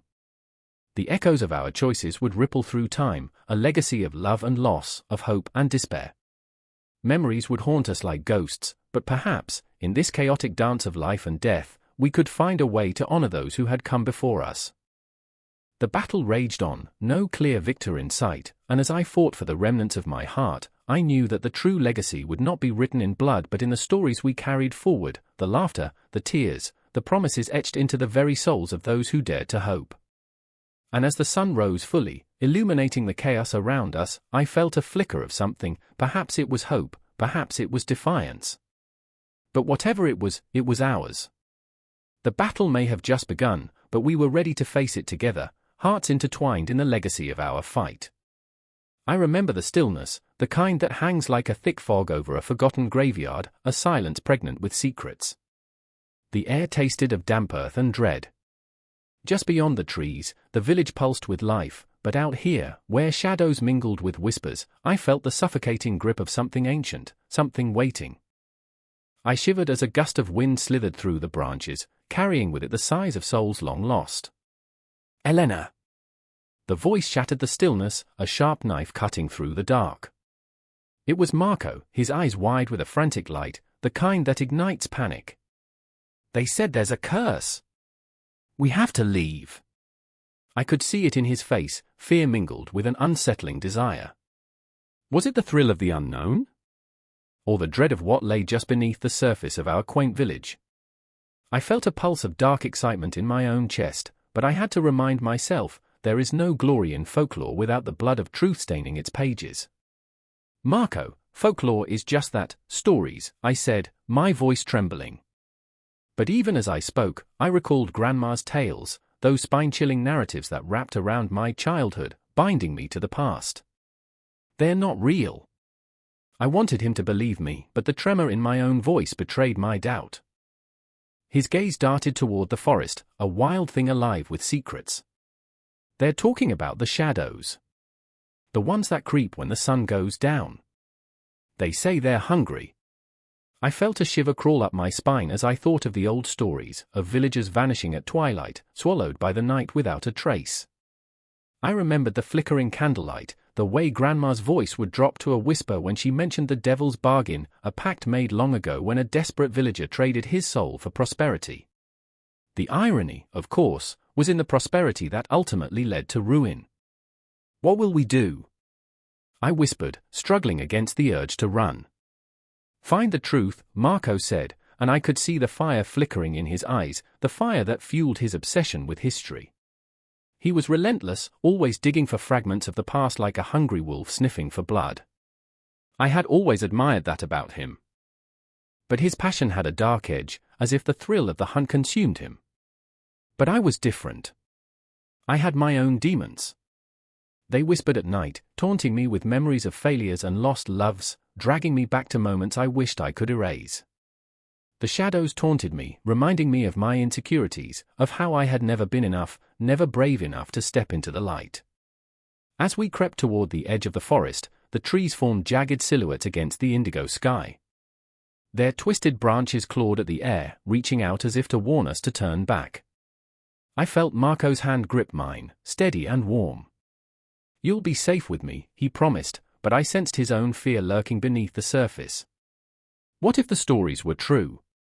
What if the shadows were real? The sun dipped lower, casting long fingers of darkness that curled around us like icy tendrils. I squeezed his hand harder, seeking strength in his warmth, but it felt like a fragile lifeboat in a raging sea. I remembered Grandma's laughter, the way she spun tales of love, loss, and hope, all wrapped in the comforting embrace of her kitchen. Yet, every story had a darkness lurking at its core, a reminder that no joy existed without the specter of sorrow. As we crossed the threshold into the forest, it felt as if the world had swallowed us whole. The crunch of leaves underfoot was accompanied by the rustling of unseen creatures, and I could hear my heartbeat thrumming in my ears, louder than the night's eerie symphony. "What do we seek?" I dared to ask, though the question felt foolish. Did we seek answers, or a way to escape the demons that chased us? "Truth," Marco whispered, though his voice trembled like a fragile leaf in a storm. The deeper we ventured, the more the shadows seemed to breathe, alive with an energy that was palpable. I felt the weight of history pressing down on me, layers of forgotten lives and lost loves. I caught fleeting glimpses of figures among the trees, faces half-formed, eyes hollow, reaching out to us with desperate hands. Were they the villagers who had fallen to the curse? Or were they merely figments of my imagination, manifestations of my own fears? "Do you hear that?" Marco stopped, his breath quickening. "It sounds like voices," I finished, my heart racing. The air thickened with a cacophony of whispers, each tone echoing with sorrow and longing, echoing the dreams that had haunted me for years. I could feel them swirling around us, pulling me into a timeless dance of despair. "I remember," I murmured, my thoughts spiraling. I remember the story of the girl who vanished, lost to the night, her laughter swallowed by silence. The memories welled up, blurring the lines between past and present, between reality and myth. "They say she still roams these woods," Marco said, stepping closer to me, his voice barely a whisper. "The shadows are hungry, Elena. They feast on fear." We pressed onward, driven by a mix of dread and desire, the shadows closing in like a noose around our throats. I could feel the weight of every unspoken word between us, the tension of unsaid confessions and vulnerability. What if we were just pawns in a story written long before us, mere echoes of a fate we could not escape? With every step, the darkness wrapped around us, thick and cloying, a reminder that folklore isn't just stories, it's a reflection of our deepest fears, our darkest truths. And as the voices grew louder, merging into a haunting melody, I felt the line between the living and the dead begin to blur, as if the past was clawing its way to the surface, demanding to be acknowledged, even in the face of terror. "Marco, we have to turn back," I urged, but my voice seemed swallowed by the smothering gloom. He shook his head, determination etched into his features. No. We need to confront our demons. We have to know what happened. And there it was, the clash of hope and fear, a visceral reminder that every legend we cling to holds a truth we must face, no matter how terrifying. But as the darkness thickened, I wondered, what if the truth was more monstrous than the tales? What if confronting my fears meant losing everything I had? As we ventured deeper into the heart of the forest, the shadows enveloped us, the weight of history pressing down like the cosmos itself. And in that moment, I felt the tendrils of the night reach out, wrapping around my heart, whispering secrets meant to shatter us both and bind us together in ways we could never understand. The air hummed with the energy of the lost, the forgotten, and the damned. And I knew, somewhere deep within me, just like the villagers before us, we were teetering on the edge of a story, one that would haunt us forever, binding our fates with the eternal dance between light and shadow. It was a night drenched in shadows, the kind where silence stretches like a rope, taut and ready to snap. The air was thick with the scent of burnt incense, mingling with the metallic tang of fear. I stood there, heart racing, the moonlight spilling through the latticework of the palace, illuminating a world on the brink of collapse. A guard, his face pale and sweating, whispered urgent warnings, his eyes wide as if the ghosts of the empire were closing in, clawing at the very walls of the Mughal stronghold. I remember the way the torches flickered, casting wicked shadows that danced like restless spirits. The tension was palpable, a living thing that wrapped around us, squeezing until our breath hitched in our throats. We were a tiny island of humanity in a sea of chaos, and the inevitable tide was rushing in. The empire had frayed, unraveling at the seams, and we were caught in the whirlpool of its demise. There was Jahan, my childhood friend, now a soldier with a heart heavy with doubt.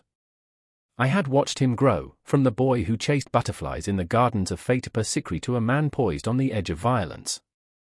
His hands trembled, fingers brushing against the hilt of his sword, every motion betraying the inner turmoil that roiled within him. In the quiet moments, I could see the flicker of his memories, the laughter we shared, the dreams we built on the soft earth of youth. But each memory was a fragile glass, and I feared the moment it would shatter, spilling his essence onto the cold stones of reality.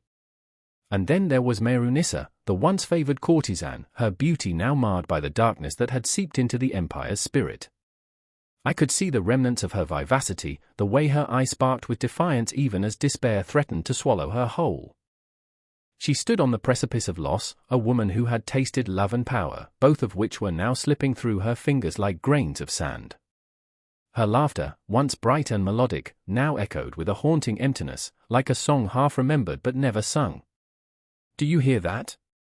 Jahan's voice cut through the silence, a raw edge of panic creeping in. The distant clamor of unrest rustled the air, growing louder, more insistent. I could feel the ground tremble beneath us, as if the very earth was aware of the blood that would soon be spilled. "We can't hold the city much longer. They come for us, for the throne, for everything we once knew."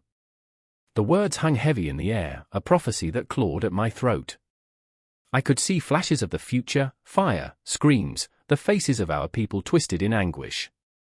The empire, a vast tapestry woven from ambition and dreams, was fraying, threads pulled apart by greed and betrayal. I remember the whispers, the secret meetings in shadowy corners where men plotted while the rest of us danced, blissfully ignorant. The scent of betrayal lingered like burnt sugar on the tongue, sweet yet acrid. It tainted everything. They bathed once a year. So yeah, romance was earthy. I chuckled darkly, the absurdity of our plight mingling with the bitterness of reality. The palace felt like a tomb, filled with the echoes of laughter turned to sobs, of lovers torn apart by the very empire that had once united us. The clock struck, each chime resonating through the halls, a reminder of time slipping away, of moments lost forever. "What will we do?" Marunissa's voice trembled, and I wanted to reach out, to reassure her, but the words felt stuck in the web of my throat. "Fight," Jahan said, determination igniting his eyes. Even in the face of despair, courage could bloom like a stubborn flower pushing through cracked pavement. But I could see the doubt lurking beneath his bravado, a chasm waiting to swallow his resolve. What was the point of fighting for an empire crumbling under its weight? I could hear the distant drums of war, a rhythmic pulse that resonated with the pounding of my heart. They echoed the cries of the forsaken, the forgotten. It's a folly, I whispered, more to myself than to them. We are but ghosts in our own story. Then let us haunt them, Jahan breathed, his voice fierce and raw. Let them remember that we existed, that we fought, that we loved. And in that moment, the air between us crackled with an electric promise, an unspoken vow to resist the inevitable. But beneath the surface, the currents twisted and churned, and I could feel the weight of our choices bearing down on us, heavy like the night sky, infinite and oppressive. The sounds grew closer, shouts, the clash of metal, the cries of the anguished. I felt the ground shift under my feet, the Empire's foundation trembling with the weight of its sins. Shadows crept in from the corners, dark tendrils of doubt wrapping around our hearts. We stood on the brink of something monumental, the chaos of our reality swirling, waiting to consume us whole. As the door swung open, revealing a world ablaze with conflict, I caught a fleeting glimpse of Jahan and Merunissa, two souls entwined in the tragic ballet of fate. Their faces were etched with determination, but I saw the flicker of fear, the ghosts of their past trailing behind them like whispered secrets. Time stretched, and the moment felt suspended in a web of dread, the air thick with unspoken words, fears begging to escape. I could sense it, the end was nigh, yet the story was far from over. With one last breath, I stepped forward, shadows dancing at my heels, ready to face whatever horror awaited us on the other side of the door. The Empire was crumbling, but our hearts still beat on, defiant and fierce. The repercussions would echo through history, a haunting refrain of love, loss, and the relentless march of time. The night awaited us, and so did our destinies, tangled and trembling. The air crackled with an eerie silence, broken only by the distant echo of boots marching on blood-soaked earth. Clara stood at the precipice of the battlefield, her heart a war drum, pounding against the chaos swirling in her gut. She had come to witness the aftermath of a struggle that would reshape empires, yet all she felt was the suffocating weight of dread hanging heavy across the misty horizon. The sun, a reluctant witness to the carnage, slid beneath the clouds like a soldier retreating from the fray, casting long shadows over bodies strewn like discarded puppets. The smell of gunpowder lingered in the air. Clara inhaled deeply, a desperate attempt to ground herself, but all she could taste was the bitter tang of ash and despair. She remembered her brother, Thomas, a man of fervor and ambition, now just a name carved into the stone of her memory. He had been her protector, her confidant. And now? Now he was part of the very soil that birthed this bloodshed, this grotesque theater of imperial dreams. Yet there was another, James, a soldier turned reluctant conspirator, his heart heavy with the burden of loyalty. Standing close enough that she could see the shadows under his eyes, Clara felt an ache deepen inside her, a longing for clarity amidst the confusion. He was haunted, she could tell. She could see it in the way he clenched his fists, those hands which had once held her own, now stained with the ink of betrayal and ambition. They think they can own the world, he whispered, voice trembling like a leaf caught in a storm, but what do they truly possess? His eyes darted around as if the very ground might swallow him whole, devouring his guilt along with the remnants of valor. They were nothing more than pawns in a game played by men cloaked in fine silks and hidden agendas. Clara's mind spiraled backward, images flashing like a reel of film, each frame a reminder that the British Empire was not built on noble endeavors, but on the broken backs of the subjugated. The thought left a bitter taste in her mouth. I remember the stories, she murmured, her voice a fragile thread in the tension-filled air. They told us we were bringing civilization, but all I see is ruin. James turned to her, searching her face for understanding, for a glimmer of the old hope they had shared. What is left, Clara? What is left after the battle? His question hung between them, heavy as the evening fog. The sky, once a vibrant palette of dreams, now morphed into shades of despair, clouds swirling like wounded spirits. The remnants of soldiers paced around them, lost in a cacophony of grief and ambition. And then there was that figure across the field, a ghost wrapped in the tattered remnants of a once heroic uniform. Colonel Fitzwilliam stood tall, a man molded by the very ambitions that had sent Thomas into the maw of death. He laughed, a sound that sliced through the air like a blade, a mockery that twisted Clara's gut. She could see it clearly now, the darkness in his eyes, a hunger that demanded conquest at any cost. Fitzwilliam's hands, adorned with the scars of countless battles, were nothing but a reminder of how far his greed had taken him. I remember, Clara paused, the weight of her thoughts crashing over her like waves against jagged rocks. I remember him telling us that the world belonged to the brave. But not the brave like Thomas. Not the brave who died in vain, their names forgotten, their blood seeping into the ground that would grow rich from their sacrifice. What is bravery when it demands sacrifice for greed? James reached for her, fingers brushing against her cheek, a fleeting connection that ignited a flicker of warmth in her soul.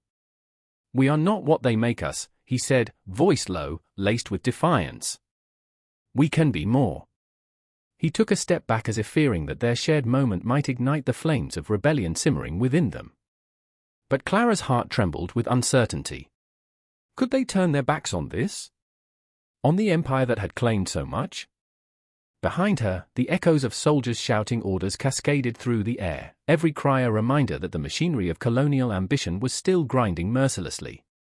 She felt it, a tremor in the air, a pulse of inevitability that twisted around her like a serpent, coiling tighter with every passing heartbeat. Look at them, she said, gesturing toward the horizon where dark clouds gathered like a storm waiting to break. What do we become if we don't speak against this? The thought of her brother, the dreams they had spun together, all felt like wisps of smoke, beautiful and ephemeral, dissipating into nothingness. She wanted to scream, to shake the very foundations of this madness, but instead, her voice faltered. The confrontation was coming, an unspoken reckoning that hung between them like the damp afternoon mist.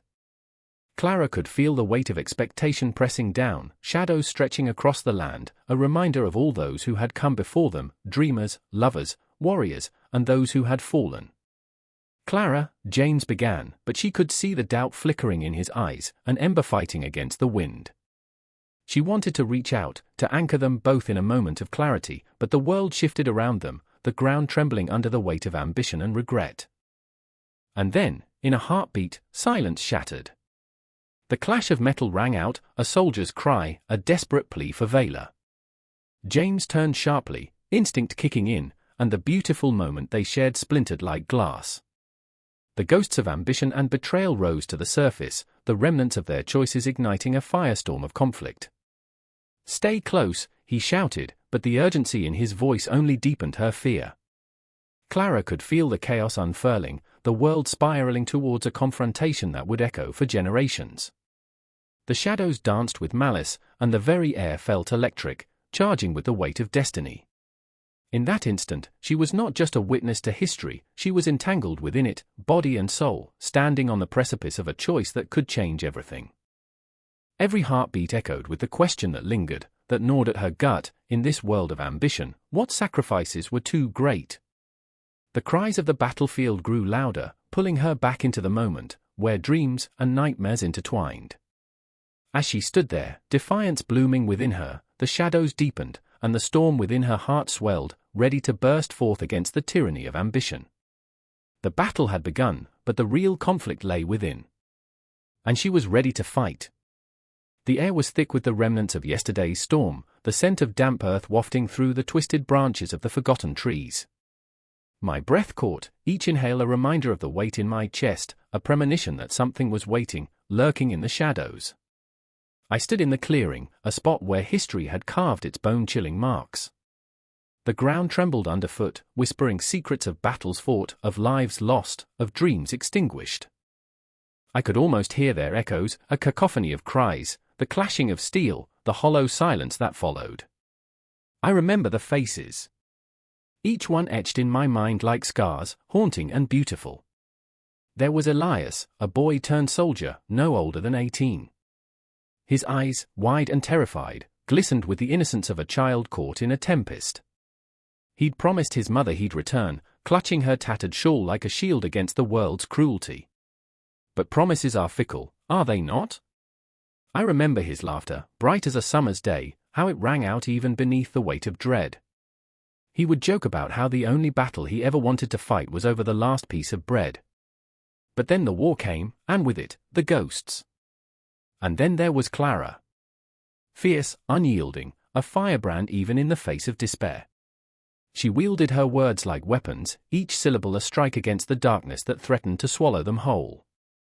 I can still see her silhouette, standing against the horizon, a defiant figure amidst the chaos. She had a way of making you believe that hope was more than a flicker, that it could blaze like the sun if only you dared to stoke the embers. But the battlefield is relentless. The screams of the dying became a harsh lullaby, drowning out her voice, her laughter, extinguishing her spark before it could ignite a revolution. The commemorations came like clockwork, each year a painful reminder, each candle lit a flicker of defiance against the encroaching shadows of forgetfulness. I remember the faces of those who gathered, the grief-stricken, the angry, the stoic. Their eyes were a mirror of my own, reflecting the ache of absence, the weight of sorrow. They came to remember, to honor, but in truth, they came to seek solace in shared pain. Each name read aloud was a dagger, each moment of silence a chasm, swallowing us whole. I could almost feel the ghosts surrounding us, their ethereal forms mingling with the living, weaving through the crowd, a tapestry of love and loss, regret and remembrance. We stood huddled together, our breaths mingling in the chilled air, and as the bell tolled, I felt something shift. Time seemed to pause, suspended in that mournful sound, stretching out like the shadows that lengthened across the ground. The clock struck, and the weight of memory became unbearable, pressing down with the force of 1,000 unspoken words. I remember Elias's mother, her face a mask of anguish, tears streaming down her cheeks like rivers of despair, carving paths through the dust of forgotten dreams. She clutched a single rose, its petals vibrant against the grey, a symbol of life amidst the decay. Clara would have lit candles, a fierce light against the night. "We will not forget," she would have said, her voice a rallying cry, fierce and unyielding. But that was before the world came crashing down, the night when the battle raged, and hope flickered. I remember the way she fell, the light snuffed out in an instant, her laughter swallowed by the cacophony of chaos. The wind howled through the trees, carrying with it the unsteady breaths of those who gathered. I could feel their pain, raw and unfiltered, each heartbeat a reminder of the lives intertwined, the stories woven into the fabric of loss. I remember my own struggle to breathe, to speak, to articulate the weight of grief pressing down on my chest. Each name I whispered became a prayer, a plea for the past to return, for the ghosts to find peace. And then came the silence, a heavy, suffocating stillness that enveloped us, a void filled with unspoken words. I could see the flickering flames of the candles, each one a small rebellion against the dark. The air crackled with electricity, a palpable tension that hung between us like a storm cloud, and I knew we were not alone. I remember stepping forward into the light, feeling the warmth of those flames against my skin, as if they could chase away the haunting shadows. "We remember," I shouted into the void, the words escaping in a rush, a torrent of emotion spilling forth. "We remember the laughter, the dreams, the love that still lives among us." For a moment, the world stood still. The tree seemed to lean closer, the sky darkening as if in acknowledgement. Time folded in on itself, and I was transported to that battle, a maelstrom of chaos, screams echoing, the terror palpable. I could taste the metallic tang of blood, feel the ground beneath me as it shifted, a living thing caught in the throes of war. Elias, Clara, the faces of the lost, they danced around me, their laughter mingling with the cries of the fallen. I remember the weight of their absence, the ache in my bones, the yearning for a world where laughter reigned, where the shadows could not consume us. As I stood in that clearing, surrounded by the flickering candlelight, I felt a spark within me, a flicker of resilience igniting, a stubborn refusal to let their memories fade. I could almost hear Clara's voice, fierce and unwavering, a reminder that life, even in its darkest moments, could find a way to shine. We stood together, united in grief, in remembrance. The battle was not forgotten, it lived on in us, a beating heart that pulsed with every shared breath. I remember the way the night embraced us, wrapping us in its gentle, yet unyielding, arms. The air shifted, charged with an electric tension, as if the very fabric of time was vibrating with our collective sorrow. Each candle flickered, casting shadows that danced like spectres on the ground, weaving through the memories that bound us together. I remember that night, the air thick with emotion, a testament to the strength of the human spirit. And as the last echoes of the bell faded into the darkness, I realized we had not merely gathered to remember, we had come to honor the fight, to ignite a flame that would never be extinguished. As I looked around, I felt an overwhelming sense of unity, a shared heartbeat among us all. In that moment, the past and present blurred, leaving an imprint on my soul, a reminder that we are all part of this tapestry woven with threads of love, loss, and resilience. The ghosts lingered, yes, but they were not merely specters of sorrow, they were the sparks that lit our way forward, urging us to carry their memory into the dawn. And so, the cycle continued. The past, the present, forever intertwined. Each year, we stood together, forging a bond that could not be severed, an unbreakable chain of remembrance that would echo through time, a promise that we would never forget. Thunder rumbled in the distance, a dark promise of chaos, as the sun flickered behind a thick veil of smoke. I remember the air, heavy and sharp, like the taste of iron on my tongue. The battlefield lay stretched out before us, muddy, chaotic, a grotesque canvas of desperation. Bodies were already littering the ground, their lifeblood staining the earth, a vivid reminder of mortality. Every heartbeat echoed the rhythm of war, the drumming of feet, the clash of steel, the screams piercing the suffocating silence. In the midst of it all stood Severin, a soldier carved from shadow and regret. He gripped his sword, knuckles white, the blade glinting ominously in the fading light. I could see the ghosts of battles past dancing in his eyes, flickering memories that haunted him like specters. Each swing of his weapon carried the weight of 1,000 lost souls, his heart a battlefield of its own. "What have I become?" he whispered to the wind, and the world felt the tremor of his despair. Beside him, Lyra crouched low, her breath shallow but steady. She was not a soldier by trade, but the war had thrust her into the fray. Her hands trembled, fingers stained with dirt and blood, not her own but the remnants of those who begged for mercy. I remember the way her tears mixed with the grime on her cheeks, a portrait of anguish and resolve. "We fight for them," she said, her voice a thin thread of defiance woven through the chaos. But even as she spoke, doubt clung to her, a shroud that would not lift.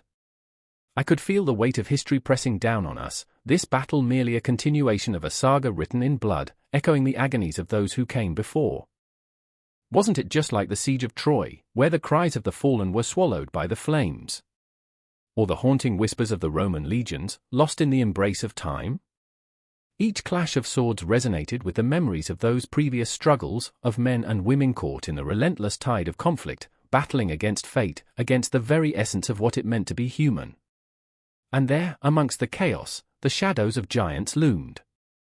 I thought of Waterloo, how the earth trembled under the weight of ambition, how lives hung in the balance with every cannonball that sailed through the air. The ghosts of those who fought and fell stood shoulder to shoulder with us, their souls woven into the fabric of the ground upon which we stood. Every heartbeat mirrored the desperation of 100 battles, and I felt their presence as a cold wind swept through, chilling me to the bone. Severin lunged forward, adrenaline coursing through him like fire, but with every enemy he felled, a piece of his soul chipped away. I remember the laughter, the warmth of a home. He shouted into the fray, a scream drowned by the cacophony of war. It was a plea, a yearning for a life untouched by bloodshed. I could see the flickers of his past, moments of joy slipping through his fingers like grains of sand, lost to the relentless tide of fate. Lyra, too, charged into the storm, a tempest of fury and fear. I watched her move, a dancer on the precipice of despair, her spirit unyielding even as the shadows of doubt closed in. For them, she shouted again, a mantra that fractured under the weight of reality. For the children who would never know the warmth of the sun, for the mothers who wept for sons they would never see again. I felt the weight of her words, heavy as the air before a storm, filled with unspoken promises and unquenchable sorrow. The clash of steel rang out, a symphony of violence that reverberated through the air. On the periphery, I caught sight of a boy, no older than 12, clutching a makeshift weapon. His eyes held a haunting innocence, a stark contrast to the brutality around him. I remember how he looked at Severin, longing for the kind of heroics that eluded them both. "Will you protect me?" The boy's voice was a soft breath, a flickering candle in the tempest. And in that moment, I felt Severin's heart crack like brittle glass. "Always," he promised, though the word felt like a bitter lie. The weight of the boy's hope pressed down on him, a reminder that the stakes were not just lives lost but futures stolen. The battlefield transformed into a tapestry of dreams turned to dust, a haunting reminder of what it meant to fight. But the tide of war ebbed and flowed, unrelenting and merciless, dragging them deeper into despair. I felt the silence that followed, a dreadful stillness that enveloped the chaos like a shroud. Time stretched in those moments, the clock hands ticking slowly, taunting them with the fragility of existence. Is this what we've become? Severin roared, as the weight of his choices crashed upon him like a tidal wave. The air thickened with the stench of sweat and fear, and I could see the darkness creeping in, a malevolent force that sought to swallow them whole. And then, as if the universe conspired against them, a horn sounded, a deafening call to arms, reverberating through their bones. The charge began anew, hearts racing, souls laid bare on the altar of glory and despair. I could feel the air crackling with tension, a palpable force drawing them together, each breath a prayer whispered into the void. With every clash, every scream, the essence of countless battles surged forth. Waterloo, Hastings, Agincourt, all lived and breathed through them, the echoes of the past wrapping around their fates like a vice. As the battle raged on, I felt the world close in around me, the shadows growing longer, the light fading against the sprawling darkness. Time grew irrelevant, yet the weight of history remained, each soldier a vessel of anguish, their stories woven together in blood and sacrifice. And in the heart of it all, I could see Severin fighting against the tide. I could hear Lyra's cries of defiance, each moment an aching reminder that life and death danced together in this brutal ballet. The pieces fell into place, the fear, the longing, the heartache, each a fragment of a mosaic that would never truly end. I remember the intensity, the fever pitch of emotion spiraling into chaos, each second stretching into eternity. The battlefield was a microcosm of life itself, a blend of hope and despair, of dreams and nightmares. As the shadows closed in, I felt the pulse of history thrumming beneath my feet, a reminder that this was not an end but a continuation, a cycle of torment that would birth a new dawn, if only they could survive the night. The dust spirals like a restless spirit, swirling around the feet of soldiers who stand shoulder to shoulder, hearts pounding in anticipation. The air is thick with the scent of sweat, iron, and something more primal, a fear that crawls beneath the skin. A lone horseman, his face shadowed by the weight of a tattered turban, rides forth, eyes wide, mouth set in a grim line. Every beat of his steed's hooves against the cracked earth sends ripples of tension through the throng. They know what's coming, they can almost taste the metallic tang of blood on their tongues.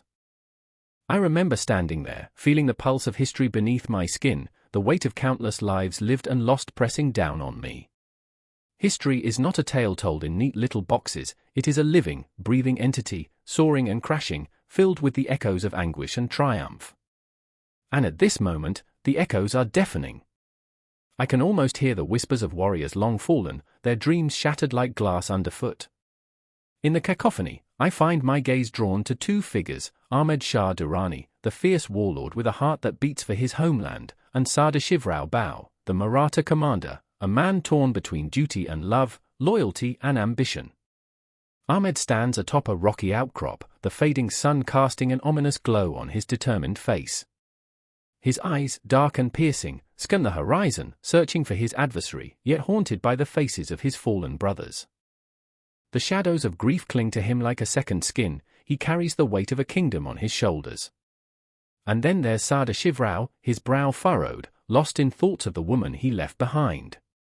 A single tear traces a path down his dusty cheek, a small rebellion against the iron walls he's built around his heart. "What have I done?" he whispers, the words swallowed by the chaos, a question that echoes in the hearts of men who must march into the maw of death. He is a man caught in the crosshairs of duty and desire, a soldier whose heart beats for his people but aches for the warmth of home. I remember the history lessons, the dry words of textbooks failing to capture the electric charge in the air, the dread that clung to every soldier's breath. The Battle of Panipat was not merely a clash of armies, it was a crucible, boiling over with ambition and betrayal, love and loss. A battlefield is a grotesque stage where humanity wears its most horrific masks. Here, valor and cowardice dance an unsettling waltz, and every heartbeat echoes the knowledge that glory often wears the face of tragedy. Then there's the moment of stillness, an eerie pause that precedes the storm. The wind carries a whisper, an ominous warning that slips through the fingers of those who dare to listen. The soldiers, knuckles white around their weapons, exchange glances. They know this silence is a prelude to chaos, a fleeting breath before the universe exhales destruction. "Are you ready?" A voice, barely above a murmur, slips from Sadashivrau's lips. The question hangs in the air, heavy as a stone, and yet it offers no answer, only the bitter truth that readiness does not guarantee survival. His men look to him for courage, but behind his steely facade, doubt gnaws at his core. Could he lead them into the abyss? I remember standing there, feeling the weight of the moment. A single tear fell from my eye, but it was swallowed by the dust that danced in the fading light, an offering to the ghosts of yesteryears. They fought not for glory but for survival, for a fleeting moment of happiness in a world that had forgotten how to smile. And then it bursts forth, a roar, a cacophony of clashing steel. The world erupts in a frenzy of chaos, the drums of war pounding like a heart gone mad, each beat a reminder of the blood that will soon stain the earth. Ahmed, face set in grim determination, charges ahead, a lion among sheep. His words, barely audible over the din, cut through the madness, for the honor of my people. He becomes an avatar of vengeance, fueled by the past, driven by the ghosts that haunt him. Sadashivrau, too, becomes a force of nature, swinging his sword with a desperate fury. For my love, he screams into the void, the name of his beloved a talisman against the encroaching darkness. Each clash of metal resonates like a pulse, a heartbeat in the chaos, and in that moment, he knows he isn't simply fighting for a grand cause, he's fighting for the very essence of his soul, struggling to hold on to the fragments of a life he fears may slip away forever. I remember the thunder of hooves, the cries of men, the way the sun dipped behind the horizon, casting an eerie glow over the battlefield. It is a dance of death, a surreal ballet where every misstep could lead to oblivion.